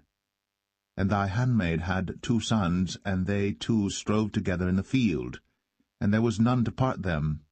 But the one smote the other, and slew him. And behold, the whole family is risen against thine handmaid. And they said, Deliver him that smote his brother, that we may kill him for the life of his brother whom he slew. And we will destroy the heir also. And so they shall quench my coal which is left, and shall not leave to my husband neither name nor remainder upon the earth. And the king said unto the woman, Go to thine house, and I will give charge concerning thee. And the woman of Tekoa said unto the king, My lord, O king, the iniquity be on me, and on my father's house, and the king and his throne be guiltless. And the king said, Whosoever saith aught unto thee, bring him to me, and he shall not touch thee any more. Then said she, I pray thee, let the king remember the Lord thy God, that thou wouldst not suffer the revengers of blood to destroy any more, lest they destroy my son. And he said, As the Lord liveth, there shall not one hair of thy son fall to the earth. Then the woman said, Let thine handmaid, I pray thee, speak one word unto my lord the king. And he said, Say on. And the woman said, Wherefore then hast thou thought such a thing against the people of God? For the king doth speak this thing as one which is faulty, in that the king doth not fetch home again his banished. For we must needs die, and are as water spilt on the ground, which cannot be gathered up again. Neither doth God respect any person, yet doth he devise means that his banished be not expelled from him. Now therefore that I am come to speak of this thing unto my lord the king, it is because the people have made me afraid. And thy handmaid said, I will now speak unto the king. It may be that the king will perform the request of his handmaid. For the king will hear to deliver his handmaid out of the hand of the man that would destroy me and my son together out of the inheritance of God. Then thine handmaid said, The word of my lord the king shall now be comfortable. For as an angel of God, so is my lord the king to discern good and bad. Therefore the Lord thy God will be with thee. Then the king answered and said unto the woman, Hide not from me, I pray thee, the thing that I shall ask thee. And the woman said, Let my lord the king now speak. And the king said, Is not the hand of Joab with thee in all this? And the woman answered and said, As thy soul liveth, my lord the king, none can turn to the right hand or to the left from aught that my lord the king hath spoken. For thy servant Joab, he bade me, and he put all these words in the mouth of thine handmaid. To fetch about this form of speech hath thy servant Joab done this thing. And my lord is wise, according to the wisdom of an angel of God, to know all things that are in the earth. And the king said unto Joab, Behold now, I have done this thing. Go therefore, bring the young man Absalom again. And Joab fell to the ground on his face, and bowed himself, and thanked the king. And Joab said, Today thy servant knoweth that I have found grace in thy sight, my lord, O king, in that the king hath fulfilled the request of his servant. So Joab arose and went to Geshur, and brought Absalom to Jerusalem. And the king said, Let him turn to his own house, and let him not see my face. So Absalom returned to his own house, and saw not the king's face. But in all Israel there was none to be so much praised as Absalom for his beauty. From the sole of his foot even to the crown of his head, there was no blemish in him. And when he polled his head, for it was at every year's end that he polled it, because the hair was heavy on him, therefore he polled it, he weighed the hair of his head at 200 shekels after the king's weight. And unto Absalom there were born 3 sons, and 1 daughter, whose name was Tamar. She was a woman of a fair countenance. So Absalom dwelt 2 full years in Jerusalem, and saw not the king's face.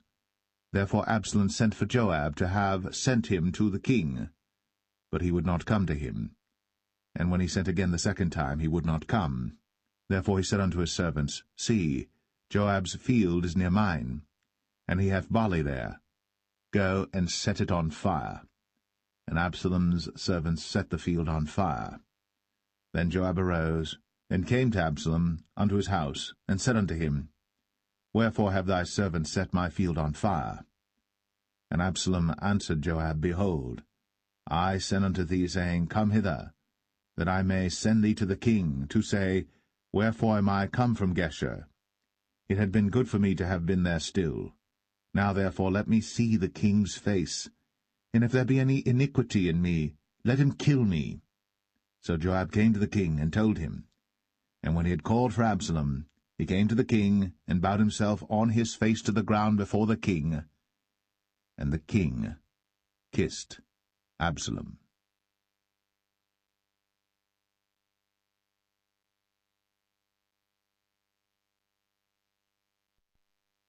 2 Samuel 15.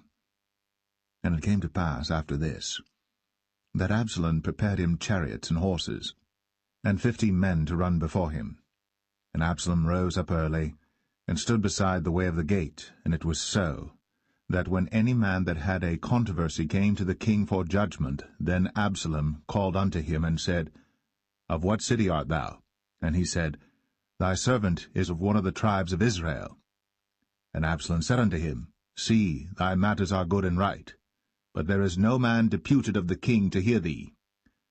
Absalom said moreover, O that I were made judge in the land, that every man which hath any suit or cause might come unto me, and I would do him justice. And it was so, that when any man came nigh to him to do him obeisance, he put forth his hand, and took him, and kissed him. And on this manner did Absalom to all Israel that came to the king for judgment. So Absalom stole the hearts of the men of Israel. And it came to pass after 40 years that Absalom said unto the king, I pray thee, let me go and pay my vow, which I have vowed unto the Lord in Hebron. For thy servant vowed a vow while I abode at Geshur in Syria, saying, If the Lord shall bring me again indeed to Jerusalem, then I will serve the Lord. And the king said unto him, Go in peace. So he arose, and went to Hebron. But Absalom sent spies throughout all the tribes of Israel, saying, As soon as ye hear the sound of the trumpet, then ye shall say, Absalom reigneth in Hebron. And with Absalom went 200 men out of Jerusalem, that were called, and they went in their simplicity, and they knew not anything. And Absalom sent for Ahithophel the Gilonite, David's counselor, from his city, even from Gilo, while he offered sacrifices. And the conspiracy was strong, for the people increased continually with Absalom. And there came a messenger to David, saying, The hearts of the men of Israel are after Absalom. And David said unto all his servants that were with him at Jerusalem, Arise, and let us flee. For we shall not else escape from Absalom. Make speed to depart, lest he overtake us suddenly, and bring evil upon us, and smite the city with the edge of the sword. And the king's servant said unto the king, Behold, thy servants are ready to do whatsoever my lord the king shall appoint. And the king went forth, and all his household after him. And the king left 10 women which were concubines to keep the house. And the king went forth, and all the people after him, and tarried in a place that was far off. And all his servants passed on beside him, and all the Cherethites, and all the Pelethites, and all the Gittites, 600 men which came after him from Gath, passed on before the king. Then said the king to Ittai the Gittite, Wherefore goest thou also with us? Return to thy place, and abide with the king, for thou art a stranger, and also an exile.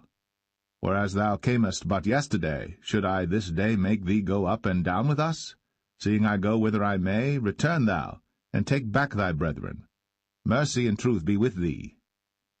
And Ittai answered the king, and said, As the Lord liveth, and as my lord the king liveth, surely in what place my lord the king shall be, whether in death or life, even there also will thy servant be. And David said to Ittai, Go and pass over. And Ittai the Gittite passed over, and all his men, and all the little ones that were with him. And all the country wept with a loud voice. And all the people passed over. The king also himself passed over the brook Kidron. And all the people passed over toward the way of the wilderness. And lo, Zadok also, and all the Levites were with him, bearing the ark of the covenant of God. And they set down the ark of God, and Abiathar went up, until all the people had done passing out of the city. And the king said unto Zadok, Carry back the ark of God into the city. If I shall find favor in the eyes of the Lord, he will bring me again, and show me both it and his habitation. But if he thus say, I have no delight in thee, behold, here am I. Let him do to me as seemeth good unto him. The king said also unto Zadok the priest, Art not thou a seer? Return into the city in peace, and your 2 sons with you, Ahimaaz thy son, and Jonathan the son of Abiathar. See, I will tarry in the plain of the wilderness, until there come word from you to certify me. Zadok therefore and Abiathar carried the ark of God again to Jerusalem, and they tarried there. And David went up by the ascent of Mount Olivet, and wept as he went up, and had his head covered, and he went barefoot, and all the people that was with him covered every man his head, and they went up, weeping as they went up. And one told David, saying, Ahithophel is among the conspirators with Absalom. And David said, O Lord, I pray thee, turn the counsel of Ahithophel into foolishness. And it came to pass that when David was come to the top of the mount, where he worshipped God, behold, Hushai the Archite came to meet him with his coat rent, and earth upon his head. Unto whom David said, If thou passest on with me, then thou shalt be a burden unto me. But if thou return to the city, and say unto Absalom, I will be thy servant, O king, as I have been thy father's servant hitherto, so will I now also be thy servant. Then mayest thou for me defeat the counsel of Ahithophel.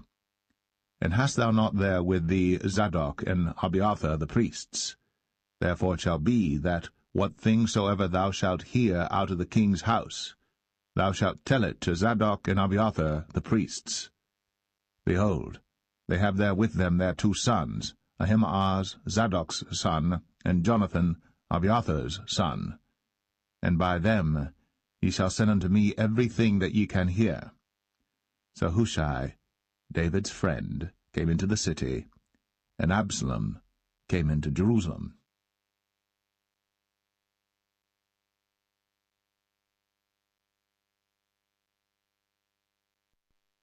Second Samuel 16. And when David was a little past the top of the hill, behold, Ziba, the servant of Mephibosheth, met him with a couple of asses saddled, and upon them 200 loaves of bread, and 100 bunches of raisins, and 100 of summer fruits, and a bottle of wine. And the king said unto Ziba, What meanest thou by these? And Ziba said, The asses be for the king's household to ride on, and the bread and summer fruit for the young men to eat, and the wine, that such as be faint in the wilderness may drink. And the king said, And where is thy master's son? And Ziba said unto the king, Behold, he abideth at Jerusalem, for he said, Today shall the house of Israel restore me the kingdom of my father. Then said the king to Ziba, Behold, thine are all that pertained unto Mephibosheth. And Ziba said, I humbly beseech thee that I may find grace in thy sight, my lord, O king. And when King David came to Bahurim, behold, thence came out a man of the family of the house of Saul, whose name was Shimei, the son of Gera. He came forth, and cursed still as he came. And he cast stones at David, and at all the servants of King David. And all the people and all the mighty men were on his right hand and on his left. And thus said Shimei, when he cursed, come out, thou bloody man, and thou man of Belial. The Lord hath returned upon thee all the blood of the house of Saul, in whose stead thou hast reigned. And the Lord hath delivered the kingdom into the hand of Absalom thy son, and behold, thou art taken in thy mischief, because thou art a bloody man. Then said Abishai the son of Zeruiah unto the king, Why should this dead dog curse my lord the king? Let me go over, I pray thee, and take off his head. And the king said, What have I to do with you, ye sons of Zeruiah? So let him curse, because the Lord hath said unto him, Curse David. Who shall then say, Wherefore hast thou done so? And David said to Abishai and to all his servants, Behold, my son, which came forth of my bowels, seeketh my life. How much more now may this Benjamite do it? Let him alone, and let him curse, for the Lord hath bidden him. It may be that the Lord will look on mine affliction, and that the Lord will requite me good for his cursing this day. And as David and his men went by the way, Shimei went along on the hill's side over against him, and cursed as he went, and threw stones at him, and cast dust. And the king and all the people that were with him came weary, and refreshed themselves there. And Absalom and all the people, the men of Israel, came to Jerusalem, and Ahithophel with him. And it came to pass, when Hushai the Archite, David's friend, was come unto Absalom, that Hushai said unto Absalom, God save the king, God save the king. And Absalom said to Hushai, Is this thy kindness to thy friend? Why wentest thou not with thy friend? And Hushai said unto Absalom, Nay, but whom the Lord and this people, and all the men of Israel choose, his will I be, and with him will I abide. And again, whom should I serve? Should I not serve in the presence of his son? As I have served in thy father's presence, so will I be in thy presence. Then said Absalom to Ahithophel, Give counsel among you what we shall do. And Ahithophel said unto Absalom, Go in unto thy father's concubines, which he hath left to keep the house, and all Israel shall hear that thou art abhorred of thy father. Then shall the hands of all that are with thee be strong. So they spread Absalom a tent upon the top of the house. And Absalom went in unto his father's concubines in the sight of all Israel. And the counsel of Ahithophel, which he counselled in those days, was as if a man had inquired at the oracle of God. So was all the counsel of Ahithophel, both with David and with Absalom.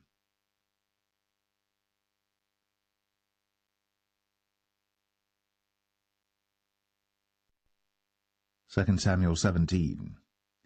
Moreover Ahithophel said unto Absalom, Let me now choose out 12,000 men, and I will arise and pursue after David this night.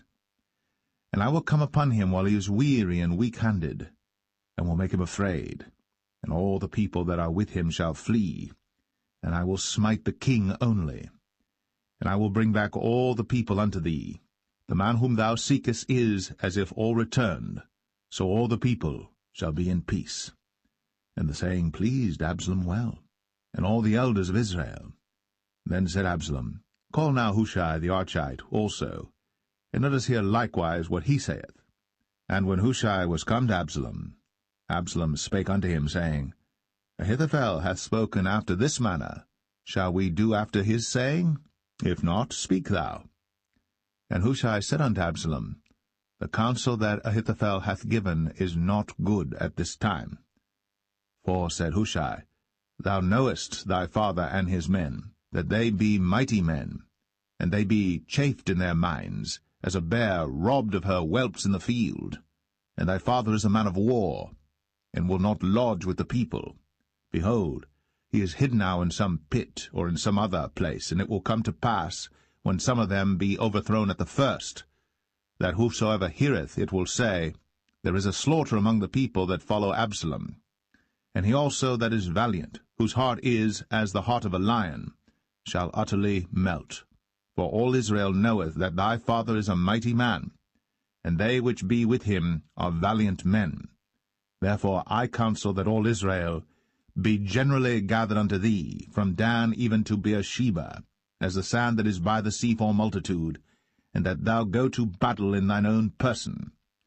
So shall we come upon him in some place where he shall be found, and we will light upon him, as the dew falleth on the ground, and of him, and of all the men that are with him, there shall not be left so much as one. Moreover, if he be gotten into a city, then shall all Israel bring ropes to that city, and we will draw it into the river, until there be not one small stone found there. And Absalom and all the men of Israel said, The counsel of Hushai the Archite is better than the counsel of Ahithophel. For the Lord had appointed to defeat the good counsel of Ahithophel, to the intent that the Lord might bring evil upon Absalom. Then said Hushai unto Zadok, and to Abiathar the priests, Thus and thus did Ahithophel counsel Absalom and the elders of Israel, and thus have I counselled.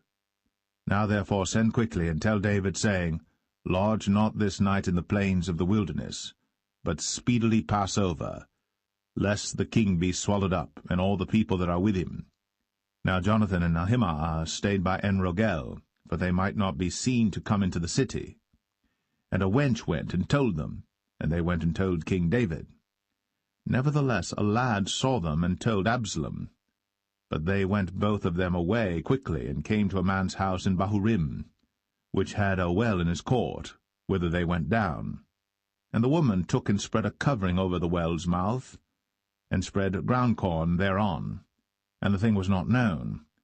And when Absalom's servants came to the woman to the house, they said, Where is Ahimaaz and Jonathan?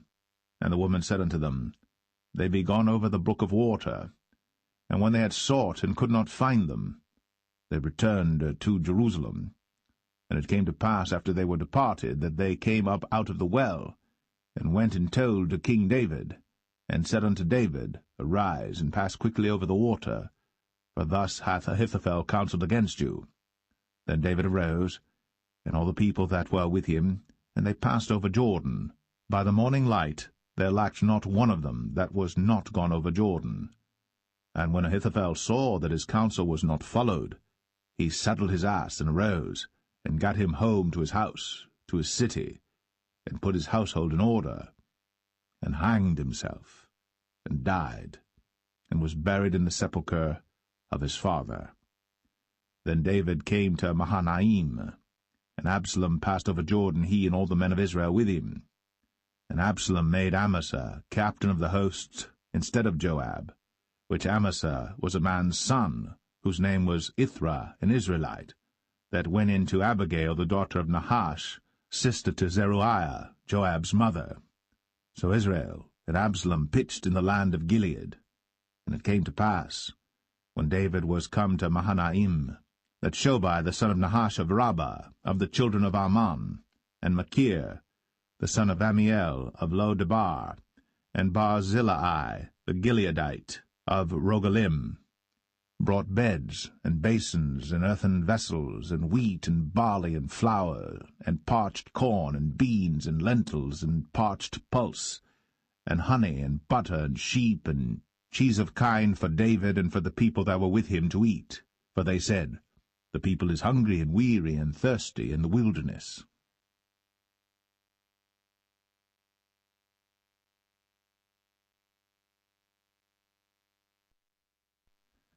Second Samuel 18.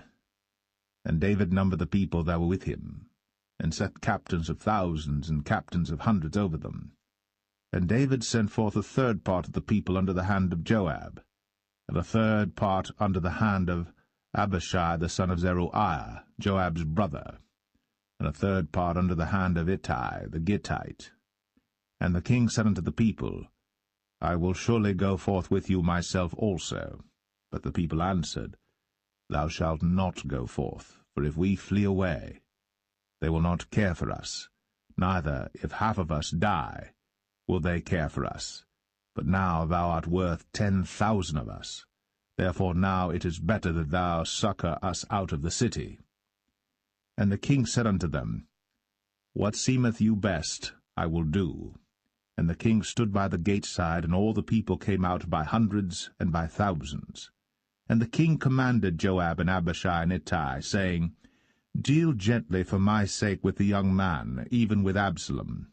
And all the people heard when the king gave all the captains charge concerning Absalom. So the people went out into the field against Israel, and the battle was in the wood of Ephraim, where the people of Israel were slain before the servants of David, and there was there a great slaughter that day of 20,000 men. For the battle was there scattered over the face of all the country, and the wood devoured more people that day than the sword devoured. And Absalom met the servants of David, and Absalom rode upon a mule, and the mule went under the thick boughs of a great oak, and his head caught hold of the oak, and he was taken up between the heaven and the earth, and the mule that was under him went away. And a certain man saw it, and told Joab, and said, Behold, I saw Absalom hanged in an oak. And Joab said unto the man that told him, And behold, thou sawest him, and why didst thou not smite him there to the ground? And I would have given thee 10 shekels of silver and a girdle. And the man said unto Joab, Though I should receive 1,000 shekels of silver in mine hand, yet would I not put forth mine hand against the king's son. For in our hearing the king charged thee and Abishai and Ittai, saying, Beware that none touch the young man Absalom. Otherwise I should have wrought falsehood against mine own life. For there is no matter hid from the king, and thou thyself wouldest have set thyself against me. Then said Joab, I may not tarry thus with thee. And he took 3 darts in his hand, and thrust them through the heart of Absalom, while he was yet alive, in the midst of the oak. And 10 young men that bare Joab's armor compassed about, and smote Absalom, and slew him.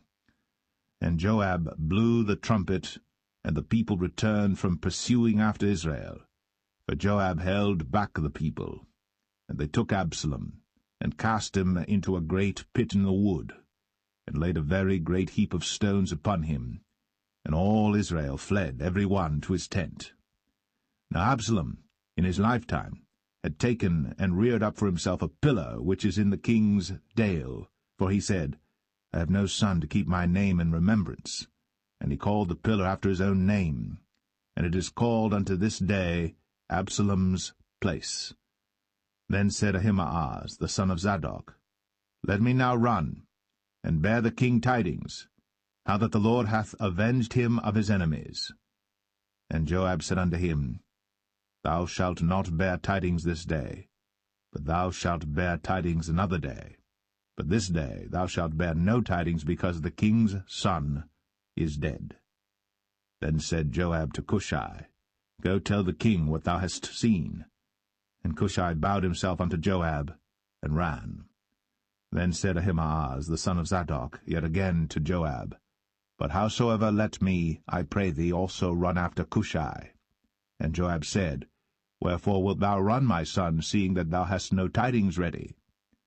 But howsoever said he, Let me run. And he said unto him, Run. Then Ahimaaz ran by the way of the plain, and overran Cushai. And David sat between the two gates, and the watchman went up to the roof over the gate unto the wall, and lifted up his eyes, and looked, and behold, a man running alone. And the watchman cried, and told the king.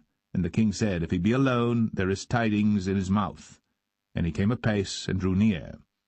And the watchman saw another man running. And the watchman called unto the porter, and said, Behold, another man running alone. And the king said, He also bringeth tidings.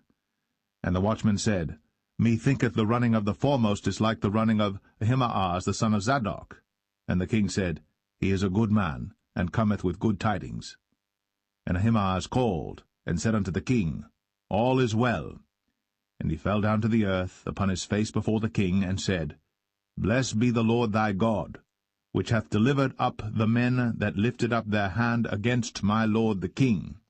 And the king said, Is the young man Absalom safe? And Ahimaaz answered, When Joab sent the king's servant, and me thy servant, I saw a great tumult, but I knew not what it was. And the king said unto him, Turn aside, and stand here. And he turned aside, and stood still. And behold, Cushai came. And Cushai said, Tidings, my lord the king. For the Lord hath avenged thee this day of all them that rose up against thee. And the king said unto Cushai, Is the young man Absalom safe? And Cushai answered, The enemies of my lord the king, and all that rise against thee to do thee hurt, be as that young man is. And the king was much moved, and went up to the chamber over the gate, and wept. And as he went, thus he said, O my son Absalom, my son Absalom, would God I had died for thee, O Absalom, my son, my son.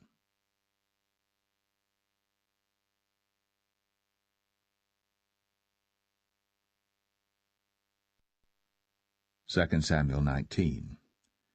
And it was told Joab, Behold, the king weepeth and mourneth for Absalom. And the victory that day was turned into mourning unto all the people, for the people heard say that day how the king was grieved for his son. And the people gat them by stealth that day into the city, as people being ashamed steal away when they flee in battle. But the king covered his face. And the king cried with a loud voice, O my son Absalom! O Absalom, my son, my son! And Joab came into the house to the king, and said, Thou hast shamed this day the faces of all thy servants, which this day have saved thy life, and the lives of thy sons and of thy daughters, and the lives of thy wives, and the lives of thy concubines, in that thou lovest thine enemies, and hatest thy friends. For thou hast declared this day that thou regardest neither princes nor servants. For this day I perceive that if Absalom had lived, and all we had died this day, then it had pleased thee well. Now therefore arise, go forth, and speak comfortably unto thy servants. For I swear by the Lord, if thou go not forth, there will not tarry one with thee this night. And that will be worse unto thee than all the evil that befell thee from thy youth until now. Then the king arose and sat in the gate. And they told unto all the people, saying, Behold, the king doth sit in the gate. And all the people came before the king, for Israel had fled every man to his tent. And all the people were at strife throughout all the tribes of Israel, saying, The king saved us out of the hand of our enemies, and he delivered us out of the hand of the Philistines, and now he is fled out of the land for Absalom. And Absalom, whom we anointed over us, is dead in battle. Now therefore why speak ye not a word of bringing the king back? And King David sent to Zadok and to Abiathar the priests, saying, Speak unto the elders of Judah, saying, Why are ye the last to bring the king back to his house, seeing the speech of all Israel is come to the king, even to his house? Ye are my brethren, ye are my bones and my flesh, wherefore then are ye the last to bring back the king? And say ye to Amasa, Art thou not of my bone and of my flesh? God do so to me, and more also, if thou be not captain of the host before me continually in the room of Joab. And he bowed the heart of all the men of Judah, even as the heart of one man, so that they sent this word unto the king, Return thou, and all thy servants.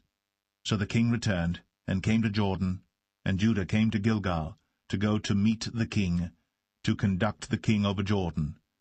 And Shimei the son of Gera, a Benjamite, which was of Bahurim, hasted and came down with the men of Judah to meet King David. And there were 1,000 men of Benjamin with him, and Ziba the servant of the house of Saul, and his 15 sons and his 20 servants with him. And they went over Jordan before the king. And there went over a ferry boat to carry over the king's household, and to do what he thought good.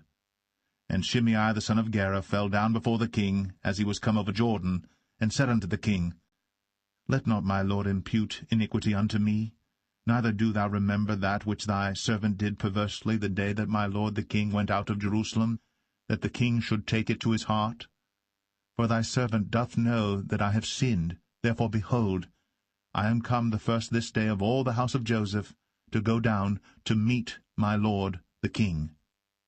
But Abishai the son of Zeruiah answered and said, Shall not Shimei be put to death for this, because he cursed the Lord's anointed? And David said, What have I to do with you, ye sons of Zeruiah, that ye should this day be adversaries unto me? Shall there any man be put to death this day in Israel? For do not I know that I am this day king over Israel? Therefore the king said unto Shimei, Thou shalt not die. And the king sware unto him. And Mephibosheth, the son of Saul, came down to meet the king, and had neither dressed his feet, nor trimmed his beard, nor washed his clothes, from the day the king departed until the day he came again in peace. And it came to pass, when he was come to Jerusalem to meet the king, that the king said unto him, Wherefore wentest not thou with me, Mephibosheth? And he answered, My lord, O king, my servant deceived me. For thy servant said, I will saddle me an ass, that I may ride thereon, and go to the king, because thy servant is lame. And he hath slandered thy servant unto my lord the king. But my lord the king is as an angel of God. Do therefore what is good in thine eyes. For all of my father's house were but dead men before my lord the king. Yet didst thou set thy servant among them that did eat at thine own table? What right therefore have I yet to cry any more unto the king? And the king said unto him, Why speakest thou any more of thy matters? I have said, Thou and Ziba divide the land. And Mephibosheth said unto the king, Yea, let him take all, for as much as my lord the king is come again in peace unto his own house. And Barzillai the Gileadite came down from Rogelim, and went over Jordan with the king to conduct him over Jordan. Now Barzillai was a very aged man, even 80 years old, and he had provided the king of sustenance while he lay at Mahanaim, for he was a very great man. And the king said unto Barzillai, Come thou over with me, and I will feed thee with me in Jerusalem. And Barzillai said unto the king, How long have I to live, that I should go up with the king unto Jerusalem? I am this day 80 years old, and can I discern between good and evil? Can thy servant taste what I eat or what I drink? Can I hear any more the voice of singing men and singing women? Wherefore then should thy servant be yet a burden unto my lord the king? Thy servant will go a little way over Jordan with the king, and why should the king recompense it me with such a reward? Let thy servant, I pray thee, turn back again, that I may die in mine own city. and be buried by the grave of my father and of my mother. But behold thy servant Chimham, let him go over with my lord the king, and do to him what shall seem good unto thee. And the king answered, Chimham shall go over with me, and I will do to him that which shall seem good unto thee. And whatsoever thou shalt require of me, that will I do for thee. And all the people went over Jordan. And when the king was come over, the king kissed Barzillai, and blessed him, and he returned unto his own place. Then the king went on to Gilgal, and Chimham went on with him. And all the people of Judah conducted the king, and also half the people of Israel. And behold, all the men of Israel came to the king, and said unto the king, Why have our brethren the men of Judah stolen thee away, and have brought the king and his household and all David's men with him over Jordan? And all the men of Judah answered the men of Israel, Because the king is near of kin to us, wherefore then be ye angry for this matter? Have we eaten at all of the king's cost, or hath he given us any gift? And the men of Israel answered the men of Judah, and said, We have 10 parts in the king, and we have also more right in David than ye. Why then did ye despise us, that our advice should not be first had in bringing back our king? And the words of the men of Judah were fiercer than the words of the men of Israel.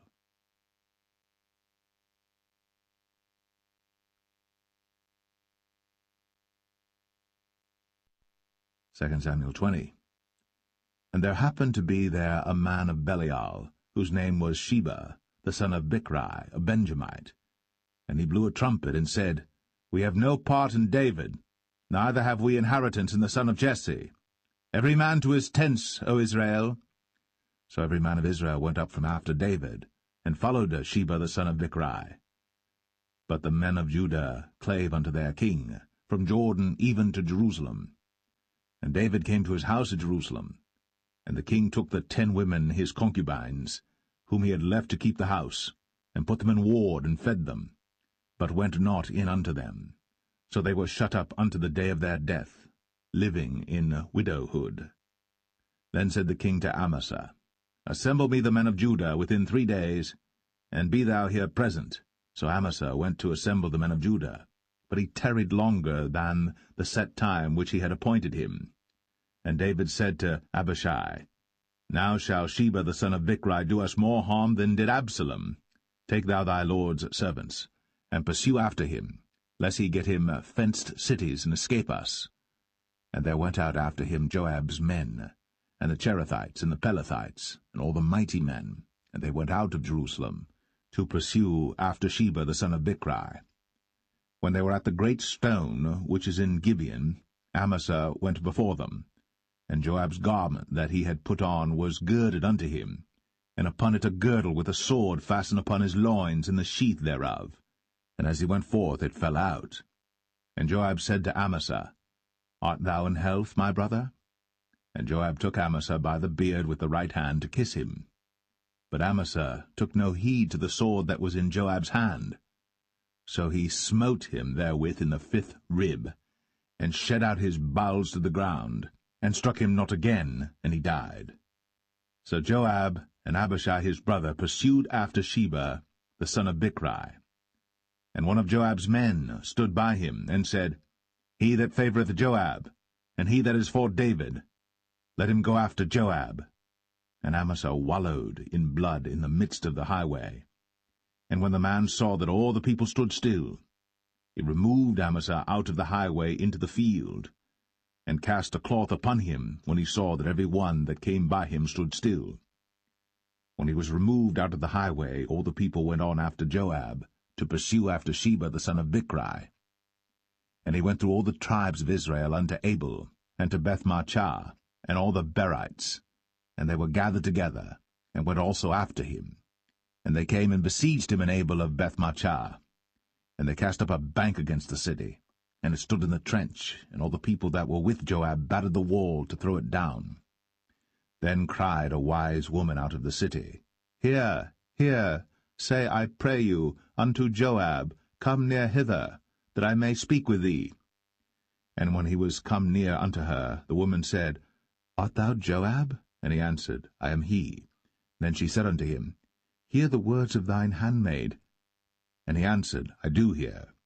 Then she spake, saying, They were wont to speak in old times, saying, They shall surely ask counsel at Abel, and so they ended the matter. I am one of them that are peaceable and faithful in Israel. Thou seekest to destroy a city and a mother in Israel. Why wilt thou swallow up the inheritance of the Lord? And Joab answered and said, far be it from me that I should swallow up or destroy.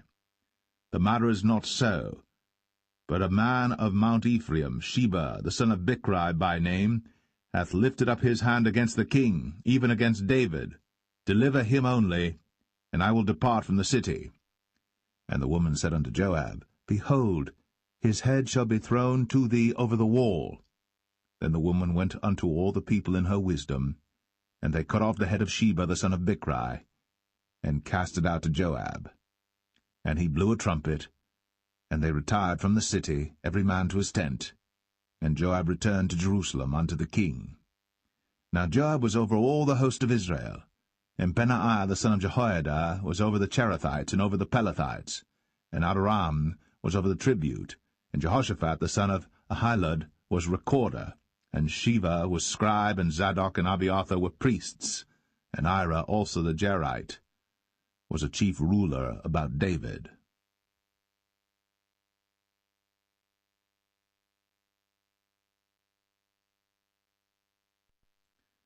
2 Samuel 21. Then there was a famine in the days of David 3 years, year after year. And David inquired of the Lord. And the Lord answered, It is for Saul and for his bloody house, because he slew the Gibeonites.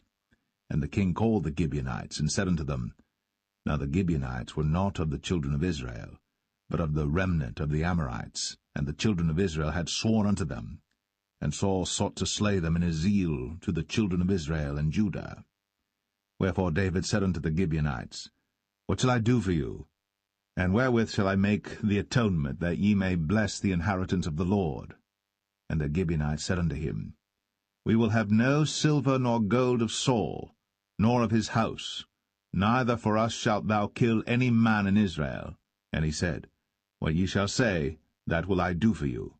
And they answered the king, The man that consumed us, and that devised against us, that we should be destroyed from remaining in any of the coasts of Israel. Let 7 men of his sons be delivered unto us, and we will hang them up unto the Lord in Gibeah of Saul, whom the Lord did choose. And the king said, I will give them. But the king spared Mephibosheth, the son of Jonathan the son of Saul, because of the Lord's oath that was between them, between David and Jonathan the son of Saul. But the king took the 2 sons of Rizpah, the daughter of Aiah, whom she bare unto Saul, Armoni and Mephibosheth, and the 5 sons of Michal the daughter of Saul, whom she brought up for Adriel the son of Barzillai the Maholathite. And he delivered them into the hands of the Gibeonites, and they hanged them in the hill before the Lord. And they fell all 7 together, and were put to death in the days of harvest, in the first days, in the beginning of barley harvest. And Rizpah the daughter of Aiah took sackcloth, and spread it for her upon the rock, from the beginning of harvest until water dropped upon them out of heaven, and suffered neither the birds of the air to rest on them by day, nor the beast of the field by night. And it was told David what Rizpah the daughter of Aiah, the concubine of Saul, had done. And David went and took the bones of Saul, and the bones of Jonathan his son, from the men of Jabesh-Gilead, which had stolen them from the street of Bethshan, where the Philistines had hanged them, when the Philistines had slain Saul in Gilboa. And he brought up from thence the bones of Saul, and the bones of Jonathan his son, and they gathered the bones of them that were hanged. And the bones of Saul and Jonathan his son buried they in the country of Benjamin in Zelle, in the sepulchre of Kish his father, and they performed all that the king commanded, and after that God was entreated for the land. Moreover, the Philistines had yet war again with Israel, and David went down, and his servants with him, and fought against the Philistines, and David waxed faint. And Ishbi-Benob, which was of the sons of the giant, the weight of whose spear weighed 300 shekels of brass in weight, he being girded with a new sword, thought to have slain David. But Abishai the son of Zeruiah succored him, and smote the Philistine, and killed him.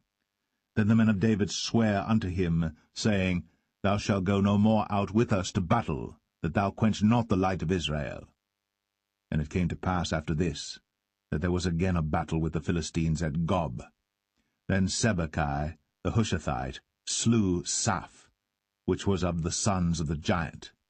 And there was again a battle in Gob with the Philistines, where Elhanan the son of Jaare-Oregim, a Bethlehemite, slew the brother of Goliath the Gittite, the staff of whose spear was like a weaver's beam. And there was yet a battle in Gath, where was a man of great stature, that had on every hand 6 fingers, and on every foot 6 toes, 24 in number. And he also was born to the giant. And when he defied Israel, Jonathan the son of Shemaiah, the brother of David, slew him. These 4 were born to the giant in Gath, and fell by the hand of David, and by the hand of his servants.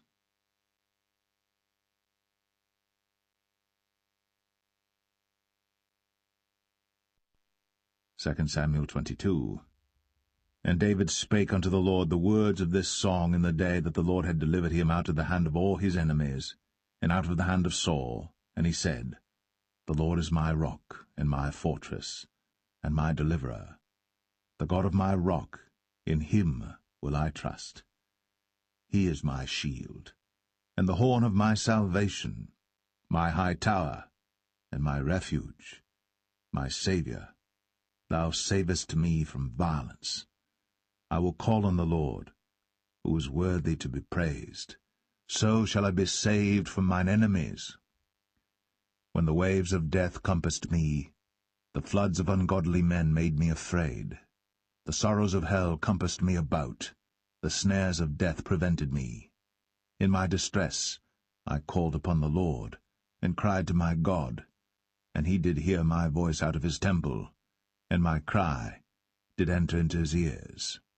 Then the earth shook and trembled, the foundations of heaven moved and shook, because he was wroth. There went up a smoke out of his nostrils, and fire out of his mouth devoured. Coals were kindled by it. He bowed the heavens also, and came down, and darkness was under his feet. And he rode upon a cherub, and did fly, and he was seen upon the wings of the wind. And he made darkness pavilions round about him, dark waters, and thick clouds of the skies. Through the brightness before him were coals of fire kindled. The Lord thundered from heaven, and the Most High uttered his voice. And he sent out arrows, and scattered them, lightning, and discomfited them. And the channels of the sea appeared. The foundations of the world were discovered, at the rebuking of the Lord, at the blast of the breath of his nostrils. He sent from above, he took me, he drew me out of many waters. He delivered me from my strong enemy, and from them that hated me, for they were too strong for me. They prevented me in the day of my calamity. But the Lord was my stay. He brought me forth also into a large place. He delivered me because he delighted in me. The Lord rewarded me according to my righteousness, according to the cleanness of my hands hath he recompensed me. For I have kept the ways of the Lord, and have not wickedly departed from my God. For all his judgments were before me, and as for his statutes, I did not depart from them. I was also upright before him, and have kept myself from mine iniquity. Therefore the Lord hath recompensed me according to my righteousness, according to my cleanness in his eyesight. With the merciful thou wilt show thyself merciful, and with the upright man thou wilt show thyself upright. With the pure thou wilt show thyself pure, and with the froward thou wilt show thyself unsavoury. And the afflicted people thou wilt save, but thine eyes are upon the haughty, that thou mayest bring them down. For thou art my lamp, O Lord, and the Lord will lighten my darkness. For by thee I have run through a troop, by my God have I leaped over a wall. As for God, his way is perfect. The word of the Lord is tried, he is a buckler to all them that trust in him. For who is God save the Lord? And who is a rock save our God? God is my strength and power, and he maketh my way perfect. He maketh my feet like hinds' feet, and setteth me upon my high places. He teacheth my hands to war, so that a bow of steel is broken by mine arms. Thou hast also given me the shield of thy salvation, and thy gentleness hath made me great. Thou hast enlarged my steps under me, so that my feet did not slip. I have pursued mine enemies, and destroyed them, and turned not again until I had consumed them. And I have consumed them and wounded them, that they could not arise, yea, they are fallen under my feet. For thou hast girded me with strength to battle. Them that rose up against me hast thou subdued under me. Thou hast also given me the necks of mine enemies, that I might destroy them that hate me. They looked, but there was none to save, even unto the Lord. But he answered them not. Then did I beat them as small as the dust of the earth. I did stamp them as the mire of the street, and did spread them abroad. Thou also hast delivered me from the strivings of my people. Thou hast kept me to be head of the heathen. A people which I knew not shall serve me. Strangers shall submit themselves unto me. As soon as they hear, they shall be obedient unto me. Strangers shall fade away, and they shall be afraid out of their close places. The Lord liveth, and blessed be my rock, and exalted be the God of the rock of my salvation. It is God that avengeth me, and that bringeth down the people unto me, and that bringeth me forth from mine enemies. Thou also hast lifted me up on high above them that rose up against me. Thou hast delivered me from the violent man. Therefore I will give thanks unto thee, O Lord, among the heathen, and I will sing praises unto thy name. He is the tower of salvation for his king, and showeth mercy to his anointed, unto David, and to his seed for evermore.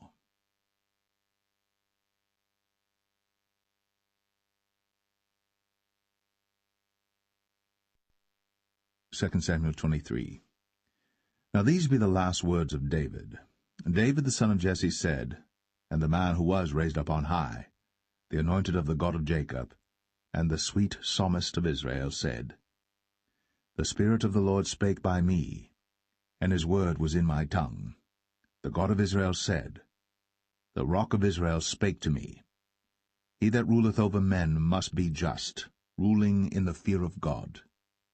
And he shall be as the light of the morning, when the sun riseth, even a morning without clouds, as the tender grass springing out of the earth by clear shining after rain.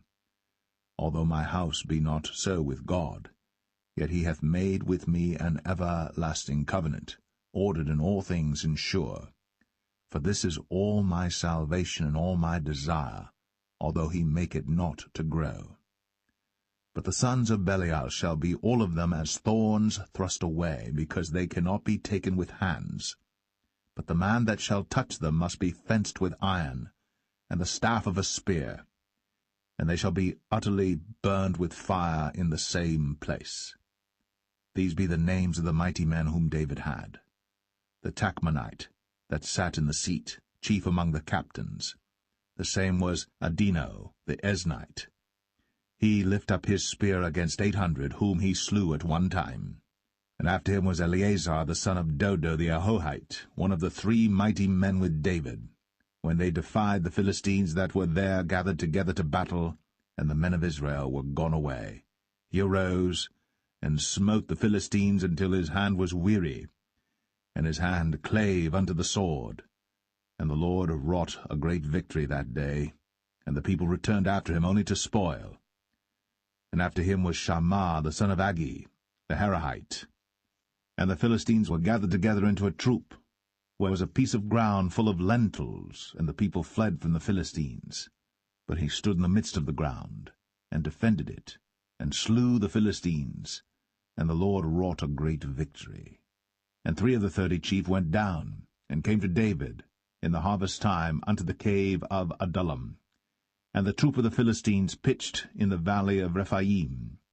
And David was then in an hold, and the garrison of the Philistines was then in Bethlehem.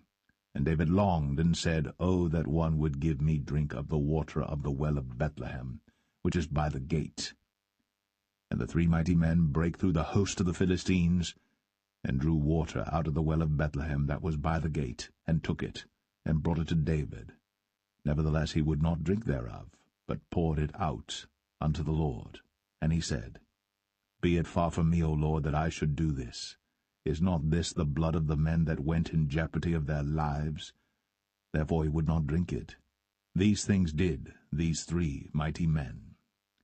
And Abishai the brother of Joab, the son of Zeruiah, was chief among 3. And he lifted up his spear against 300, and slew them, and had the name among 3. Was he not most honourable of 3? Therefore he was their captain, howbeit he attained not unto the first 3. And Benaiah the son of Jehoiada, the son of a valiant man of Kabzeel, who had done many acts, he slew 2 lion-like men of Moab. He went down also and slew a lion in the midst of a pit in time of snow. And he slew an Egyptian, a goodly man. And the Egyptian had a spear in his hand. But he went down to him with a staff, and plucked the spear out of the Egyptian's hand, and slew him with his own spear. These things did Benaiah the son of Jehoiada, and had the name among 3 mighty men. He was more honourable than the 30, but he attained not to the first 3. And David set him over his guard. Asahel the brother of Joab was one of the 30, Elhanan the son of Dodo of Bethlehem, Shammah the Harodite, Elika the Harodite, Helez the Paltite, Ira the son of Ikesh the Tekoite, Abiezer the Anethathite, Mebunai the Hushathite, Zalman the Ahohite, Maharai the Netophathite, Heleb the son of Baanah a Netophathite, Ittai the son of Ribai, out of Gibeah of the children of Benjamin, Benaiah the Parathonite, Hiddai of the brooks of Gaash, Abialbon the Arbathite, Asmaveth the Bahamite, Eliabah the Shaalbanite, of the sons of Jashan, Jonathan, Shammah the Hararite, Ahiam the son of Sharah, the Hararite, Eliphalet the son of Ahasbai, the son of the Maacathite, Eliam the son of Ahithophel the Gelonite, Hezrai the Carmelite, Parai the Arbite, Igal the son of Nathan of Zobah, Bani the Gadite, Zelek the Ammonite, Naharai the Barathite, Armabera to Joab the son of Zeruiah, Ira and Ithrite, Gareb and Ithrite, Uriah the Hittite, 37 in all.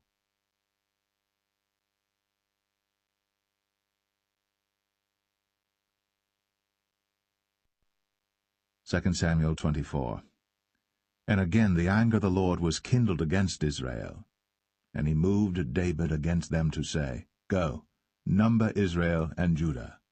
For the king said to Joab, the captain of the host, which was with him, Go now through all the tribes of Israel, from Dan even to Beersheba, and number ye the people, that I may know the number of the people. And Joab said unto the king, Now the Lord thy God add unto the people, how many soever they be, 100-fold, and that the eyes of my lord the king may see it. But why doth my lord the king delight in this thing? Notwithstanding the king's word prevailed against Joab and against the captains of the host. And Joab and the captains of the host went out from the presence of the king, to number the people of Israel. And they passed over Jordan, and pitched in Aroer, on the right side of the city that lieth in the midst of the river of Gad, and toward Jazer. Then they came to Gilead, and to the land of Tatim Hoshai, and they came to Dan Jaan, and about to Zidon, and came to the stronghold of Tyre, and to all the cities of the Hivites and of the Canaanites, and they went out to the south of Judah, even to Beersheba. So when they had gone through all the land, they came to Jerusalem at the end of 9 months and 20 days. And Joab gave up the sum of the number of the people unto the king, and there were in Israel 800,000 valiant men that drew the sword, and the men of Judah were 500,000 men. And David's heart smote him after that he had numbered the people. And David said unto the Lord, I have sinned greatly in that I have done. And now, I beseech thee, O Lord, take away the iniquity of thy servant, for I have done very foolishly. For when David was up in the morning, the word of the Lord came unto the prophet Gad, David's seer, saying, Go and say unto David, Thus saith the Lord, I offer thee 3 things. Choose thee one of them, that I may do it unto thee. So Gad came to David and told him, and said unto him, Shall 7 years of famine come unto thee in thy land? Or wilt thou flee 3 months before thine enemies, while they pursue thee? Or that there be 3 days' pestilence in thy land? Now advise, and see what answer I shall return to him that sent me. And David said unto Gad, I am in a great strait. Let us fall now into the hand of the Lord, for his mercies are great, and let me not fall into the hand of man. So the Lord sent a pestilence upon Israel, from the morning even to the time appointed. And there died of the people from Dan even to Beersheba 70,000 men. And when the angel stretched out his hand upon Jerusalem to destroy it, the Lord repented him of the evil, and said to the angel that destroyed the people, It is enough. Stay now thine hand. And the angel of the Lord was by the threshing place of Araunah the Jebusite. And David spake unto the Lord when he saw the angel that smote the people, and said, Lo, I have sinned, and I have done wickedly. But these sheep, what have they done? Let thine hand, I pray thee, be against me, and against my father's house. And Gad came that day to David, and said unto him, Go up, rear an altar unto the Lord in the threshing floor of Araunah the Jebusite. And David, according to the saying of Gad, went up as the Lord commanded. And Araunah looked, and saw the king and his servants coming on toward him. And Araunah went out, and bowed himself before the king on his face upon the ground. And Araunah said, Wherefore is my lord the king come to his servant? And David said, To buy the threshing floor of thee, to build an altar unto the Lord, that the plague may be stayed from the people. And Araunah said unto David, Let my lord the king take and offer up what seemeth good unto him. Behold, here be oxen for burnt sacrifice, and threshing instruments, and other instruments of the oxen for wood. All these things did Araunah as a king give unto the king. And Araunah said unto the king, The Lord thy God accept thee. And the king said unto Araunah, Nay, but I will surely buy it of thee at a price. Neither will I offer burnt offerings unto the Lord my God of that which doth cost me nothing. So David bought the threshing floor and the oxen for 50 shekels of silver. And David built there an altar unto the Lord, and offered burnt offerings and peace offerings. So the Lord was entreated for the land, and the plague was stayed from Israel.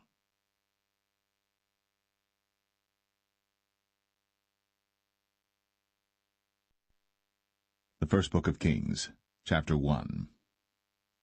Now King David was old, and stricken in years, and they covered him with clothes, but he gat no heat. Wherefore his servants said unto him, Let there be sought for my lord the king a young virgin, and let her stand before the king, and let her cherish him, and let her lie in thy bosom, that my lord the king may get heat. So they sought for a fair damsel throughout all the coasts of Israel, and found Abishag, a Shunammite, and brought her to the king. And the damsel was very fair, and cherished the king, and ministered to him. But the king knew her not. Then Adonijah the son of Haggith exalted himself, saying, I will be king. And he prepared him chariots and horsemen, and 50 men to run before him. And his father had not displeased him at any time in saying, Why hast thou done so? And he also was a very goodly man. And his mother bare him after Absalom. And he conferred with Joab the son of Zeruiah, and with Abiathar the priest, And they, following Adonijah, helped him.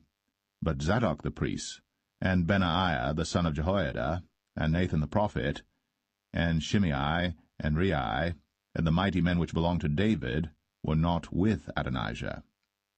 And Adonijah slew sheep and oxen and fat cattle by the stone of Zoheleth, which is by En-rogel, and called all his brethren the king's sons, and all the men of Judah the king's servants. But Nathan the prophet, and Benaiah, and the mighty men, and Solomon his brother, he called not. Wherefore Nathan spake unto Bathsheba, the mother of Solomon, saying, Hast thou not heard that Adonijah the son of Haggith doth reign, and David our Lord knoweth it not? Now therefore come, let me, I pray thee, give thee counsel, that thou mayest save thine own life, and the life of thy son Solomon. Go and get thee in unto King David, and say unto him, Didst not thou, my lord, O king, swear unto thine handmaid, saying, Assuredly Solomon thy son shall reign after me, and he shall sit upon my throne. Why then doth Adonijah reign?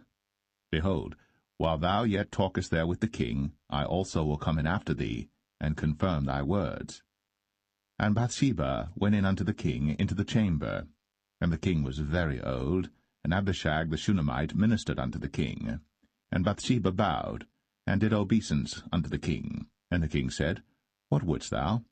And she said unto him, My lord, thou swearest by the Lord thy God unto thine handmaid, saying, Assuredly Solomon thy son shall reign after me, and he shall sit upon my throne. And now, behold, Adonijah reigneth. And now, my lord the king, thou knowest it not. And he hath slain oxen and fat cattle, and sheep in abundance, and hath called all the sons of the king, and Abiathar the priest, and Joab the captain of the host. But Solomon thy servant hath he not called. And thou, my lord, O king, the eyes of all Israel are upon thee, that thou shouldst tell them who shall sit on the throne of my lord the king after him. Otherwise it shall come to pass, when my lord the king shall sleep with his fathers, that I and my son Solomon shall be counted offenders.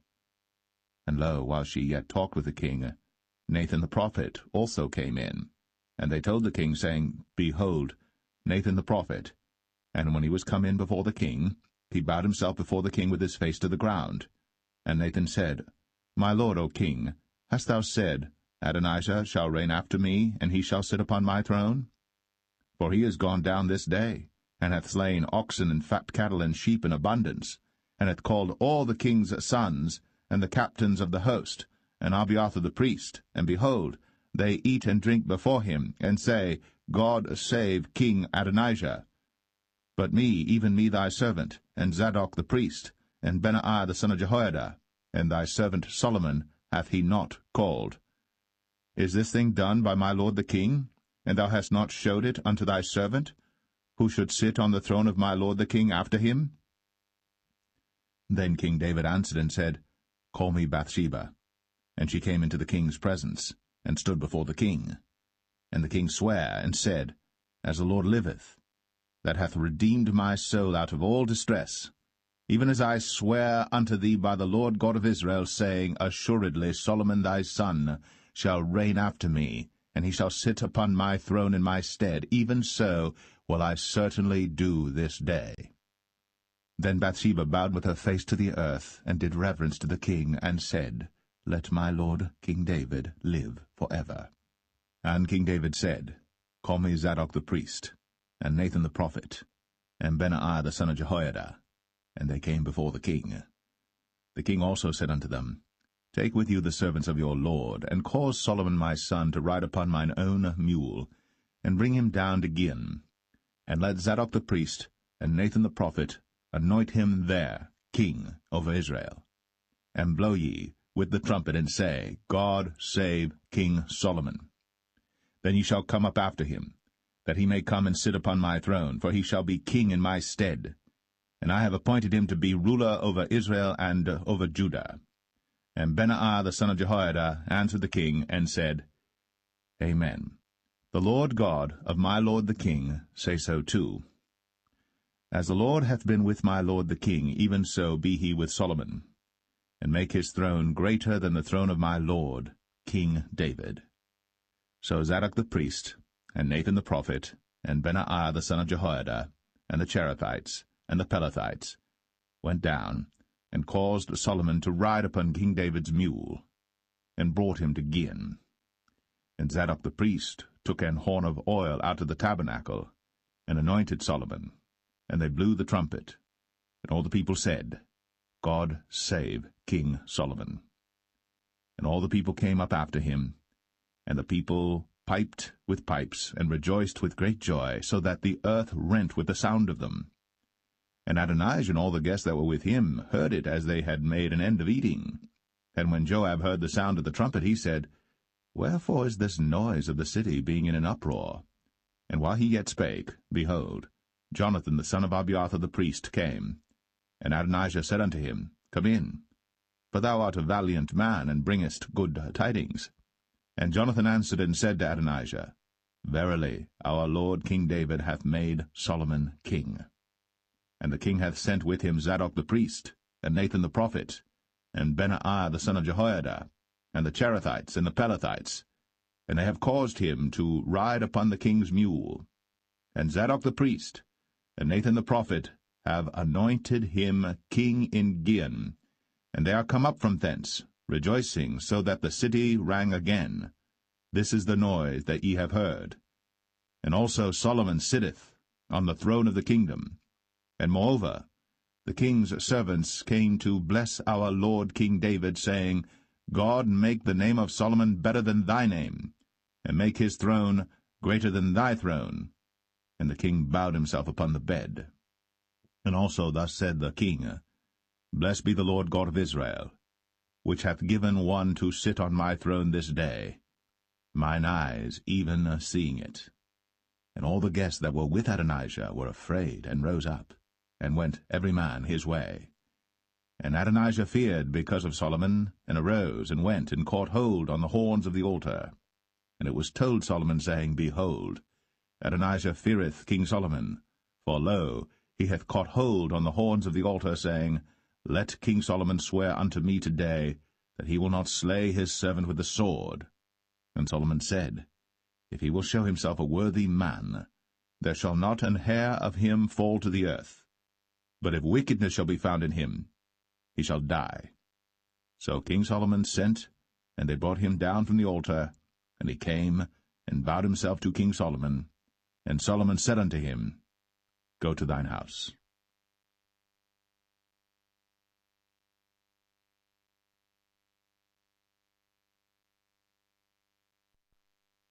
1 Kings 2. Now the days of David drew nigh, that he should die. And he charged Solomon his son, saying, I go the way of all the earth.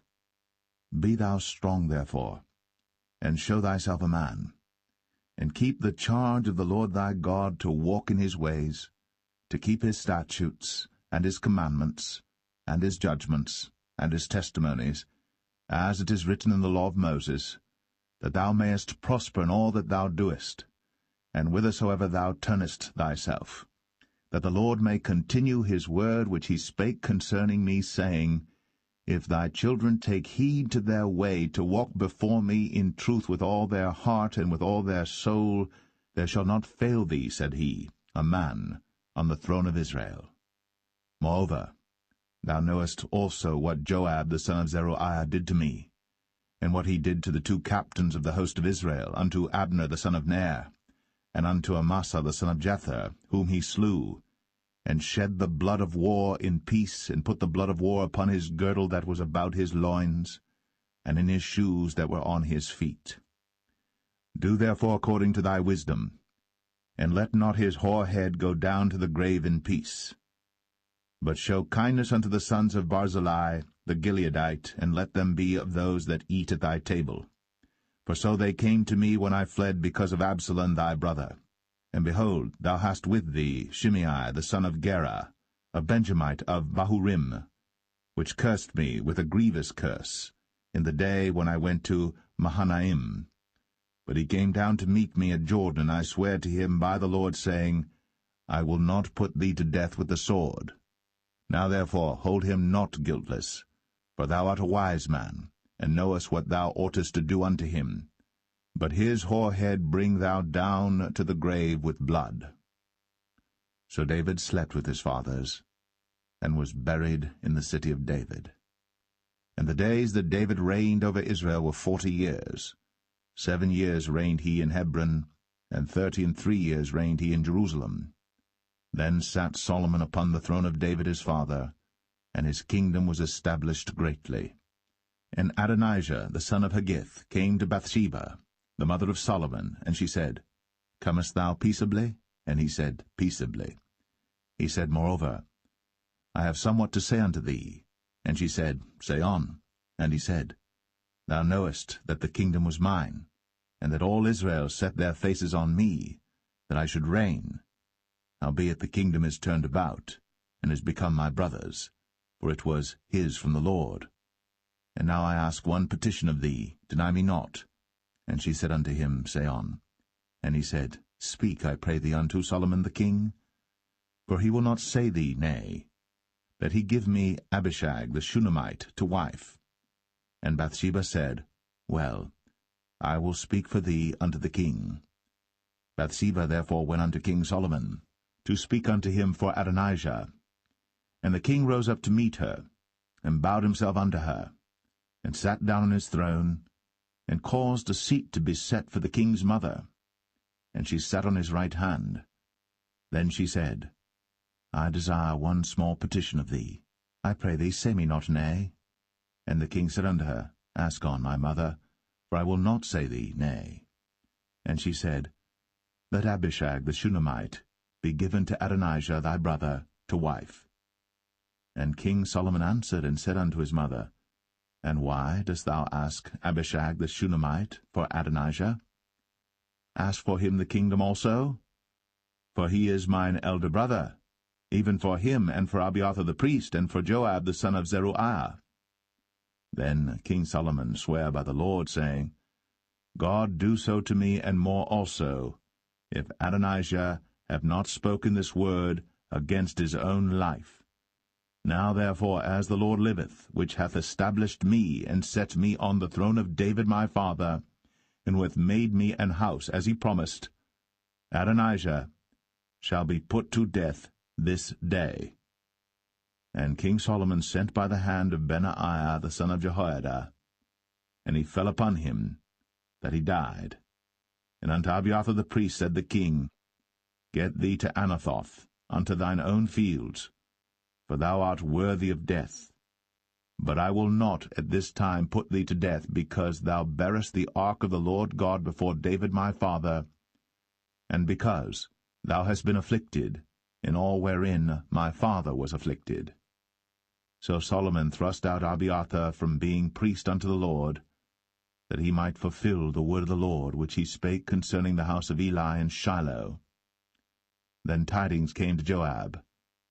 For Joab had turned after Adonijah, though he turned not after Absalom. And Joab fled unto the tabernacle of the Lord, and caught hold on the horns of the altar. And it was told King Solomon that Joab was fled unto the tabernacle of the Lord, and behold, he is by the altar.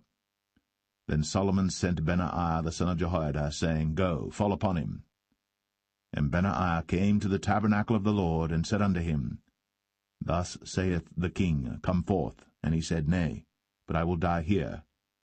And Benaiah brought the king word again, saying, Thus said Joab. And thus he answered me. And the king said unto him, Do as he hath said, and fall upon him, and bury him, that thou mayest take away the innocent blood, which Joab shed from me, and from the house of my father. And the Lord shall return his blood upon his own head, who fell upon 2 men more righteous and better than he, and slew them with the sword. My father David, not knowing thereof, to wit, Abner the son of Ner, captain of the host of Israel, and Amasa the son of Jether, captain of the host of Judah.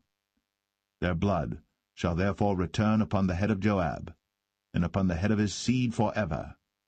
But upon David, and upon his seed, and upon his house, and upon his throne, shall there be peace for ever from the Lord. So Benaiah the son of Jehoiada went up, and fell upon him, and slew him. And he was buried in his own house, in the wilderness. And the king put Benaiah the son of Jehoiada in his room over the host, and Zadok the priest did the king put in the room of Abiathar. And the king sent and called for Shimei, and said unto him, Build thee an house in Jerusalem, and dwell there, and go not forth thence any whither.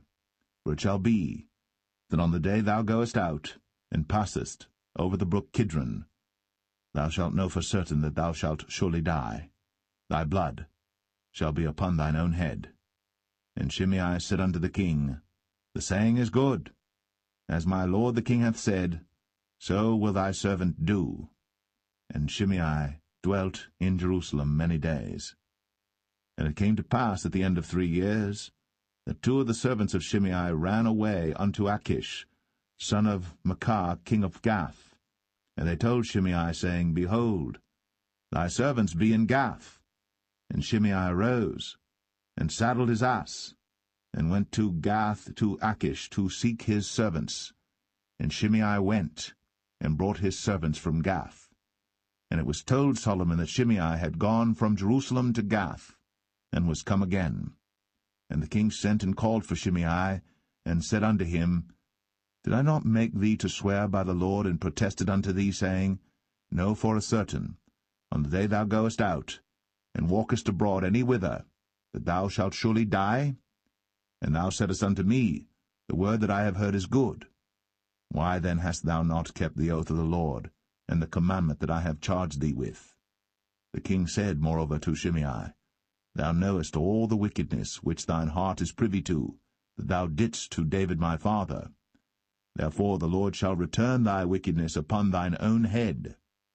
And King Solomon shall be blessed, and the throne of David shall be established before the Lord for ever. So the king commanded Benaiah the son of Jehoiada, which went out, and fell upon him that he died. And the kingdom was established in the hand of Solomon.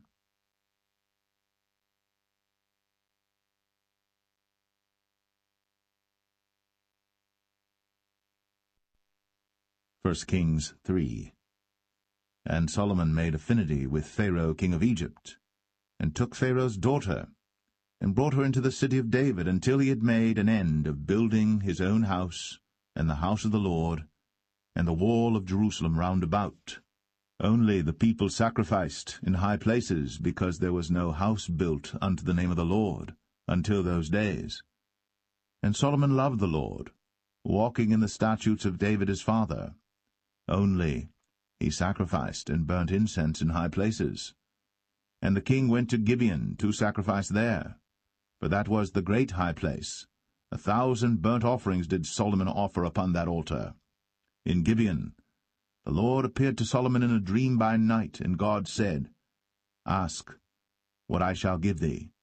And Solomon said, Thou hast shown unto thy servant David my father great mercy, according as he walked before thee in truth, and in righteousness, and in uprightness of heart with thee. And thou hast kept for him this great kindness, that thou hast given him a son, to sit on his throne, as it is this day. And now, O Lord my God, thou hast made thy servant king, instead of David my father, and I am but a little child. I know not how to go out or come in. And thy servant is in the midst of thy people, which thou hast chosen, a great people, that cannot be numbered nor counted for multitude. Give therefore thy servant an understanding heart to judge thy people, that I may discern between good and bad. For who is able to judge this, thy so great a people? And the speech pleased the Lord, that Solomon had asked this thing. And God said unto him, Because thou hast asked this thing, and hast not asked for thyself long life, neither hast asked riches for thyself, nor hast asked the life of thine enemies, but hast asked for thyself understanding, to discern judgment. Behold, I have done according to thy words. Lo, I have given thee a wise and an understanding heart, so that there was none like thee before thee, neither after thee shall any arise like unto thee. And I have also given thee that which thou hast not asked, both riches and honour, so that there shall not be any among the kings like unto thee all thy days. and if thou wilt walk in my ways, to keep my statutes and my commandments, as thy father David did walk, then I will lengthen thy days. And Solomon awoke, and behold, it was a dream. And he came to Jerusalem, and stood before the ark of the covenant of the Lord, and offered up burnt offerings, and offered peace offerings, and made a feast to all his servants. Then came there 2 women that were harlots unto the king, and stood before him. And the one woman said, O my lord, I and this woman dwell in one house, and I was delivered of a child with her in the house. And it came to pass, the 3rd day after that I was delivered, that this woman was delivered also, and we were together. There was no stranger with us in the house, save we 2 in the house. And this woman's child died in the night, because she overlaid it. And she arose at midnight, and took my son from beside me while thine handmaid slept, and laid it in her bosom, and laid her dead child in my bosom. And when I rose in the morning to give my child suck, behold, it was dead. But when I had considered it in the morning, behold, it was not my son which I did bear. And the other woman said, Nay, but the living is my son, and the dead is thy son. And this said, No, but the dead is thy son, and the living is my son. Thus they spake before the king. Then said the king, The one saith, This is my son that liveth, and thy son is the dead. And the other saith, Nay, but thy son is the dead, and my son is the living. And the king said, Bring me a sword. And they brought a sword before the king. And the king said, Divide the living child in 2, and give half to the one, and half to the other. Then spake the woman, whose the living child was, unto the king. For her bowels yearned upon her son, and she said, O my lord, give her the living child, and in no wise slay it. But the other said, Let it be neither mine nor thine, but divide it. Then the king answered and said, Give her the living child, and in no wise slay it. She is the mother thereof. And all Israel heard of the judgment which the king had judged. And they feared the king, for they saw that the wisdom of God was in him, to do judgment.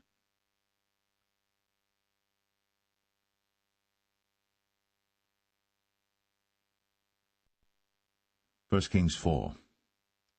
So King Solomon was king over all Israel. And these were the princes which he had: Azariah the son of Zadok the priest, Elihoreph and Ahiah the sons of Shishah, scribes, Jehoshaphat the son of Ahilud, the recorder, and Benaiah the son of Jehoiada was over the host, and Zadok and Abiathar were the priests. And Azariah the son of Nathan was over the officers, and Zabud the son of Nathan was principal officer, and the king's friend. And Ahishah was over the household, and Adoniram the son of Abda was over the tribute. And Solomon had 12 officers over all Israel, which provided victuals for the king and his household. Each man his month in a year made provision. And these are their names: the son of Hur, in Mount Ephraim, the son of Dekar, in Makaz, and in Shaalbim, and in Beth-Shemesh, and Elon Bethanan, the son of Hesed, in Arabath. To him pertained Socho, in all the land of Hepher, the son of Abinadab, in all the region of Dor, which had Taphath, the daughter of Solomon, to wife. Baanah, the son of Ahilud, to him pertained Tanakh and Megiddo, and all Bethshan, which is by Zartanah beneath Jezreel, from Bethshan to Abel-Meholah, even unto the place that is beyond Jokneam.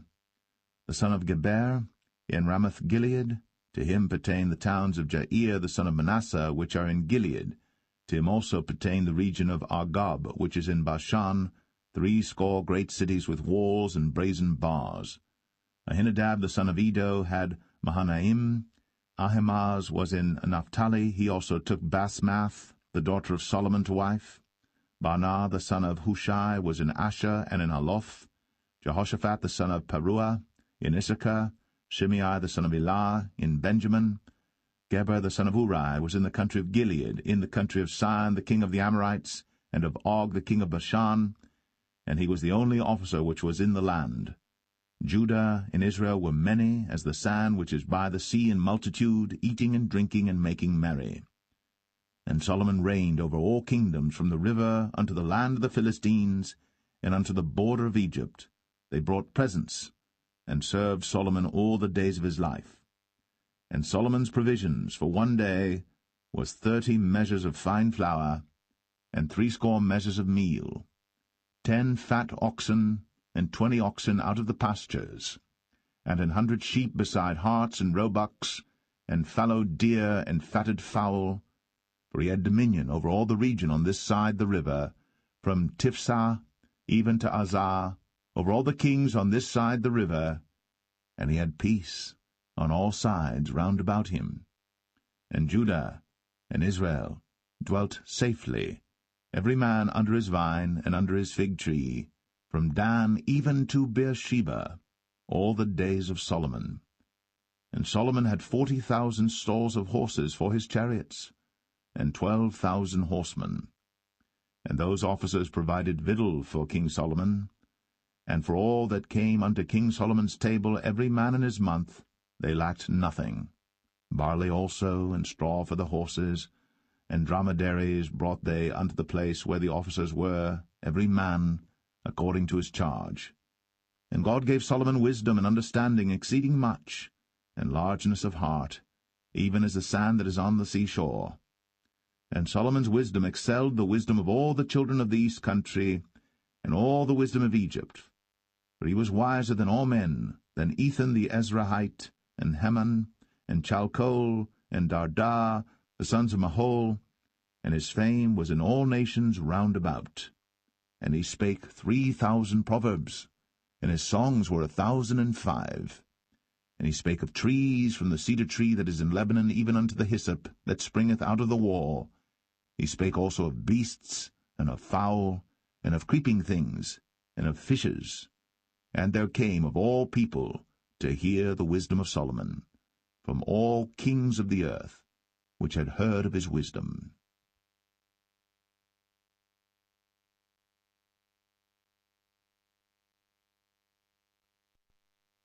1 Kings 5. And Hiram king of Tyre sent his servants unto Solomon, for he had heard that they had anointed him king in the room of his father, for Hiram was ever a lover of David. And Solomon sent to Hiram, saying, Thou knowest how that David my father could not build an house unto the name of the Lord his God for the wars which were about him on every side, until the Lord put them under the soles of his feet. But now the Lord my God hath given me rest on every side, so that there is neither adversary nor evil occurrent. And behold, I purpose to build an house unto the name of the Lord my God, as the Lord spake unto David my father, saying, Thy son, whom I will set upon thy throne in thy room, he shall build an house unto my name. Now therefore command thou that they hew me cedar trees out of Lebanon, and my servants shall be with thy servants, and unto thee will I give hire for thy servants according to all that thou shalt appoint. For thou knowest that there is not among us any that can skill to hew timber like unto the Sidonians. And it came to pass, when Hiram heard the words of Solomon, that he rejoiced greatly, and said, Blessed be the Lord this day, which hath given unto David a wise son over this great people. And Hiram sent to Solomon, saying, I have considered the things which thou sentest to me for, and I will do all thy desire concerning timber of cedar, and concerning timber of fir. My servants shall bring them down from Lebanon unto the sea, and I will convey them by sea in floats unto the place that thou shalt appoint me, and will cause them to be discharged there. And thou shalt receive them, and thou shalt accomplish my desire in giving food for my household. So Hiram gave Solomon cedar trees and fir trees, according to all his desire. And Solomon gave Hiram 20,000 measures of wheat for food to his household, and 20 measures of pure oil. Thus gave Solomon to Hiram year by year. And the Lord gave Solomon wisdom, as he promised him.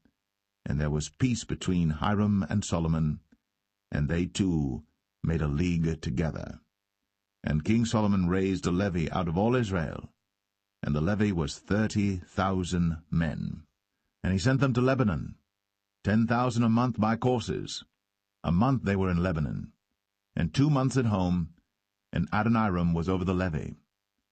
And Solomon had 70,000 that bare burdens, and 80,000 hewers in the mountains, beside the chief of Solomon's officers which were over the work, 3,300 which ruled over the people that wrought in the work. And the king commanded, and they brought great stones, costly stones, and hewed stones, to lay the foundation of the house. And Solomon's builders and Hiram's builders did hew them, and the stone squarers, so they prepared timber and stones to build the house.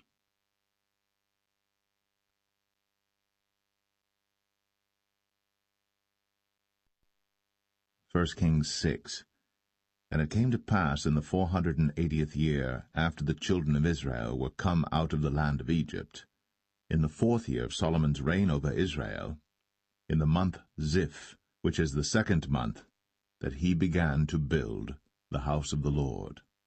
And the house which King Solomon built for the Lord, the length thereof was 80 cubits, and the breadth thereof 20 cubits, and the height thereof 30 cubits.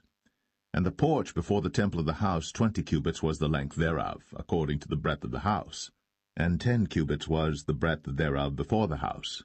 And for the house he made windows of narrow lights. And against the wall of the house he built chambers round about, against the walls of the house round about, both of the temple and of the oracle, and he made chambers round about. The nethermost chamber was 5 cubits broad, and the middle was 6 cubits broad, and the third was 7 cubits broad. For without, in the wall of the house, he made narrowed rests round about, that the beams should not be fastened in the walls of the house. And the house, when it was in building, was built of stone made ready before it was brought thither, so that there was neither hammer nor axe nor any tool of iron heard in the house, while it was in building. The door for the middle chamber was in the right side of the house, and they went up with winding stairs into the middle chamber, and out of the middle into the third. So he built the house, and finished it, and covered the house with beams and boards of cedar. And then he built chambers against all the house, 5 cubits high, and they rested on the house with timber of cedar. And the word of the Lord came to Solomon, saying, Concerning this house, which thou art in building, if thou wilt walk in my statutes, and execute my judgments, and keep all my commandments to walk in them, then will I perform my word with thee, which I spake unto David thy father, and I will dwell among the children of Israel, and will not forsake my people Israel. So Solomon built the house, and finished it. And he built the walls of the house within with boards of cedar, both the floor of the house and the walls of the ceiling, and he covered them on the inside with wood, and covered the floor of the house with planks of fir. And he built 20 cubits on the sides of the house, both the floor and the walls with boards of cedar, even built them for it within, even for the oracle, even for the most holy place. And the house, that is, the temple before it, was 40 cubits long, and the cedar of the house within was carved with knobs and open flowers. All was cedar. There was no stone seen. And the oracle he prepared in the house within, to set there the ark of the covenant of the Lord. And the oracle in the forepart was 20 cubits in length, and 20 cubits in breadth, and 20 cubits in the height thereof. And he overlaid it with pure gold, and so covered the altar which was of cedar. So Solomon overlaid the house within with pure gold, and he made a partition by the chains of gold before the oracle, and he overlaid it with gold. And the whole house he overlaid with gold until he had finished all the house. Also the whole altar that was by the oracle he overlaid with gold. And within the oracle he made 2 cherubims of olive tree, each 10 cubits high. And 5 cubits was the one wing of the cherub, and 5 cubits the other wing of the cherub. From the uttermost part of the one wing unto the uttermost part of the other were 10 cubits. And the other cherub was 10 cubits. Both the cherubims were of one measure and one size. The height of the one cherub was 10 cubits, and so was it of the other cherub. And he set the cherubims within the inner house, and they stretched forth the wings of the cherubims, so that the wing of the one touched the one wall, and the wing of the other cherub touched the other wall, and their wings touched one another in the midst of the house. And he overlaid the cherubims with gold, And he carved all the walls of the house round about with carved figures of cherubims, and palm trees, and open flowers, within and without. And the floor of the house he overlaid with gold, within and without. And for the entering of the oracle he made doors of olive tree. The lintel and side posts were a fifth part of the wall. The 2 doors also were of olive tree, and he carved upon them carvings of cherubims and palm trees and open flowers, and overlaid them with gold, and spread gold upon the cherubims and upon the palm trees. So also made he for the door of the temple posts of olive tree, a 4th part of the wall. And the 2 doors were of fir tree. The 2 leaves of the one door were folding, and the 2 leaves of the other door were folding. And he carved thereon cherubims and palm trees and open flowers, and covered them with gold, fitted upon the carved work. And he built the inner court with 3 rows of hewed stone, and a row of cedar beams. In the 4th year was the foundation of the house of the Lord laid, in the month Ziph. And in the 11th year, in the month Bul, which is the 8th month, was the house finished throughout all the parts thereof. And according to all the fashion of it, so was he 7 years in building it.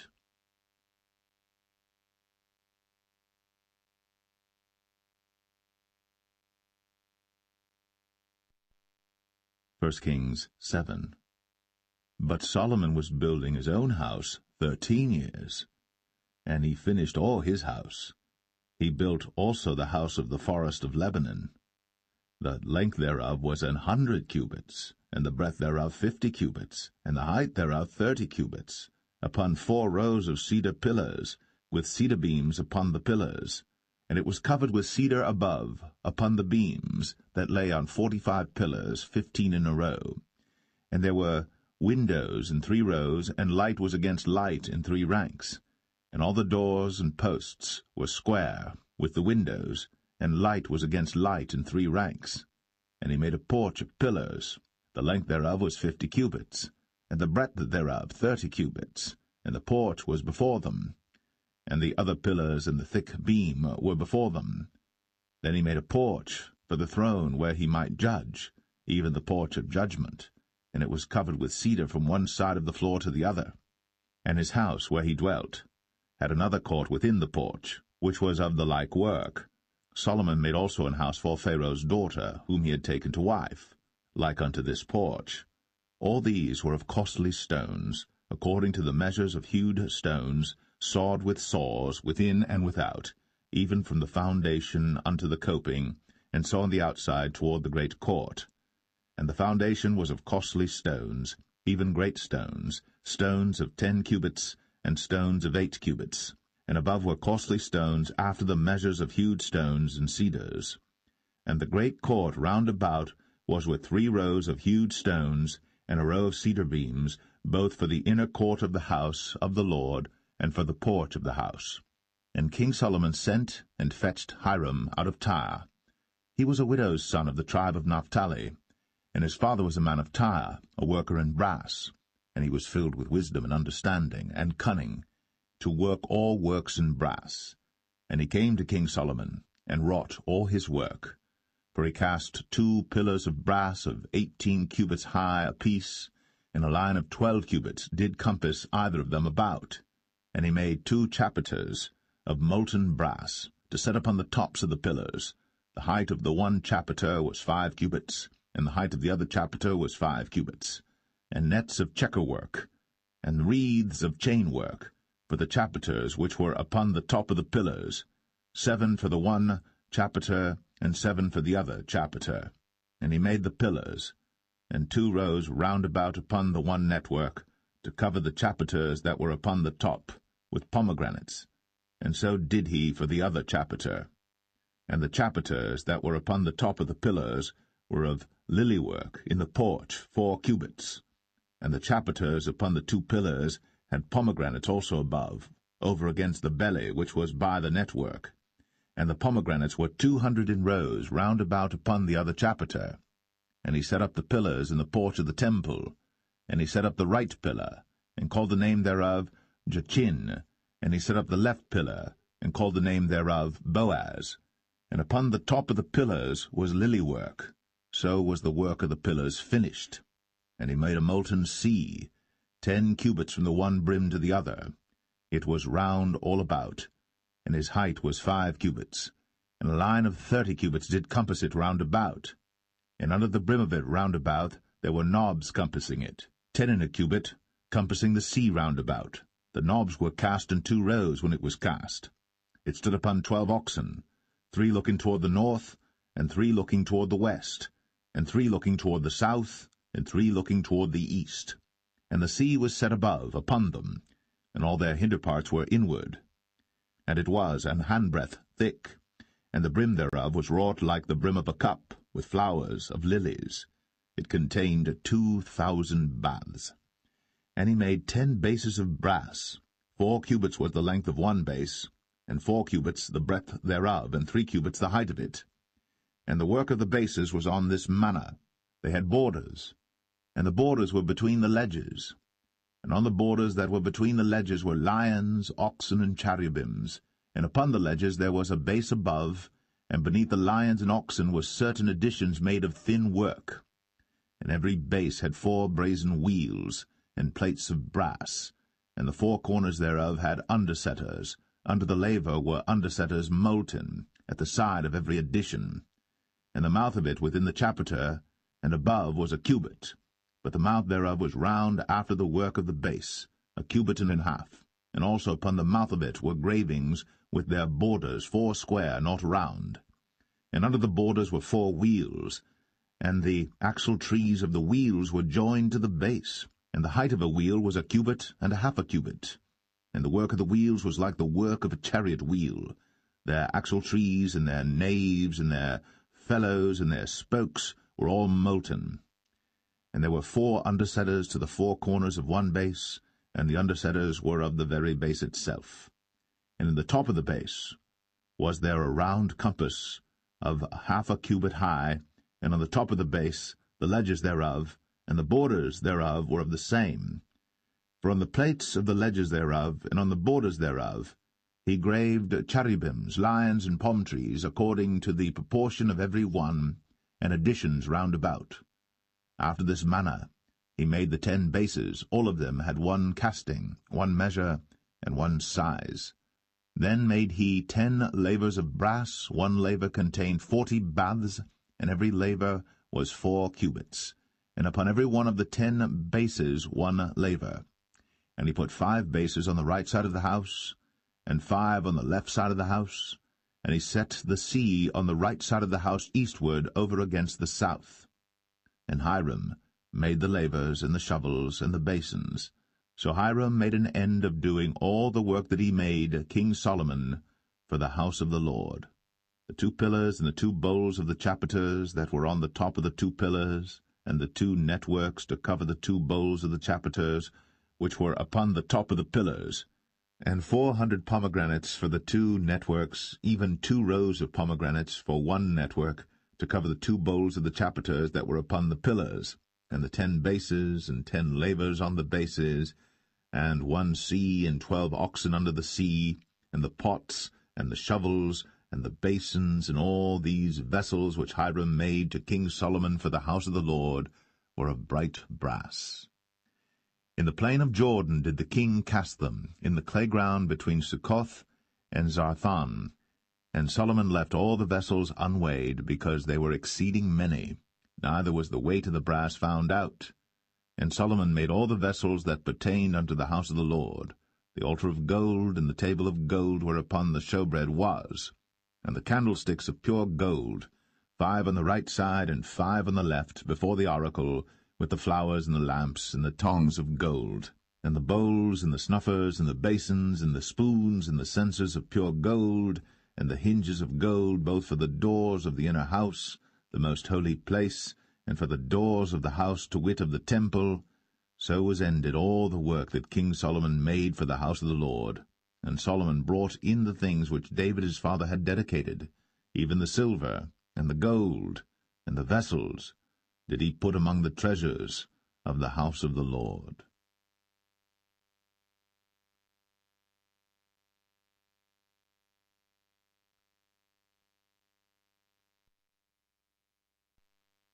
1 Kings 8. Then Solomon assembled the elders of Israel, and all the heads of the tribes, the chief of the fathers of the children of Israel, unto King Solomon in Jerusalem, that they might bring up the ark of the covenant of the Lord out of the city of David, which is Zion. And all the men of Israel assembled themselves unto King Solomon at the feast in the month Ethanim, which is the 7th month. And all the elders of Israel came, and the priests took up the ark, and they brought up the ark of the Lord, and the tabernacle of the congregation, and all the holy vessels that were in the tabernacle, even those did the priests and the Levites bring up. And King Solomon and all the congregation of Israel that were assembled unto him were with him before the ark, sacrificing sheep and oxen that could not be told nor numbered for multitude. And the priests brought in the ark of the covenant of the Lord unto his place, into the oracle of the house, to the most holy place, even under the wings of the cherubims. For the cherubims spread forth their 2 wings over the place of the ark, and the cherubims covered the ark and the staves thereof above. And they drew out the staves, that the ends of the staves were seen out in the holy place before the oracle, and they were not seen without. And there they are unto this day. There was nothing in the ark save the 2 tables of stone, which Moses put there at Horeb, when the Lord made a covenant with the children of Israel, when they came out of the land of Egypt. And it came to pass, when the priests were come out of the holy place, that the cloud filled the house of the Lord, so that the priests could not stand to minister because of the cloud, for the glory of the Lord had filled the house of the Lord. Then spake Solomon, The Lord said that he would dwell in the thick darkness. I have surely built thee an house to dwell in, a settled place for thee to abide in for ever. And the king turned his face about, and blessed all the congregation of Israel. And all the congregation of Israel stood, and he said, Blessed be the Lord God of Israel, which spake with his mouth unto David my father, and hath with his hand fulfilled it, saying, Since the day that I brought forth my people Israel out of Egypt, I chose no city out of all the tribes of Israel to build an house, that my name might be therein. But I chose David to be over my people Israel. And it was in the heart of David my father to build an house for the name of the Lord God of Israel. And the Lord said unto David my father, Whereas it was in thine heart to build an house unto my name, thou didst well that it was in thine heart. Nevertheless thou shalt not build the house, but thy son that shall come forth out of thy loins, he shall build the house unto my name. And the Lord hath performed his word that he spake, and I am risen up in the room of David my father, and sit on the throne of Israel, as the Lord promised, and have built an house for the name of the Lord God of Israel. And I have set there a place for the ark, wherein is the covenant of the Lord, which he made with our fathers when he brought them out of the land of Egypt. And Solomon stood before the altar of the Lord in the presence of all the congregation of Israel, and spread forth his hands toward heaven, and he said, Lord God of Israel, there is no God like thee, in heaven above, or on earth beneath, who keepest covenant and mercy with thy servants that walk before thee with all their heart, who hast kept with thy servant David my father, that thou promised him, thou spakest also with thy mouth, and hast fulfilled it with thine hand, as it is this day. Therefore now, Lord God of Israel, keep with thy servant David my father, that thou promised him, saying, There shall not fail thee a man in my sight to sit on the throne of Israel, so that thy children take heed to their way, that they walk before me as thou hast walked before me. And now, O God of Israel, let thy word, I pray thee, be verified, which thou spakest unto thy servant David my father. But will God indeed dwell on the earth? Behold, the heaven, and heaven of heavens cannot contain thee. How much less this house that I have builded? Yet have thou respect unto the prayer of thy servant, and to his supplication, O Lord my God, to hearken unto the cry and to the prayer which thy servant prayeth before thee today, that thine eyes may be open toward this house night and day, even toward the place of which thou hast said, my name shall be there, that thou mayest hearken unto the prayer which thy servant shall make toward this place. And hearken thou to the supplication of thy servant, and of thy people Israel, when they shall pray toward this place. And hear thou in heaven thy dwelling place, and when thou hearest, forgive. If any man trespass against his neighbor, and an oath be laid upon him to cause him to swear, and the oath come before thine altar in this house, then hear thou in heaven, and do and judge thy servants, condemning the wicked, to bring his way upon his head, and justifying the righteous, to give him according to his righteousness. When thy people Israel be smitten down before the enemy, because they have sinned against thee, and shall turn again to thee, and confess thy name, and pray, and make supplication unto thee in this house, then hear thou in heaven, and forgive the sin of thy people Israel, and bring them again unto the land which thou gavest unto their fathers. When heaven is shut up, and there is no rain because they have sinned against thee, if they pray toward this place, and confess thy name, and turn from their sin, when thou afflictest them, then hear thou in heaven, and forgive the sin of thy servants, and of thy people Israel, that thou teach them the good way wherein they should walk, and give rain upon thy land, which thou hast given to thy people for an inheritance. If there be in the land famine, if there be pestilence, blasting, mildew, locust, or if there be caterpillar, if their enemy besiege them in the land of their cities, whatsoever plague, whatsoever sickness there be, what prayer and supplication soever be made by any man, or by all thy people Israel, which shall know every man the plague of his own heart, and spread forth his hands toward this house, then hear thou in heaven thy dwelling place, and forgive, and do, and give to every man according to his ways, whose heart thou knowest, for thou, even thou only, knowest the hearts of all the children of men, that they may fear thee all the days that they live in the land which thou gavest unto our fathers. Moreover, concerning a stranger that is not of thy people Israel, but cometh out of a far country for thy name's sake, for they shall hear of thy great name, and of thy strong hand, and of thy stretched out arm, when he shall come and pray toward this house, hear thou in heaven thy dwelling place, and do according to all that the stranger calleth to thee for, that all people of the earth may know thy name, to fear thee, as do thy people Israel, and that they may know that this house which I have builded is called by thy name. If thy people go out to battle against their enemy, whithersoever thou shalt send them, and shall pray unto the Lord toward the city which thou hast chosen, and toward the house that I have built for thy name, then hear thou in heaven their prayer, and their supplication, and maintain their cause. If they sin against thee, for there is no man that sinneth not, and thou be angry with them, and deliver them to the enemy, so that they carry them away captives unto the land of the enemy, far or near.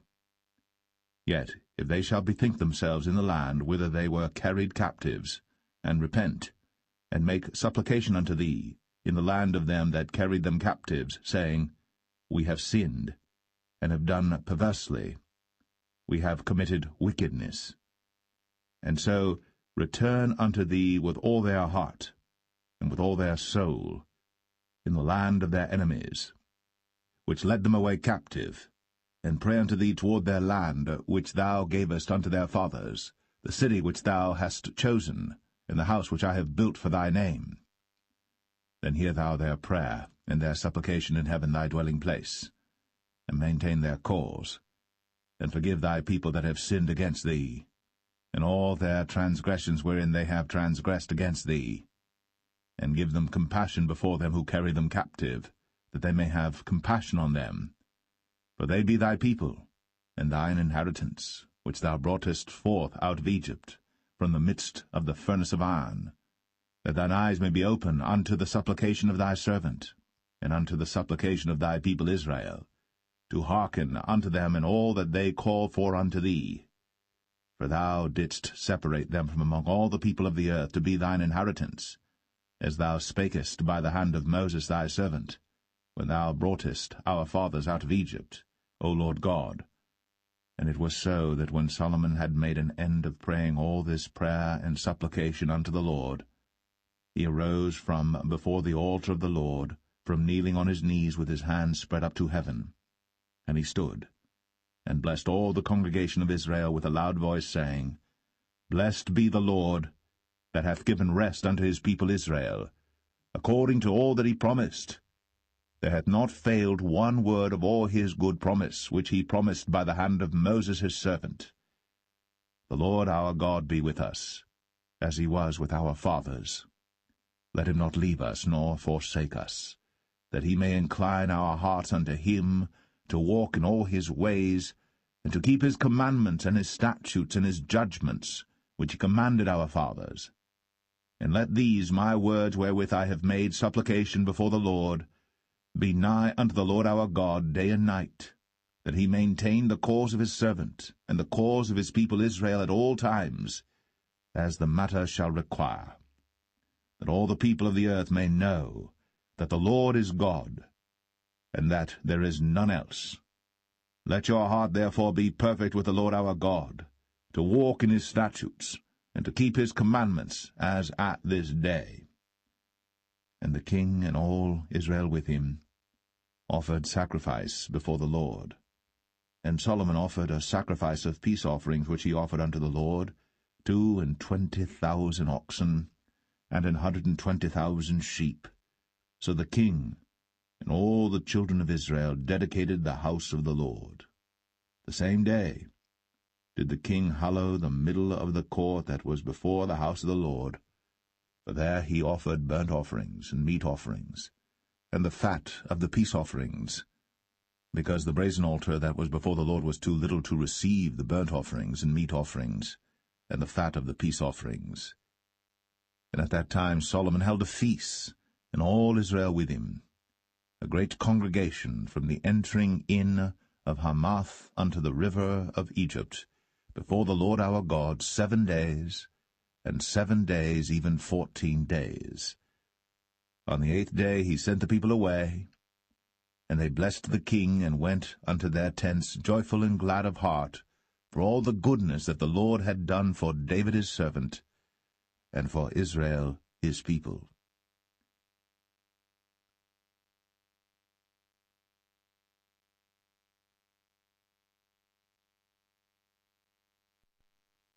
First Kings 9. And it came to pass, when Solomon had finished the building of the house of the Lord, and the king's house, and all Solomon's desire which he was pleased to do, that the Lord appeared to Solomon the second time, as he had appeared unto him at Gibeon. And the Lord said unto him, I have heard thy prayer and thy supplication that thou hast made before me. I have hallowed this house which thou hast built, to put my name there for ever, and mine eyes and mine heart shall be there perpetually. And if thou wilt walk before me, as David thy father walked, in integrity of heart, and in uprightness, to do according to all that I have commanded thee, and wilt keep my statutes and my judgments, then I will establish the throne of thy kingdom upon Israel forever, as I promised to David thy father, saying, There shall not fail thee a man upon the throne of Israel. But if ye shall at all turn from following me, ye or your children, and will not keep my commandments and my statutes which I have set before you, but go and serve other gods, and worship them, then will I cut off Israel out of the land which I have given them, and this house which I have hallowed for my name will I cast out of my sight, and Israel shall be a proverb and a byword among all people. And at this house which is high, every one that passeth by it shall be astonished, and shall hiss, and they shall say, Why hath the Lord done thus unto this land, and to this house? And they shall answer, Because they forsook the Lord their God, who brought forth their fathers out of the land of Egypt, and had taken hold upon other gods, and have worshipped them, and served them. Therefore hath the Lord brought upon them all this evil. And it came to pass at the end of 20 years, when Solomon had built the 2 houses, the house of the Lord, and the king's house. Now Hiram the king of Tyre had furnished Solomon with cedar trees and fir trees, and with gold according to all his desire. that then King Solomon gave Hiram 20 cities in the land of Galilee. And Hiram came out from Tyre to see the cities which Solomon had given him, and they pleased him not. And he said, What cities are these which thou hast given me, my brother? And he called them the land of Cabul unto this day. And Hiram sent to the king 60 talents of gold. And this is the reason of the levy which King Solomon raised, for to build the house of the Lord and his own house, and Millo, and the wall of Jerusalem, and Hazor, and Megiddo, and Gezer. For Pharaoh king of Egypt had gone up and taken Gezer, and burnt it with fire, and slain the Canaanites that dwelt in the city, and given it for a present unto his daughter Solomon's wife. And Solomon built Gezer, and Beth-horon the nether, and Baalath, and Tadmor in the wilderness in the land, and all the cities of store that Solomon had, and cities for his chariots, and cities for his horsemen, and that which Solomon desired to build in Jerusalem, and in Lebanon, and in all the land of his dominion. And all the people that were left of the Amorites, Hittites, Perizzites, Hivites, and Jebusites, which were not of the children of Israel, their children that were left after them in the land, whom the children of Israel also were not able utterly to destroy, upon those did Solomon levy a tribute of bondservice unto this day. But of the children of Israel did Solomon make no bondmen, but they were men of war, and his servants, and his princes, and his captains, and rulers of his chariots, and his horsemen. These were the chief of the officers that were over Solomon's work, 550, which bare rule over the people that wrought in the work. But Pharaoh's daughter came up out of the city of David unto her house, which Solomon had built for her. Then did he build Millo. And 3 times in a year did Solomon offer burnt offerings and peace offerings upon the altar which he built unto the Lord. And he burnt incense upon the altar that was before the Lord. So he finished the house. And King Solomon made a navy of ships in Ezion-Geber, which is beside Eloth, on the shore of the Red Sea, in the land of Edom. And Hiram sent in the navy his servants, shipmen that had knowledge of the sea, with the servants of Solomon. And they came to Ophir, and fetched from thence gold 420 talents, and brought it to King Solomon.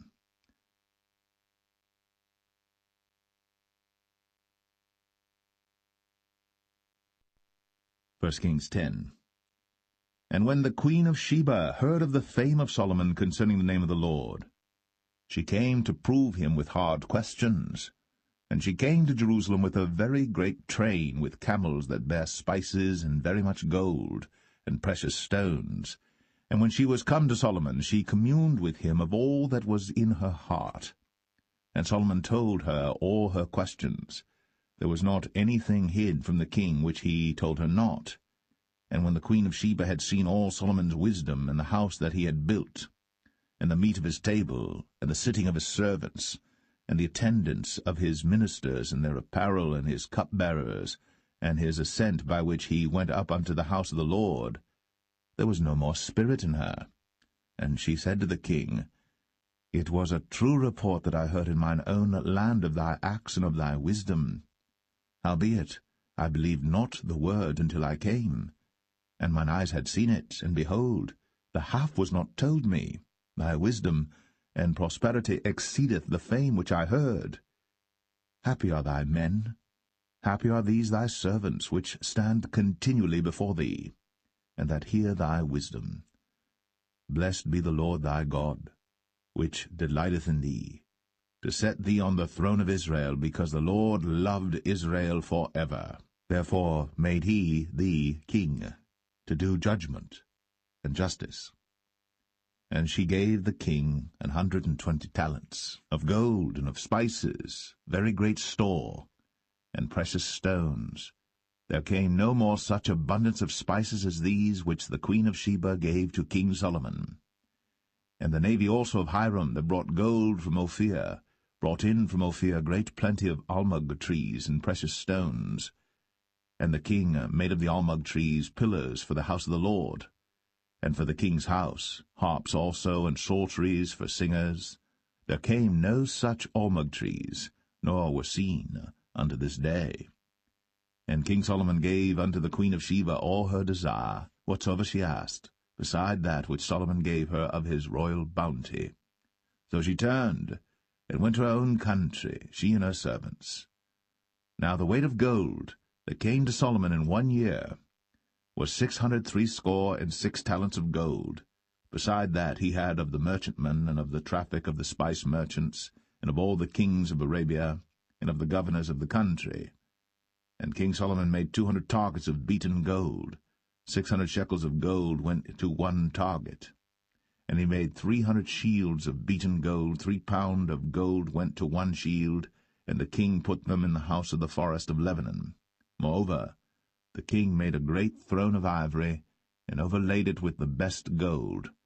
The throne had 6 steps, and the top of the throne was round behind, and there were stays on either side on the place of the seat, and 2 lions stood beside the stays, and 12 lions stood there on the one side, and on the other upon the 6 steps.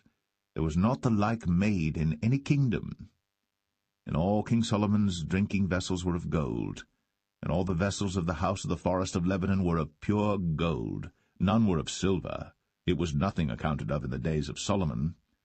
For the king had at sea a navy of Tarshish, with the navy of Hiram. Once in 3 years came the navy of Tarshish, bringing gold and silver, ivory, and apes and peacocks. So King Solomon exceeded all the kings of the earth for riches and for wisdom. And all the earth sought to Solomon, to hear his wisdom, which God had put in his heart. And they brought every man his present, vessels of silver, and vessels of gold, and garments, and armor, and spices, horses, and mules, a rate year by year. And Solomon gathered together chariots and horsemen, and he had 1,400 chariots, and 12,000 horsemen, whom he bestowed in the cities for chariots, and with the king at Jerusalem. And the king made silver to be in Jerusalem as stones, and cedars made he to be as the sycamore trees that are in the vale for abundance. And Solomon had horses brought out of Egypt, and linen yarn. The king's merchants received the linen yarn at a price. And a chariot came up and went out of Egypt for 600 shekels of silver, and an horse for 150. And so for all the kings of the Hittites, and for the kings of Syria, did they bring them out by their means.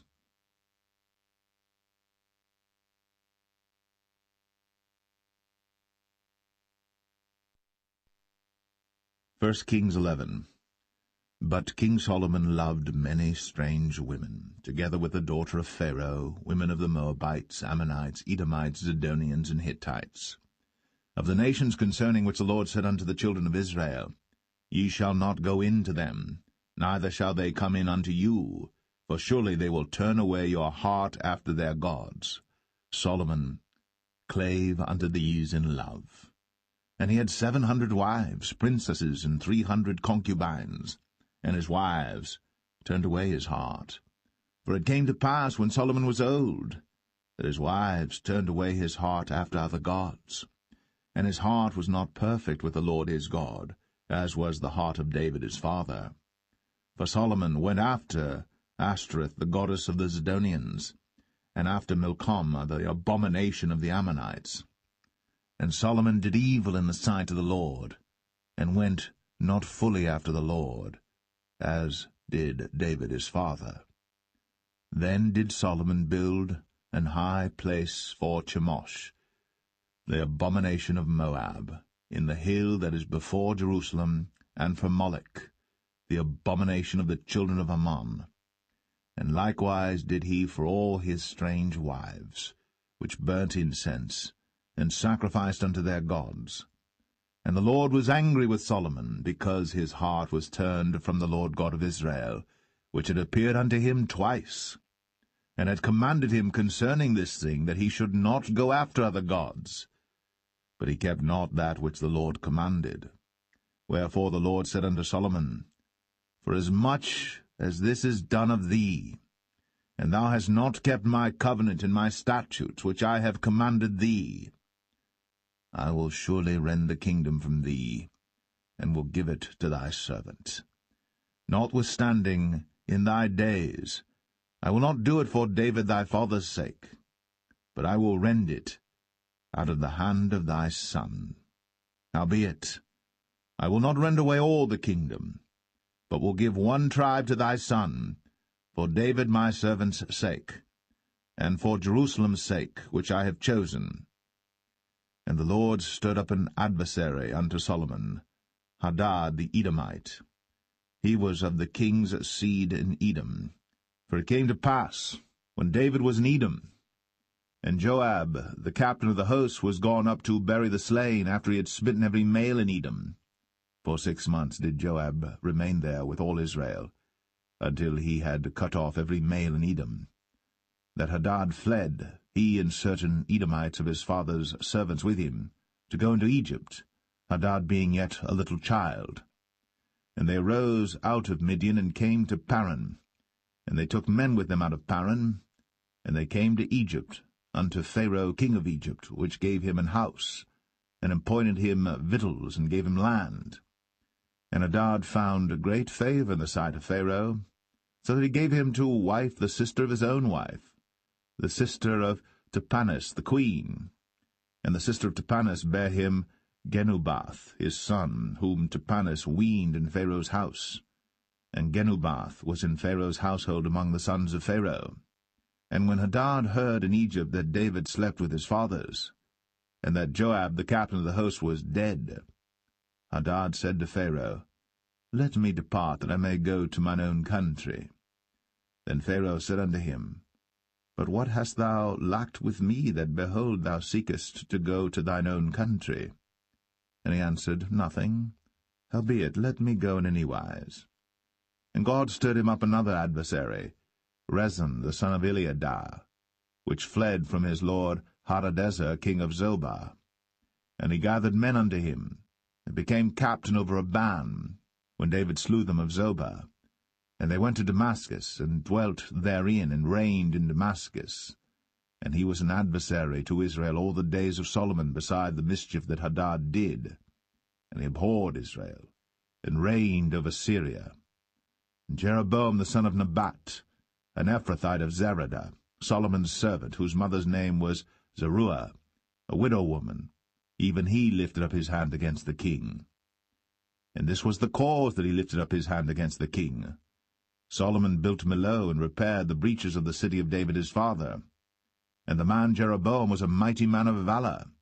And Solomon, seeing the young man that he was industrious, he made him ruler over all the charge of the house of Joseph.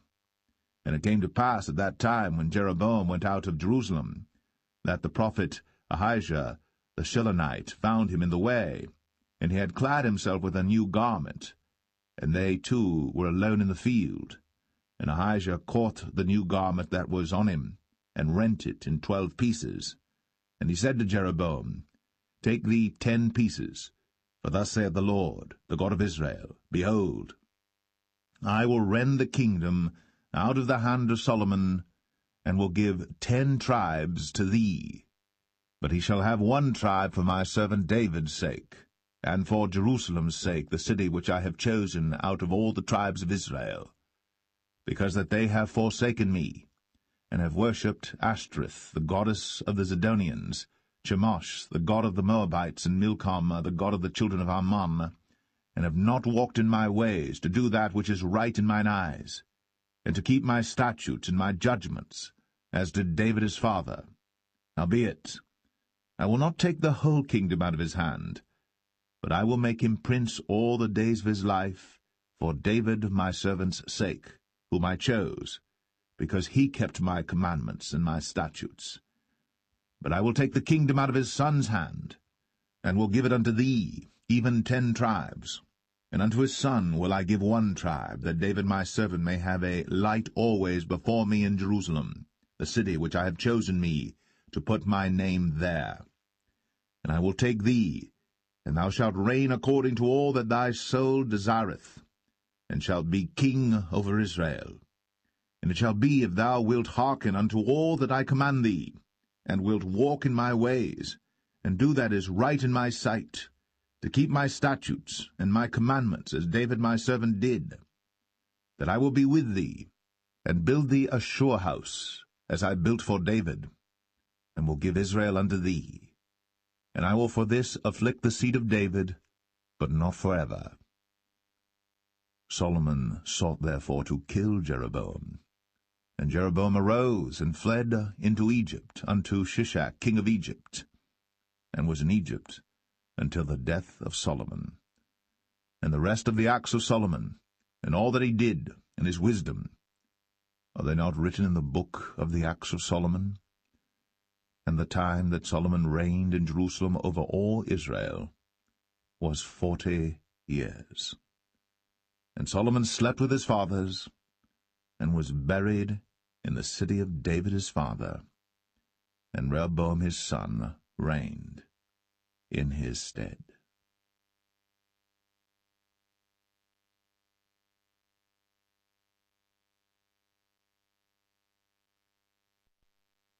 First Kings 12. And Rehoboam went to Shechem, for all Israel were come to Shechem to make him king.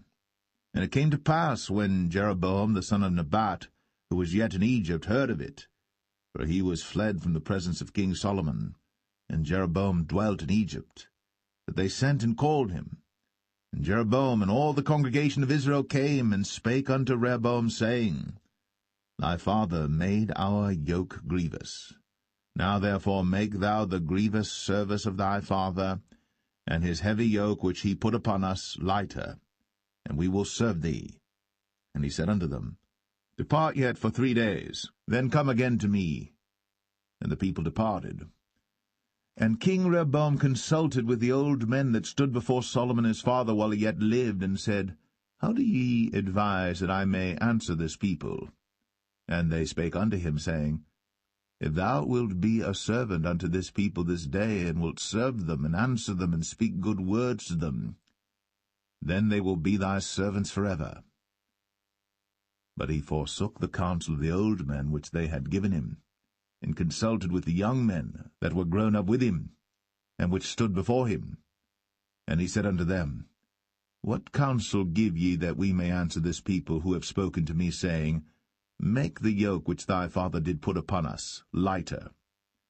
And the young men that were grown up with him spake unto him, saying, Thus shalt thou speak unto this people that spake unto thee, saying, Thy father made our yoke heavy, but make thou it lighter unto us. Thus shalt thou say unto them, My little finger shall be thicker than my father's loins.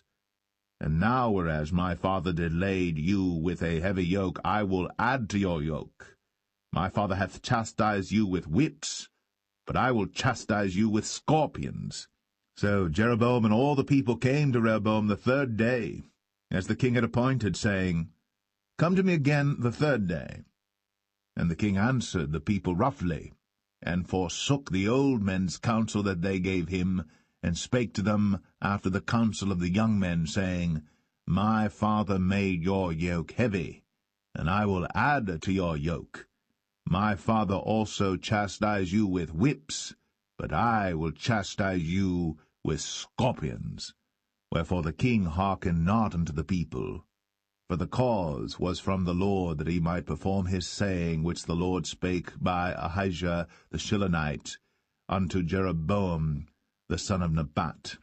So when all Israel saw that the king hearkened not unto them, the people answered the king, saying, What portion have we in David? Neither have we inheritance in the son of Jesse. To your tents, O Israel. Now see to thine own house, David. So Israel departed unto their tents. But as for the children of Israel which dwelt in the cities of Judah, Rehoboam reigned over them. Then King Rehoboam sent Adoram, who was over the tribute, and all Israel stoned him with stones that he died. Therefore King Rehoboam made speed to get him up to his chariot, to flee to Jerusalem. So Israel rebelled against the house of David unto this day. And it came to pass, when all Israel heard that Jeroboam was come again, that they sent and called him unto the congregation, and made him king over all Israel. There was none that followed the house of David, but the tribe of Judah only. And when Rehoboam was come to Jerusalem, he assembled all the house of Judah with the tribe of Benjamin, 180,000 chosen men which were warriors, to fight against the house of Israel, to bring the kingdom again to Rehoboam the son of Solomon. But the word of God came unto Shemaiah the man of God, saying, Speak unto Rehoboam the son of Solomon, king of Judah, and unto all the house of Judah and Benjamin, and to the remnant of the people, saying, Thus saith the Lord, Ye shall not go up, nor fight against your brethren the children of Israel. Return every man to his house, for this thing is from me. They hearkened therefore to the word of the Lord, and returned to depart according to the word of the Lord. Then Jeroboam built Shechem in Mount Ephraim, and dwelt therein, and went out from thence, and built Penuel. And Jeroboam said in his heart, Now shall the kingdom return to the house of David. If this people go up to do sacrifice in the house of the Lord at Jerusalem, then shall the heart of this people turn again unto their Lord, even unto Rehoboam king of Judah, and they shall kill me, and go again to Rehoboam king of Judah. Whereupon the king took counsel, and made 2 calves of gold, and said unto them, It is too much for you to go up to Jerusalem. Behold thy gods, O Israel, which brought thee up out of the land of Egypt. And he set the one in Bethel, and the other put he in Dan. And this thing became a sin, for the people went to worship before the one, even unto Dan. And he made an house of high places, and made priests of the lowest of the people, which were not of the sons of Levi. And Jeroboam ordained a feast in the 8th month, on the 15th day of the month, like unto the feast that is in Judah. And he offered upon the altar. So did he in Bethel, sacrificing unto the calves that he had made. And he placed in Bethel the priests of the high places which he had made. So he offered upon the altar which he had made in Bethel the 15th day of the 8th month, even in the month which he had devised of his own heart, and ordained a feast unto the children of Israel. And he offered upon the altar, and burnt incense.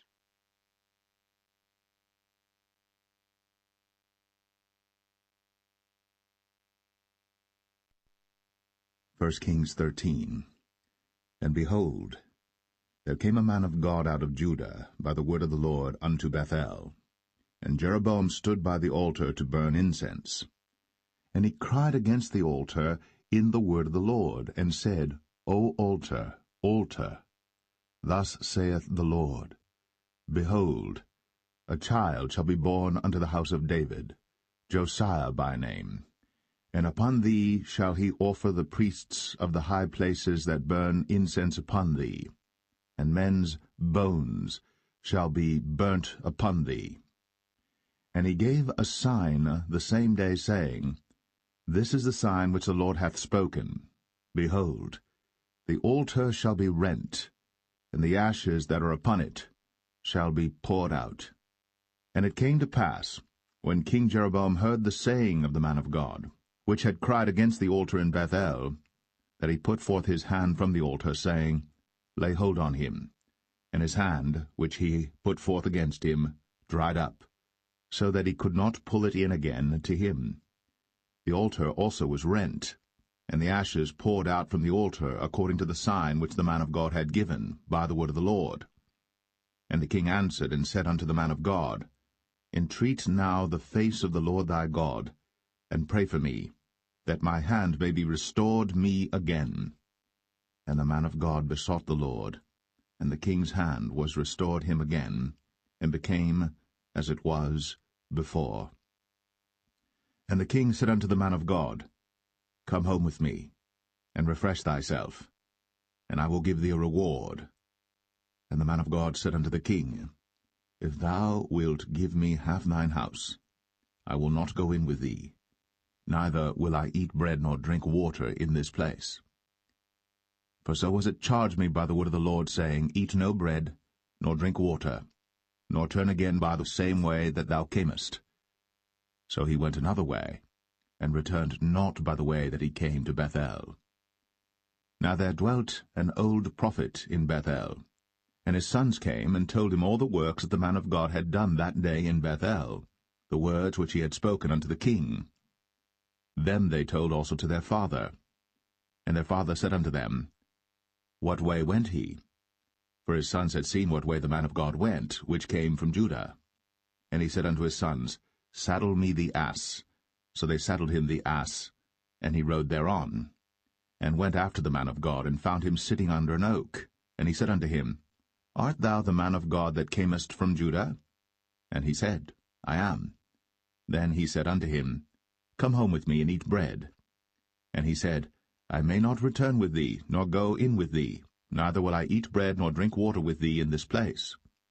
For it was said to me by the word of the Lord, Thou shalt eat no bread, nor drink water there, nor turn again to go by the way that thou camest. He said unto him, I am a prophet, also as thou art. And an angel spake unto me by the word of the Lord, saying, Bring him back with thee into thine house, that he may eat bread and drink water. But he lied unto him. So he went back with him, and did eat bread in his house, and drank water. And it came to pass, as they sat at the table, that the word of the Lord came unto the prophet that brought him back. And he cried unto the man of God that came from Judah, saying, Thus saith the Lord, For as much as thou hast disobeyed the mouth of the Lord, and hast not kept the commandment which the Lord thy God commanded thee, but camest back, and hast eaten bread, and drunk water in the place, of the which the Lord did say to thee, Eat no bread, and drink no water, thy carcass shall not come unto the sepulchre of thy fathers. And it came to pass, after he had eaten bread, and after he had drunk, that he saddled for him the ass, to wit, for the prophet whom he had brought back. And when he was gone, a lion met him by the way, and slew him. And his carcass was cast in the way, and the ass stood by it. The lion also stood by the carcass. And behold, men passed by, and saw the carcass cast in the way, and the lion standing by the carcass. And they came and told it in the city where the old prophet dwelt. And when the prophet that brought him back from the way heard thereof, he said, It is the man of God who was disobedient unto the word of the Lord. Therefore the Lord hath delivered him unto the lion, which hath torn him and slain him according to the word of the Lord, which he spake unto him. And he spake to his son, saying, Saddle me the ass. And they saddled him. And he went and found his carcass cast in the way, and the ass and the lion standing by the carcass. The lion had not eaten the carcass, nor torn the ass. And the prophet took up the carcass of the man of God, and laid it upon the ass, and brought it back. And the old prophet came to the city to mourn and to bury him. And he laid his carcass in his own grave. And they mourned over him, saying, Alas, my brother! And it came to pass, after he had buried him, that he spake to his son, saying, When I am dead, then bury me in the sepulchre wherein the man of God is buried. Lay my bones beside his bones. For the saying which he cried by the word of the Lord against the altar in Bethel, and against all the houses of the high places which are in the cities of Samaria, shall surely come to pass. After this thing Jeroboam returned not from his evil way, but made again of the lowest of the people priests of the high places. Whosoever would, he consecrated him, and he became one of the priests of the high places. And this thing became sin unto the house of Jeroboam, even to cut it off, and to destroy it from off the face of the earth.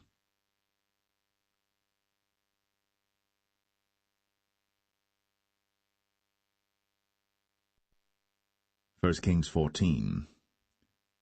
At that time Abijah, the son of Jeroboam, fell sick. And Jeroboam said to his wife, Arise, I pray thee, and disguise thyself, that thou be not known to be the wife of Jeroboam, and get thee to Shiloh. Behold, there is Ahijah the prophet, which told me that I should be king over this people. And take with thee 10 loaves and cracknels, and a cruse of honey, and go to him. He shall tell thee what shall become of the child. And Jeroboam's wife did so, and arose, and went to Shiloh, and came to the house of Ahijah. But Ahijah could not see, for his eyes were set by reason of his age. And the Lord said unto Ahijah, Behold, the wife of Jeroboam cometh to ask a thing of thee for her son, for he is sick. Thus and thus shalt thou say unto her, for it shall be, when she cometh in, that she shall feign herself to be another woman. And it was so, when Ahijah heard the sound of her feet, as she came in at the door, that he said, Come in, thou wife of Jeroboam. Why feignest thou thyself to be another? For I am sent to thee with heavy tidings. Go, tell Jeroboam, Thus saith the Lord God of Israel, Forasmuch as I exalted thee from among the people, and made thee prince over my people Israel, and rent the kingdom away from the house of David, and gave it thee, and yet thou hast not been as my servant David, who kept my commandments, and who followed me with all his heart, to do that only which was right in mine eyes, but hast done evil above all that were before thee. For thou hast gone and made thee other gods, and molten images, to provoke me to anger, and hast cast me behind thy back. Therefore, behold, I will bring evil upon the house of Jeroboam, and will cut off from Jeroboam him that pisseth against the wall, and him that is shut up and left in Israel, and will take away the remnant of the house of Jeroboam as a man taketh away dung, till it be all gone. Him that dieth of Jeroboam in the city shall the dogs eat, and him that dieth in the field shall the fowls of the air eat. For the Lord hath spoken it. Arise thou therefore, get thee to thine own house, and when thy feet enter into the city, the child shall die. And all Israel shall mourn for him, and bury him. For he only of Jeroboam shall come to the grave, because in him there is found some good thing toward the Lord God of Israel in the house of Jeroboam. Moreover, the Lord shall raise him up a king over Israel, who shall cut off the house of Jeroboam that day. But what? Even now. For the Lord shall smite Israel, as a reed is shaken in the water, and he shall root up Israel out of this good land, which he gave to their fathers, and shall scatter them beyond the river, because they have made their groves, provoking the Lord to anger. And he shall give Israel up, because of the sins of Jeroboam, who did sin, and who made Israel to sin. And Jeroboam's wife arose and departed, and came to Tirzah. And when she came to the threshold of the door, the child died, and they buried him. And all Israel mourned for him according to the word of the Lord, which he spake by the hand of his servant Ahijah the prophet. And the rest of the acts of Jeroboam, how he warred and how he reigned, behold, they are written in the book of the Chronicles of the kings of Israel. And the days which Jeroboam reigned were 22 years, and he slept with his fathers, and Nadab his son reigned in his stead. And Rehoboam the son of Solomon reigned in Judah. Rehoboam was 41 years old when he began to reign, and he reigned 17 years in Jerusalem, the city which the Lord did choose out of all the tribes of Israel, to put his name there. And his mother's name was Naamah, an Ammonitess.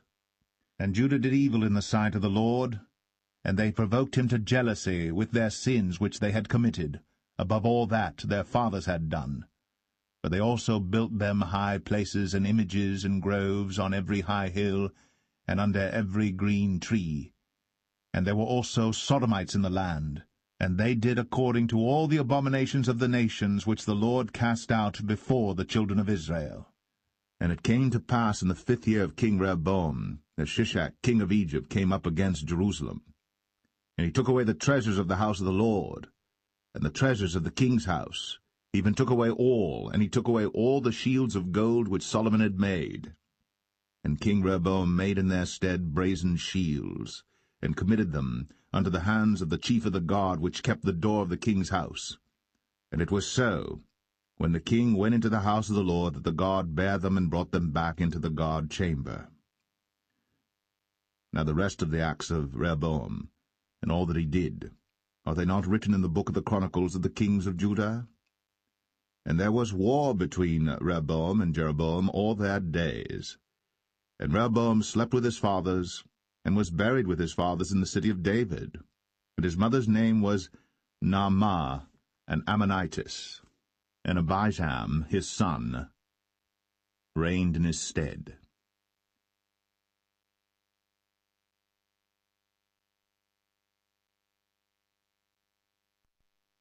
1 Kings 15.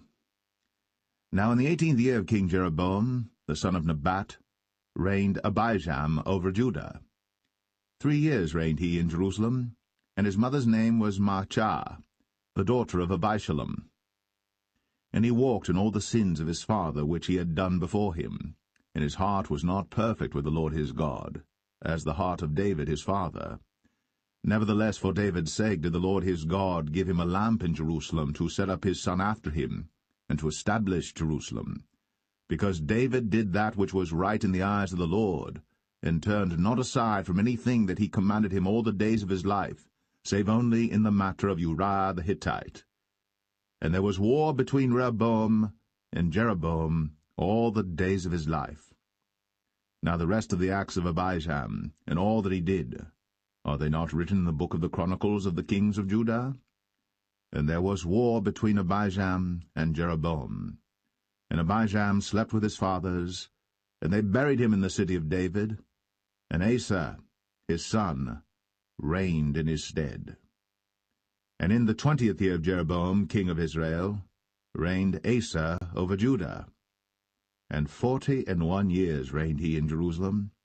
And his mother's name was Maachah, the daughter of Abishalom. And Asa did that which was right in the eyes of the Lord, as did David his father. And he took away the Sodomites out of the land, and removed all the idols that his fathers had made. And also Maachah his mother, even her he removed from being queen, because she had made an idol in the grove. And Asa destroyed her idol, and burned it by the brook Kidron. But the high places were not removed. Nevertheless Asa's heart was perfect with the Lord all his days. And he brought in the things which his father had dedicated, and the things which himself had dedicated, into the house of the Lord, silver and gold and vessels. And there was war between Asa and Baasha, king of Israel, all their days. And Baasha, king of Israel, went up against Judah, and built Ramah, that he might not suffer any to go out or come in to Asa, king of Judah. Then Asa took all the silver and the gold that were left in the treasures of the house of the Lord, and the treasures of the king's house, and delivered them into the hand of his servants. And King Asa sent them to Ben-Hadad, the son of Tabrimon, the son of Hezion, king of Syria, that dwelt at Damascus, saying, There is a league between me and thee, and between my father and thy father. Behold, I have sent unto thee a present of silver and gold. Come, and break thy league with Baasha king of Israel, that he may depart from me. So Ben-Hadad hearkened unto King Asa, and sent the captains of the hosts which he had against the cities of Israel, and smote Ijon and Dan and Abel-Beth-Maachah and all Cinneroth, with all the land of Naphtali. And it came to pass, when Baasha heard thereof, that he left off building of Ramah, and dwelt in Tirzah. Then King Asa made a proclamation throughout all Judah, none was exempted. And they took away the stones of Ramah, and the timber thereof, wherewith Baasha had builded. And King Asa built with them Geba of Benjamin, and Mizpah. The rest of all the acts of Asa, and all his might, and all that he did, and the cities which he built, are they not written in the book of the Chronicles of the kings of Judah? Nevertheless, in the time of his old age, he was diseased in his feet. And Asa slept with his fathers, and was buried with his fathers in the city of David his father, and Jehoshaphat his son reigned in his stead. And Nadab the son of Jeroboam began to reign over Israel in the 2nd year of Asa king of Judah, and reigned over Israel 2 years. And he did evil in the sight of the Lord, and walked in the way of his father, and in his sin wherewith he made Israel to sin. And Baasha the son of Ahijah of the house of Issachar conspired against him. And Baasha smote him at Gibbethon, which belonged to the Philistines, for Nadab and all Israel laid siege to Gibbethon. Even in the 3rd year of Asa king of Judah did Baasha slay him, and reigned in his stead. And it came to pass when he reigned, that he smote all the house of Jeroboam.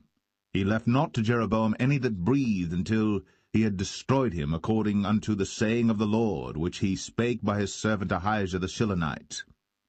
Because of the sins of Jeroboam which he sinned, and which he made Israel sin, by his provocation wherewith he provoked the Lord God of Israel to anger. Now the rest of the acts of Nadab, and all that he did, are they not written in the book of the Chronicles of the kings of Israel? And there was war between Asa and Baasha, king of Israel, all their days.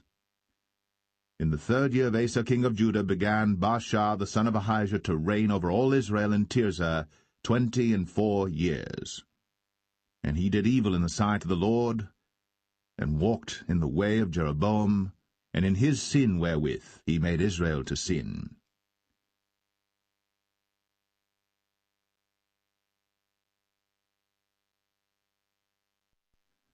First Kings 16. Then the word of the Lord came to Jehu the son of Hanani against Baasha, saying, Forasmuch as I exalted thee out of the dust, and made thee prince over my people Israel, and thou hast walked in the way of Jeroboam, and hast made my people Israel to sin, to provoke me to anger with their sins, behold, I will take away the posterity of Baasha, and the posterity of his house, and will make thy house like the house of Jeroboam the son of Nebat. Him that dieth of Baasha in the city shall the dogs eat, and him that dieth of his in the fields shall the fowls of the air eat. Now the rest of the acts of Baasha, and what he did, and his might, are they not written in the book of the Chronicles of the kings of Israel? So Baasha slept with his fathers, and was buried in Tirzah, and Elah his son reigned in his stead. And also by the hand of the prophet Jehu, the son of Hanani, came the word of the Lord against Baasha, and against his house, even for all the evil that he did in the sight of the Lord in provoking him to anger, with the work of his hands, in being like the house of Jeroboam, and because he killed him. In the 26th year of Asa king of Judah began Elah the son of Baasha to reign over Israel in Tirzah 2 years. And his servant Zimri, captain of half his chariots, conspired against him, as he was in Tirzah drinking himself drunk in the house of Arzah, steward of his house in Tirzah. And Zimri went in, and smote him, and killed him, in the 27th year of Asa king of Judah, and reigned in his stead. And it came to pass, when he began to reign, as soon as he sat on his throne, that he slew all the house of Baasha. He left him not one that pisseth against a wall, neither of his kinsfolks, nor of his friends. Thus did Zimri destroy all the house of Baasha, according to the word of the Lord which he spake against Baasha by Jehu the prophet. For all the sins of Baasha, and the sins of Elah his son, by which they sinned, and by which they made Israel to sin, in provoking the Lord God of Israel to anger with their vanities. Now the rest of the acts of Elah, and all that he did, are they not written in the book of the Chronicles of the kings of Israel? In the 27th year of Asa king of Judah did Zimri reign 7 days in Tirzah. And the people were encamped against Gibbethon, which belonged to the Philistines. And the people that were encamped heard say, Zimri hath conspired, and hath also slain the king. Wherefore all Israel made Omri, the captain of the host, king over Israel that day in the camp. And Omri went up from Gibbethon, and all Israel with him, and they besieged Tirzah. And it came to pass, when Zimri saw that the city was taken, that he went into the palace of the king's house, and burnt the king's house over him with fire, and died. For his sins, which he sinned in doing evil in the sight of the Lord, in walking in the way of Jeroboam, and in his sin which he did, to make Israel to sin. Now the rest of the acts of Zimri, and his treason that he wrought, are they not written in the book of the Chronicles of the kings of Israel? Then were the people of Israel divided into 2 parts. Half of the people followed Tibni the son of Ginath, to make him king, and half followed Omri. But the people that followed Omri prevailed against the people that followed Tibni the son of Ginath. So Tibni died, and Omri reigned. In the 31st year of Asa king of Judah began Omri to reign over Israel 12 years. 6 years reigned he in Tirzah. And he bought the hill Samaria of Shemer for 2 talents of silver, and built on the hill, and called the name of the city which he built after the name of Shemer, owner of the hill, Samaria. But Omri wrought evil in the eyes of the Lord, and did worse than all that were before him. For he walked in all the way of Jeroboam the son of Nebat, and in his sin wherewith he made Israel to sin, to provoke the Lord God of Israel to anger with their vanities. Now the rest of the acts of Omri which he did, and his might that he showed, are they not written in the book of the chronicles of the kings of Israel? So Omri slept with his fathers, and was buried in Samaria, and Ahab his son reigned in his stead. And in the 38th year of Asa king of Judah began Ahab the son of Omri to reign over Israel. And Ahab the son of Omri reigned over Israel in Samaria 22 years. And Ahab the son of Omri did evil in the sight of the Lord above all that were before him. And it came to pass, as if it had been a light thing for him to walk in the sins of Jeroboam the son of Nebat, that he took to wife Jezebel, the daughter of Ethbaal, king of the Zidonians, and went and served Baal, and worshipped him. And he reared up an altar for Baal in the house of Baal, which he had built in Samaria. And Ahab made a grove, and Ahab did more to provoke the Lord God of Israel to anger than all the kings of Israel that were before him. In his days did Hiel the Bethelite build Jericho. He laid the foundation thereof in Abiram his firstborn, and set up the gates thereof in his youngest son Segub, according to the word of the Lord, which he spake by Joshua the son of Nun.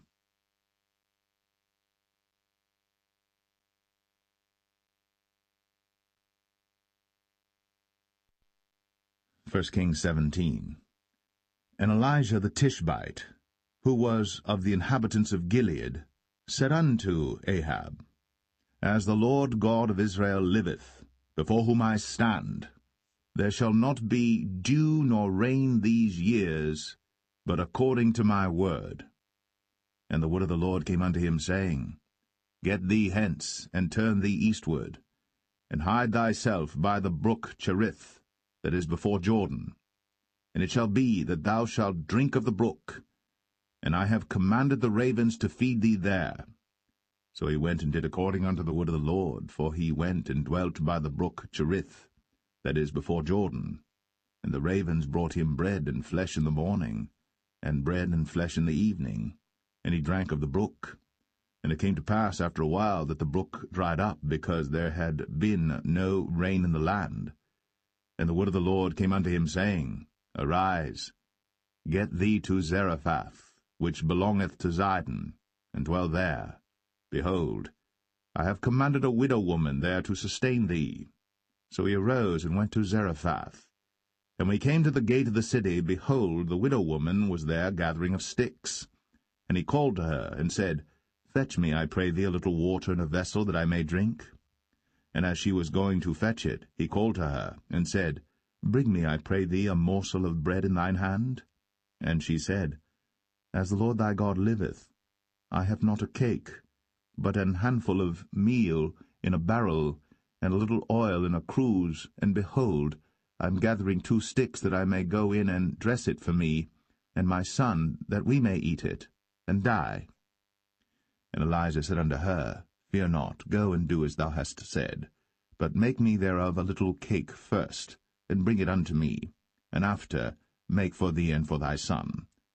For thus saith the Lord God of Israel, The barrel of meal shall not waste, neither shall the cruse of oil fail, until the day that the Lord sendeth rain upon the earth.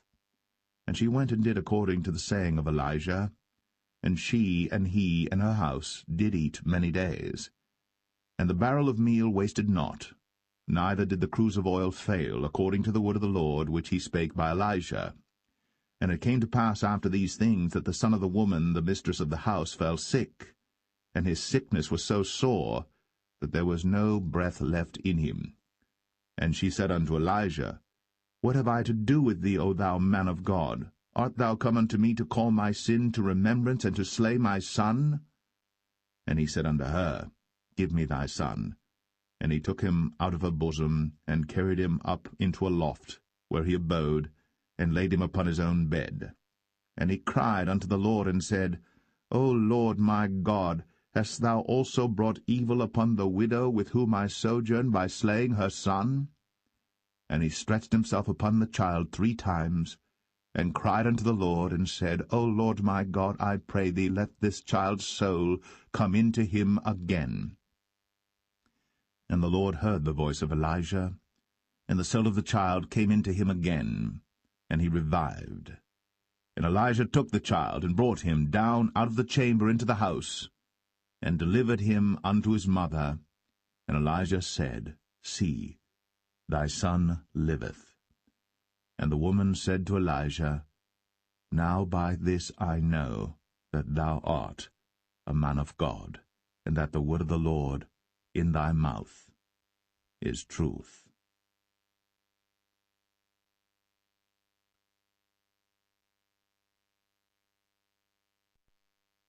1 Kings 18. And it came to pass, after many days, that the word of the Lord came to Elijah in the 3rd year, saying, Go, show thyself unto Ahab, and I will send rain upon the earth. And Elijah went to show himself unto Ahab. And there was a sore famine in Samaria. And Ahab called Obadiah, which was the governor of his house. Now Obadiah feared the Lord greatly. For it was so, when Jezebel cut off the prophets of the Lord, that Obadiah took 100 prophets, and hid them by 50 in a cave, and fed them with bread and water. And Ahab said unto Obadiah, Go into the land, unto all fountains of water, and unto all brooks. Peradventure we may find grass to save the horses and mules alive, that we lose not all the beasts. So they divided the land between them to pass throughout it. Ahab went one way by himself, and Obadiah went another way by himself. And as Obadiah was in the way, behold, Elijah met him, and he knew him, and fell on his face, and said, Art thou that my lord Elijah? And he answered him, I am. Go tell thy lord, Behold, Elijah is here. And he said, What have I sinned that thou wouldst deliver thy servant into the hand of Ahab, to slay me? As the Lord thy God liveth, there is no nation or kingdom whither my lord hath not sent to seek thee. And when they said, He is not there, he took an oath of the kingdom and nation that they found thee not. And now thou sayest, Go, tell thy lord, Behold, Elijah is here. And it shall come to pass, as soon as I am gone from thee, that the Spirit of the Lord shall carry thee whither I know not. And so when I come and tell Ahab, and he cannot find thee, he shall slay me. But I thy servant fear the Lord from my youth. Was it not told my lord what I did when Jezebel slew the prophets of the Lord, how I hid 100 men of the Lord's prophets by 50 in a cave, and fed them with bread and water? And now thou sayest, Go tell thy lord, Behold, Elijah is here, and he shall slay me? And Elijah said, As the Lord of hosts liveth, before whom I stand, I will surely show myself unto him today. So Obadiah went to meet Ahab, and told him. And Ahab went to meet Elijah. And it came to pass, when Ahab saw Elijah, that Ahab said unto him, Art thou he that troubleth Israel? And he answered, I have not troubled Israel, but thou and thy father's house, in that ye have forsaken the commandments of the Lord, and thou hast followed Baalim. Now therefore send and gather to me all Israel unto Mount Carmel, and the prophets of Baal 450, and the prophets of the groves 400, which eat at Jezebel's table. So Ahab sent unto all the children of Israel, and gathered the prophets together unto Mount Carmel. And Elijah came unto all the people, and said, How long halt ye between 2 opinions? If the Lord be God, follow him. But if Baal, then follow him. And the people answered him not a word. Then said Elijah unto the people, I, even I only, remain a prophet of the Lord. But Baal's prophets are 450 men. Let them therefore give us 2 bullocks, and let them choose 1 bullock from themselves, and cut it in pieces, and lay it on wood, and put no fire under. And I will dress the other bullock, and lay it on wood, and put no fire under. And call ye on the name of your gods, and I will call on the name of the Lord, and the God that answereth by fire, let him be God. And all the people answered and said, It is well spoken. And Elijah said unto the prophets of Baal, Choose you one bullock for yourselves, and dress it first, for ye are many, and call on the name of your gods, but put no fire under. And they took the bullock which was given them, and they dressed it, and called on the name of Baal from morning even until noon, saying, O Baal, hear us! But there was no voice, nor any that answered, and they leaped upon the altar which was made. And it came to pass at noon that Elijah mocked them, and said, Cry aloud, for he is a god. Either he is talking, or he is pursuing, or he is in a journey, or peradventure he sleepeth, and must be awaked. And they cried aloud, and cut themselves after their manner with knives and lancets, till the blood gushed out upon them. And it came to pass, when midday was past, and they prophesied until the time of the offering of the evening sacrifice, that there was neither voice, nor any to answer, nor any that regarded. And Elijah said unto all the people, Come near unto me. And all the people came near unto him, and he repaired the altar of the Lord that was broken down. And Elijah took 12 stones, according to the number of the tribes of the sons of Jacob, unto whom the word of the Lord came, saying, Israel shall be thy name. And with the stones he built an altar in the name of the Lord, and he made a trench about the altar, as great as would contain 2 measures of seed. And he put the wood in order, and cut the bullock in pieces, and laid him on the wood, and said, Fill 4 barrels with water, and pour it on the burnt sacrifice, and on the wood. And he said, Do it the 2nd time. And they did it the 2nd time. And he said, Do it the 3rd time. And they did it the 3rd time. And the water ran round about the altar, and he filled the trench also with water. And it came to pass, at the time of the offering of the evening sacrifice, that Elijah the prophet came near and said, Lord God of Abraham, Isaac, and of Israel, let it be known this day that thou art God in Israel, and that I am thy servant, and that I have done all these things at thy word. Hear me, O Lord, hear me, that this people may know that thou art the Lord God, and that thou hast turned their heart back again. Then the fire of the Lord fell, and consumed the burnt sacrifice, and the wood, and the stones, and the dust, and licked up the water that was in the trench. And when all the people saw it, they fell on their faces, and they said, The Lord, he is the God. The Lord, he is the God. And Elijah said unto them, Take the prophets of Baal, let not one of them escape. And they took them. And Elijah brought them down to the brook Kishon, and slew them there. And Elijah said unto Ahab, Get thee up, eat and drink, for there is a sound of abundance of rain. So Ahab went up to eat and to drink.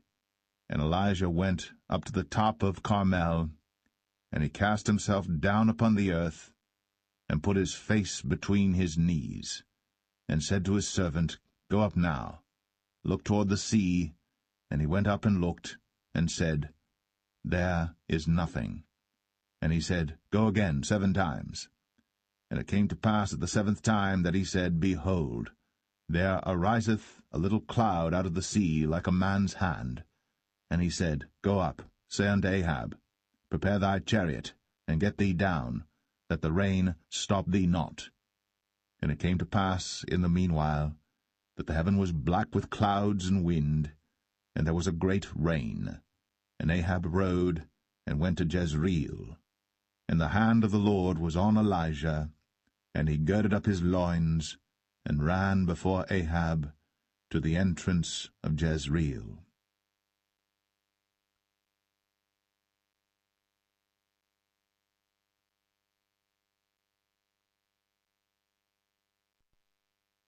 First Kings 19.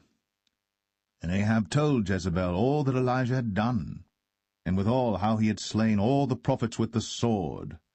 Then Jezebel sent a messenger unto Elijah, saying, So let the gods do to me, and more also, if I make not thy life as the life of one of them by tomorrow about this time.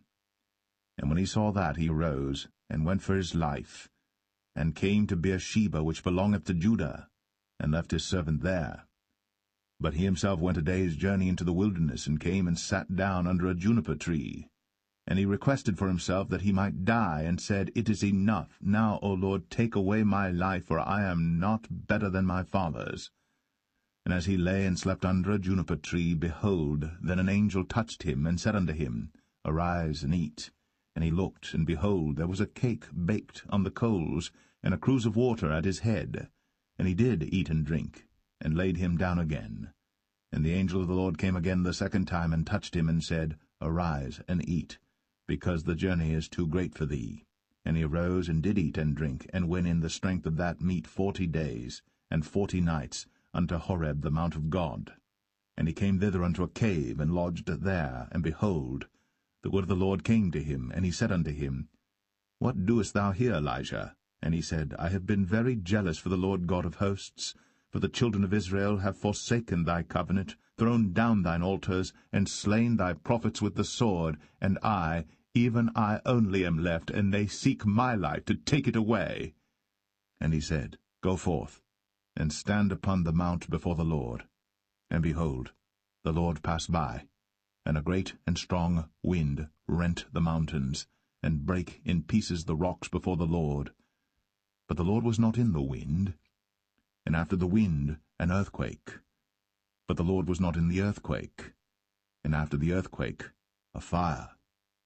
But the Lord was not in the fire. And after the fire a still small voice. And it was so, when Elijah heard it, that he wrapped his face in his mantle, and went out, and stood in the entering in of the cave. And behold, there came a voice unto him, and said, What doest thou here, Elijah? And he said, I have been very jealous for the Lord God of hosts, because the children of Israel have forsaken thy covenant, thrown down thine altars, and slain thy prophets with the sword, and I, even I only, am left. And they seek my life, to take it away. And the Lord said unto him, Go, return on thy way to the wilderness of Damascus, and when thou comest, anoint Hazael to be king over Syria. And Jehu, the son of Nimshi, shalt thou anoint to be king over Israel. And Elisha, the son of Shaphat, of Abel-Meholah, shalt thou anoint to be prophet in thy room. And it shall come to pass, that him that escapeth the sword of Hazael shall Jehu slay, and him that escapeth from the sword of Jehu shall Elisha slay. Yet I have left me 7,000 in Israel, all the knees which have not bowed unto Baal, and every mouth which hath not kissed him.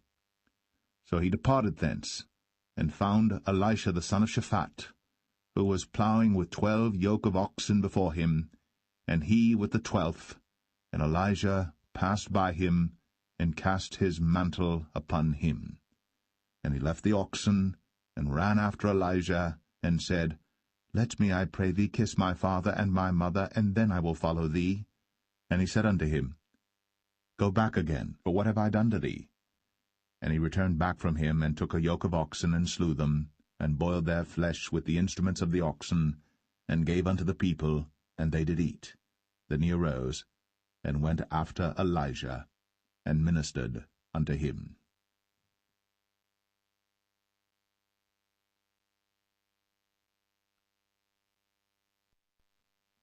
1 Kings 20.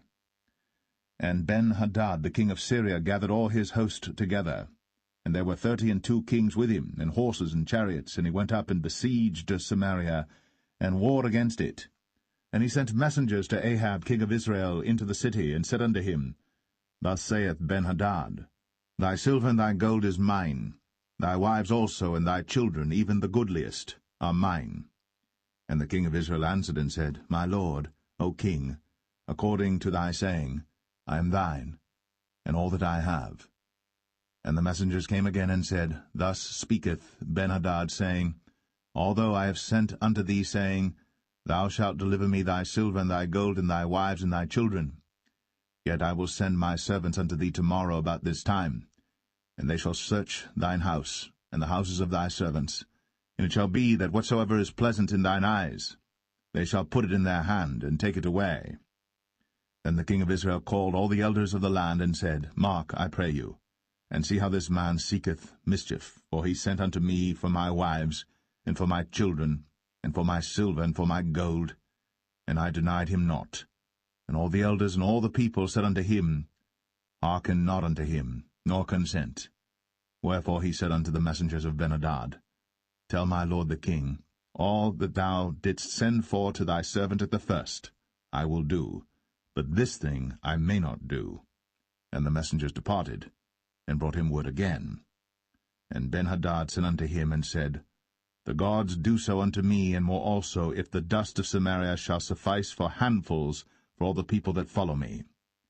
And the king of Israel answered and said, Tell him, Let not him that girdeth on his harness boast himself, as he that putteth it off. And it came to pass, when Ben-hadad heard this message, as he was drinking, he and the kings in the pavilions, that he said unto his servants, Set yourselves in array. And they set themselves in array against the city. And behold, there came a prophet unto Ahab king of Israel, saying, Thus saith the Lord, Hast thou seen all this great multitude? Behold, I will deliver it into thine hand this day, and thou shalt know that I am the Lord. And Ahab said, By whom? And he said, Thus saith the Lord, Even by the young men of the princes of the provinces. Then he said, Who shall order the battle? And he answered, Thou. Then he numbered the young men of the princes of the provinces, and they were 232, and after them he numbered all the people, even all the children of Israel, being 7,000. And they went out at noon. But Ben-hadad was drinking himself drunk in the pavilions, he and the kings, the 32 kings that helped him. And the young men of the princes of the provinces went out first, and Ben-hadad sent out, and they told him, saying, There are men come out of Samaria. And he said, Whether they be come out for peace, take them alive, or whether they be come out for war, take them alive. So these young men of the princes of the provinces came out of the city, and the army which followed them, and they slew every one his man, and the Syrians fled. And Israel pursued them, and Ben-hadad the king of Syria escaped on an horse with the horsemen.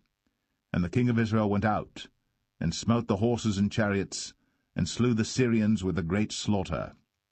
And the prophet came to the king of Israel, and said unto him, Go, strengthen thyself, and mark and see what thou doest. For at the return of the year the king of Syria will come up against thee. And the servants of the king of Syria said unto him, Their gods are gods of the hills, therefore they were stronger than we. But let us fight against them in the plain, and surely we shall be stronger than they. And do this thing, take the kings away, every man out of his place, and put captains in their rooms. And number thee an army like the army that thou hast lost, horse for horse, and chariot for chariot, and we will fight against them in the plain, and surely we shall be stronger than they. And he hearkened unto their voice, and did so.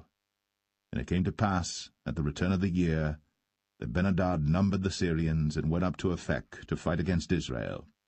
And the children of Israel were numbered, and were all present, and went against them. And the children of Israel pitched before them like 2 little flocks of kids, but the Syrians filled the country. And there came a man of God, and spake unto the king of Israel, and said, Thus saith the Lord, Because the Syrians have said, The Lord is God of the hills, but he is not God of the valleys. Therefore will I deliver all this great multitude into thine hand, and ye shall know that I am the Lord.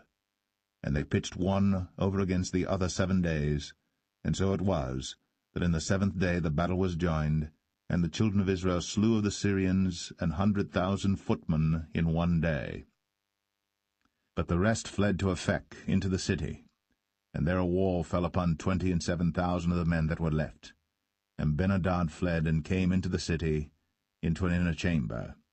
And his servants said unto him, Behold now, we have heard that the kings of the house of Israel are merciful kings. Let us, I pray thee, put sackcloth on our loins, and ropes upon our heads, and go out to the king of Israel. Peradventure he will save thy life. So they girded sackcloth on their loins, and put ropes on their heads, and came to the king of Israel, and said, Thy servant Benhadad saith, I pray thee, let me live. And he said, Is he yet alive? He is my brother. Now the men did diligently observe whether anything would come from him, and did hastily catch it. And they said, Thy brother Benhadad. Then he said, Go ye, bring him. Then Benhadad came forth to him, and he caused him to come up into the chariot. And Benhadad said unto him, The cities which my father took from thy father I will restore, and thou shalt make streets for thee in Damascus, as my father made in Samaria. Then said Ahab, I will send thee away with this covenant. So he made a covenant with him, and sent him away. And a certain man of the sons of the prophets said unto his neighbor in the word of the Lord, Smite me, I pray thee. And the man refused to smite him. Then said he unto him, Because thou hast not obeyed the voice of the Lord, behold, as soon as thou art departed from me, a lion shall slay thee. And as soon as he was departed from him, a lion found him, and slew him. Then he found another man, and said, Smite me, I pray thee. And the man smote him, so that in smiting he wounded him. So the prophet departed, and waited for the king by the way, and disguised himself with ashes upon his face. And as the king passed by, he cried unto the king, and he said, Thy servant went out into the midst of the battle, and behold, a man turned aside, and brought a man unto me, and said, Keep this man. If by any means he be missing, then shall thy life be for his life, or else thou shalt pay a talent of silver. And as thy servant was busy here and there, he was gone. And the king of Israel said unto him, So shall thy judgment be. Thyself hast decided it. And he hasted, and took the ashes away from his face. And the king of Israel discerned him that he was of the prophets. And he said unto him, Thus saith the Lord, Because thou hast let go out of thy hand a man whom I appointed to utter destruction, therefore thy life shall go for his life, and thy people for his people. And the king of Israel went to his house, heavy and displeased, and came to Samaria.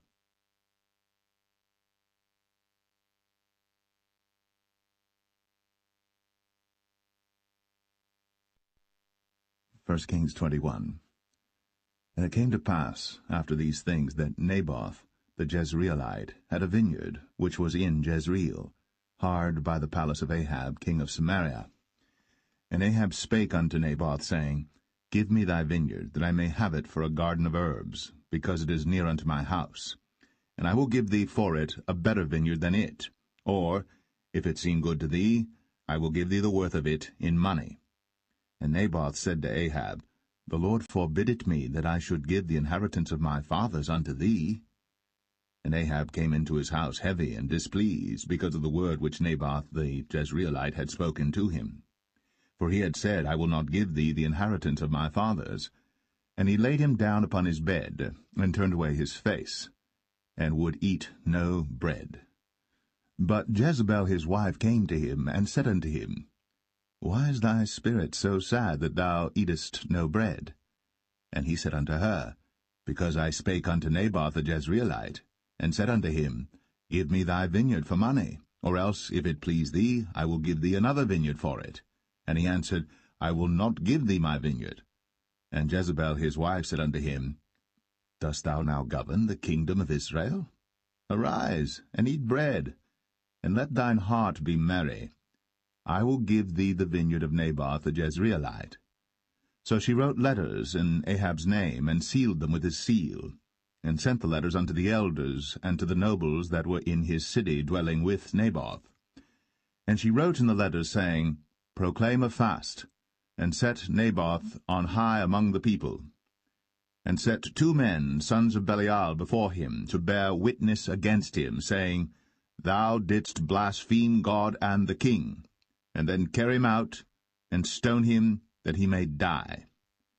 And the men of his city, even the elders and the nobles, who were the inhabitants in his city, did as Jezebel had sent unto them, and as it was written in the letters which she had sent unto them. They proclaimed a fast, and set Naboth on high among the people. And there came in 2 men, children of Belial, and sat before him.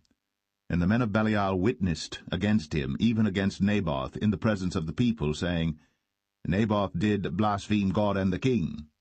Then they carried him forth out of the city, and stoned him with stones, that he died. Then they sent to Jezebel, saying, Naboth is stoned, and is dead. And it came to pass, when Jezebel heard that Naboth was stoned, and was dead, that Jezebel said to Ahab, Arise, take possession of the vineyard of Naboth the Jezreelite, which he refused to give thee for money. For Naboth is not alive, but dead. And it came to pass, when Ahab heard that Naboth was dead, that Ahab rose up to go down to the vineyard of Naboth the Jezreelite, to take possession of it. And the word of the Lord came to Elijah the Tishbite, saying, Arise, go down to meet Ahab king of Israel, which is in Samaria. Behold, he is in the vineyard of Naboth, whither he is gone down to possess it. And thou shalt speak unto him, saying, Thus saith the Lord, Hast thou killed and also taken possession? And thou shalt speak unto him, saying, Thus saith the Lord, In the place where dogs licked the blood of Naboth shall dogs lick thy blood, even thine. And Ahab said to Elijah, Hast thou found me, O mine enemy?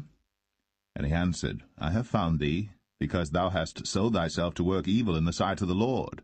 Behold, I will bring evil upon thee, and will take away thy posterity, and will cut off from Ahab him that pisseth against the wall, and him that is shut up and left in Israel, and will make thine house like the house of Jeroboam the son of Nebat, and like the house of Baasha the son of Ahijah, for the provocation wherewith thou hast provoked me to anger, and made Israel to sin. And of Jezebel also spake the Lord, saying, The dogs shall eat Jezebel by the wall of Jezreel. Him that dieth of Ahab in the city the dogs shall eat, and him that dieth in the field shall the fowls of the air eat. But there was none like unto Ahab, which did sell himself to work wickedness in the sight of the Lord, whom Jezebel his wife stirred up. And he did very abominably in following idols, according to all things as did the Amorites, whom the Lord cast out before the children of Israel. And it came to pass, when Ahab heard those words, that he rent his clothes, and put sackcloth upon his flesh, and fasted, and lay in sackcloth, and went softly. And the word of the Lord came to Elijah the Tishbite, saying, Seest thou how Ahab humbleth himself before me? Because he humbleth himself before me, I will not bring the evil in his days, but in his son's days will I bring the evil upon his house.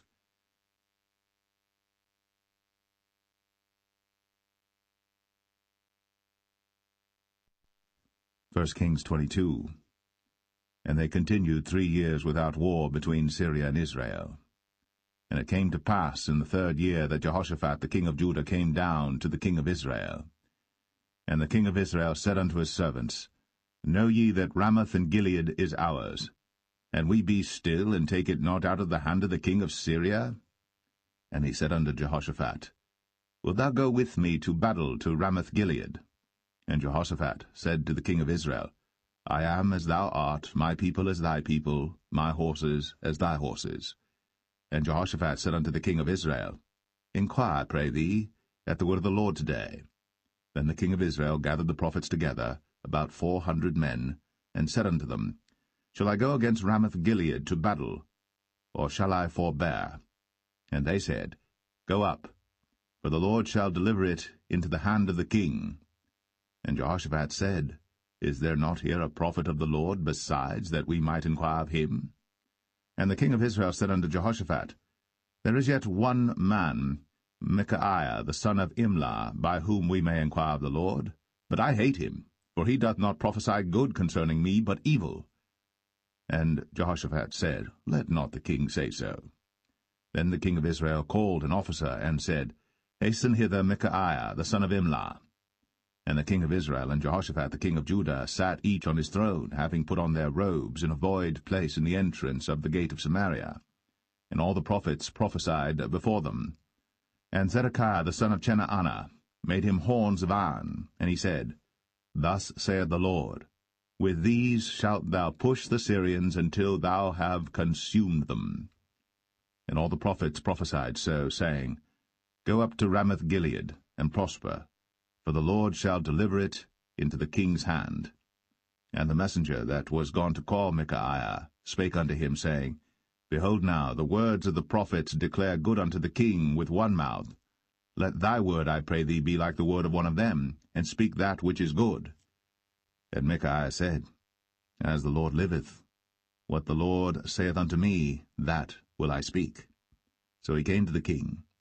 And the king said unto him, Micaiah, shall we go against Ramoth-Gilead to battle, or shall we forbear? And he answered him, Go, and prosper, for the Lord shall deliver it into the hand of the king. And the king said unto him, How many times shall I adjure thee that thou tell me nothing but that which is true in the name of the Lord? And he said, I saw all Israel scattered upon the hills, as sheep that have not a shepherd. And the Lord said, These have no master. Let them return every man to his house in peace. And the king of Israel said unto Jehoshaphat, Did I not tell thee that he would prophesy no good concerning me, but evil? And he said, Hear thou therefore the word of the Lord. I saw the Lord sitting on his throne, and all the host of heaven standing by him on his right hand and on his left. And the Lord said, Who shall persuade Ahab that he may go up and fall at Ramoth-Gilead? And one said on this manner, and another said on that manner. And there came forth a spirit, and stood before the Lord, and said, I will persuade him. And the Lord said unto him, Wherewith? And he said, I will go forth, and I will be a lying spirit in the mouth of all his prophets. And he said, Thou shalt persuade him, and prevail also. Go forth, and do so. Now therefore, behold, the Lord hath put a lying spirit in the mouth of all these thy prophets, and the Lord hath spoken evil concerning thee. But Zedekiah the son of Chenaanah went near, and smote Micaiah on the cheek, and said, Which way went the Spirit of the Lord from me to speak unto thee? And Micaiah said, Behold, thou shalt see in that day, when thou shalt go into an inner chamber to hide thyself. And the king of Israel said, Take Micaiah, and carry him back unto Amon the governor of the city, and to Joash the king's son, and say, Thus saith the king, Put this fellow in the prison, and feed him with bread of affliction and with water of affliction, until I come in peace. And Micaiah said, If thou return at all in peace, the Lord hath not spoken by me. And he said, Hearken, O people, every one of you. So the king of Israel and Jehoshaphat the king of Judah went up to Ramoth-Gilead. And the king of Israel said unto Jehoshaphat, I will disguise myself, and enter into battle, but put thou on thy robes. And the king of Israel disguised himself, and went into the battle.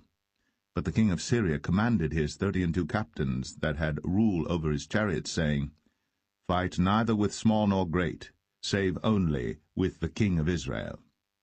And it came to pass, when the captains of the chariots saw Jehoshaphat, that they said, Surely it is the king of Israel.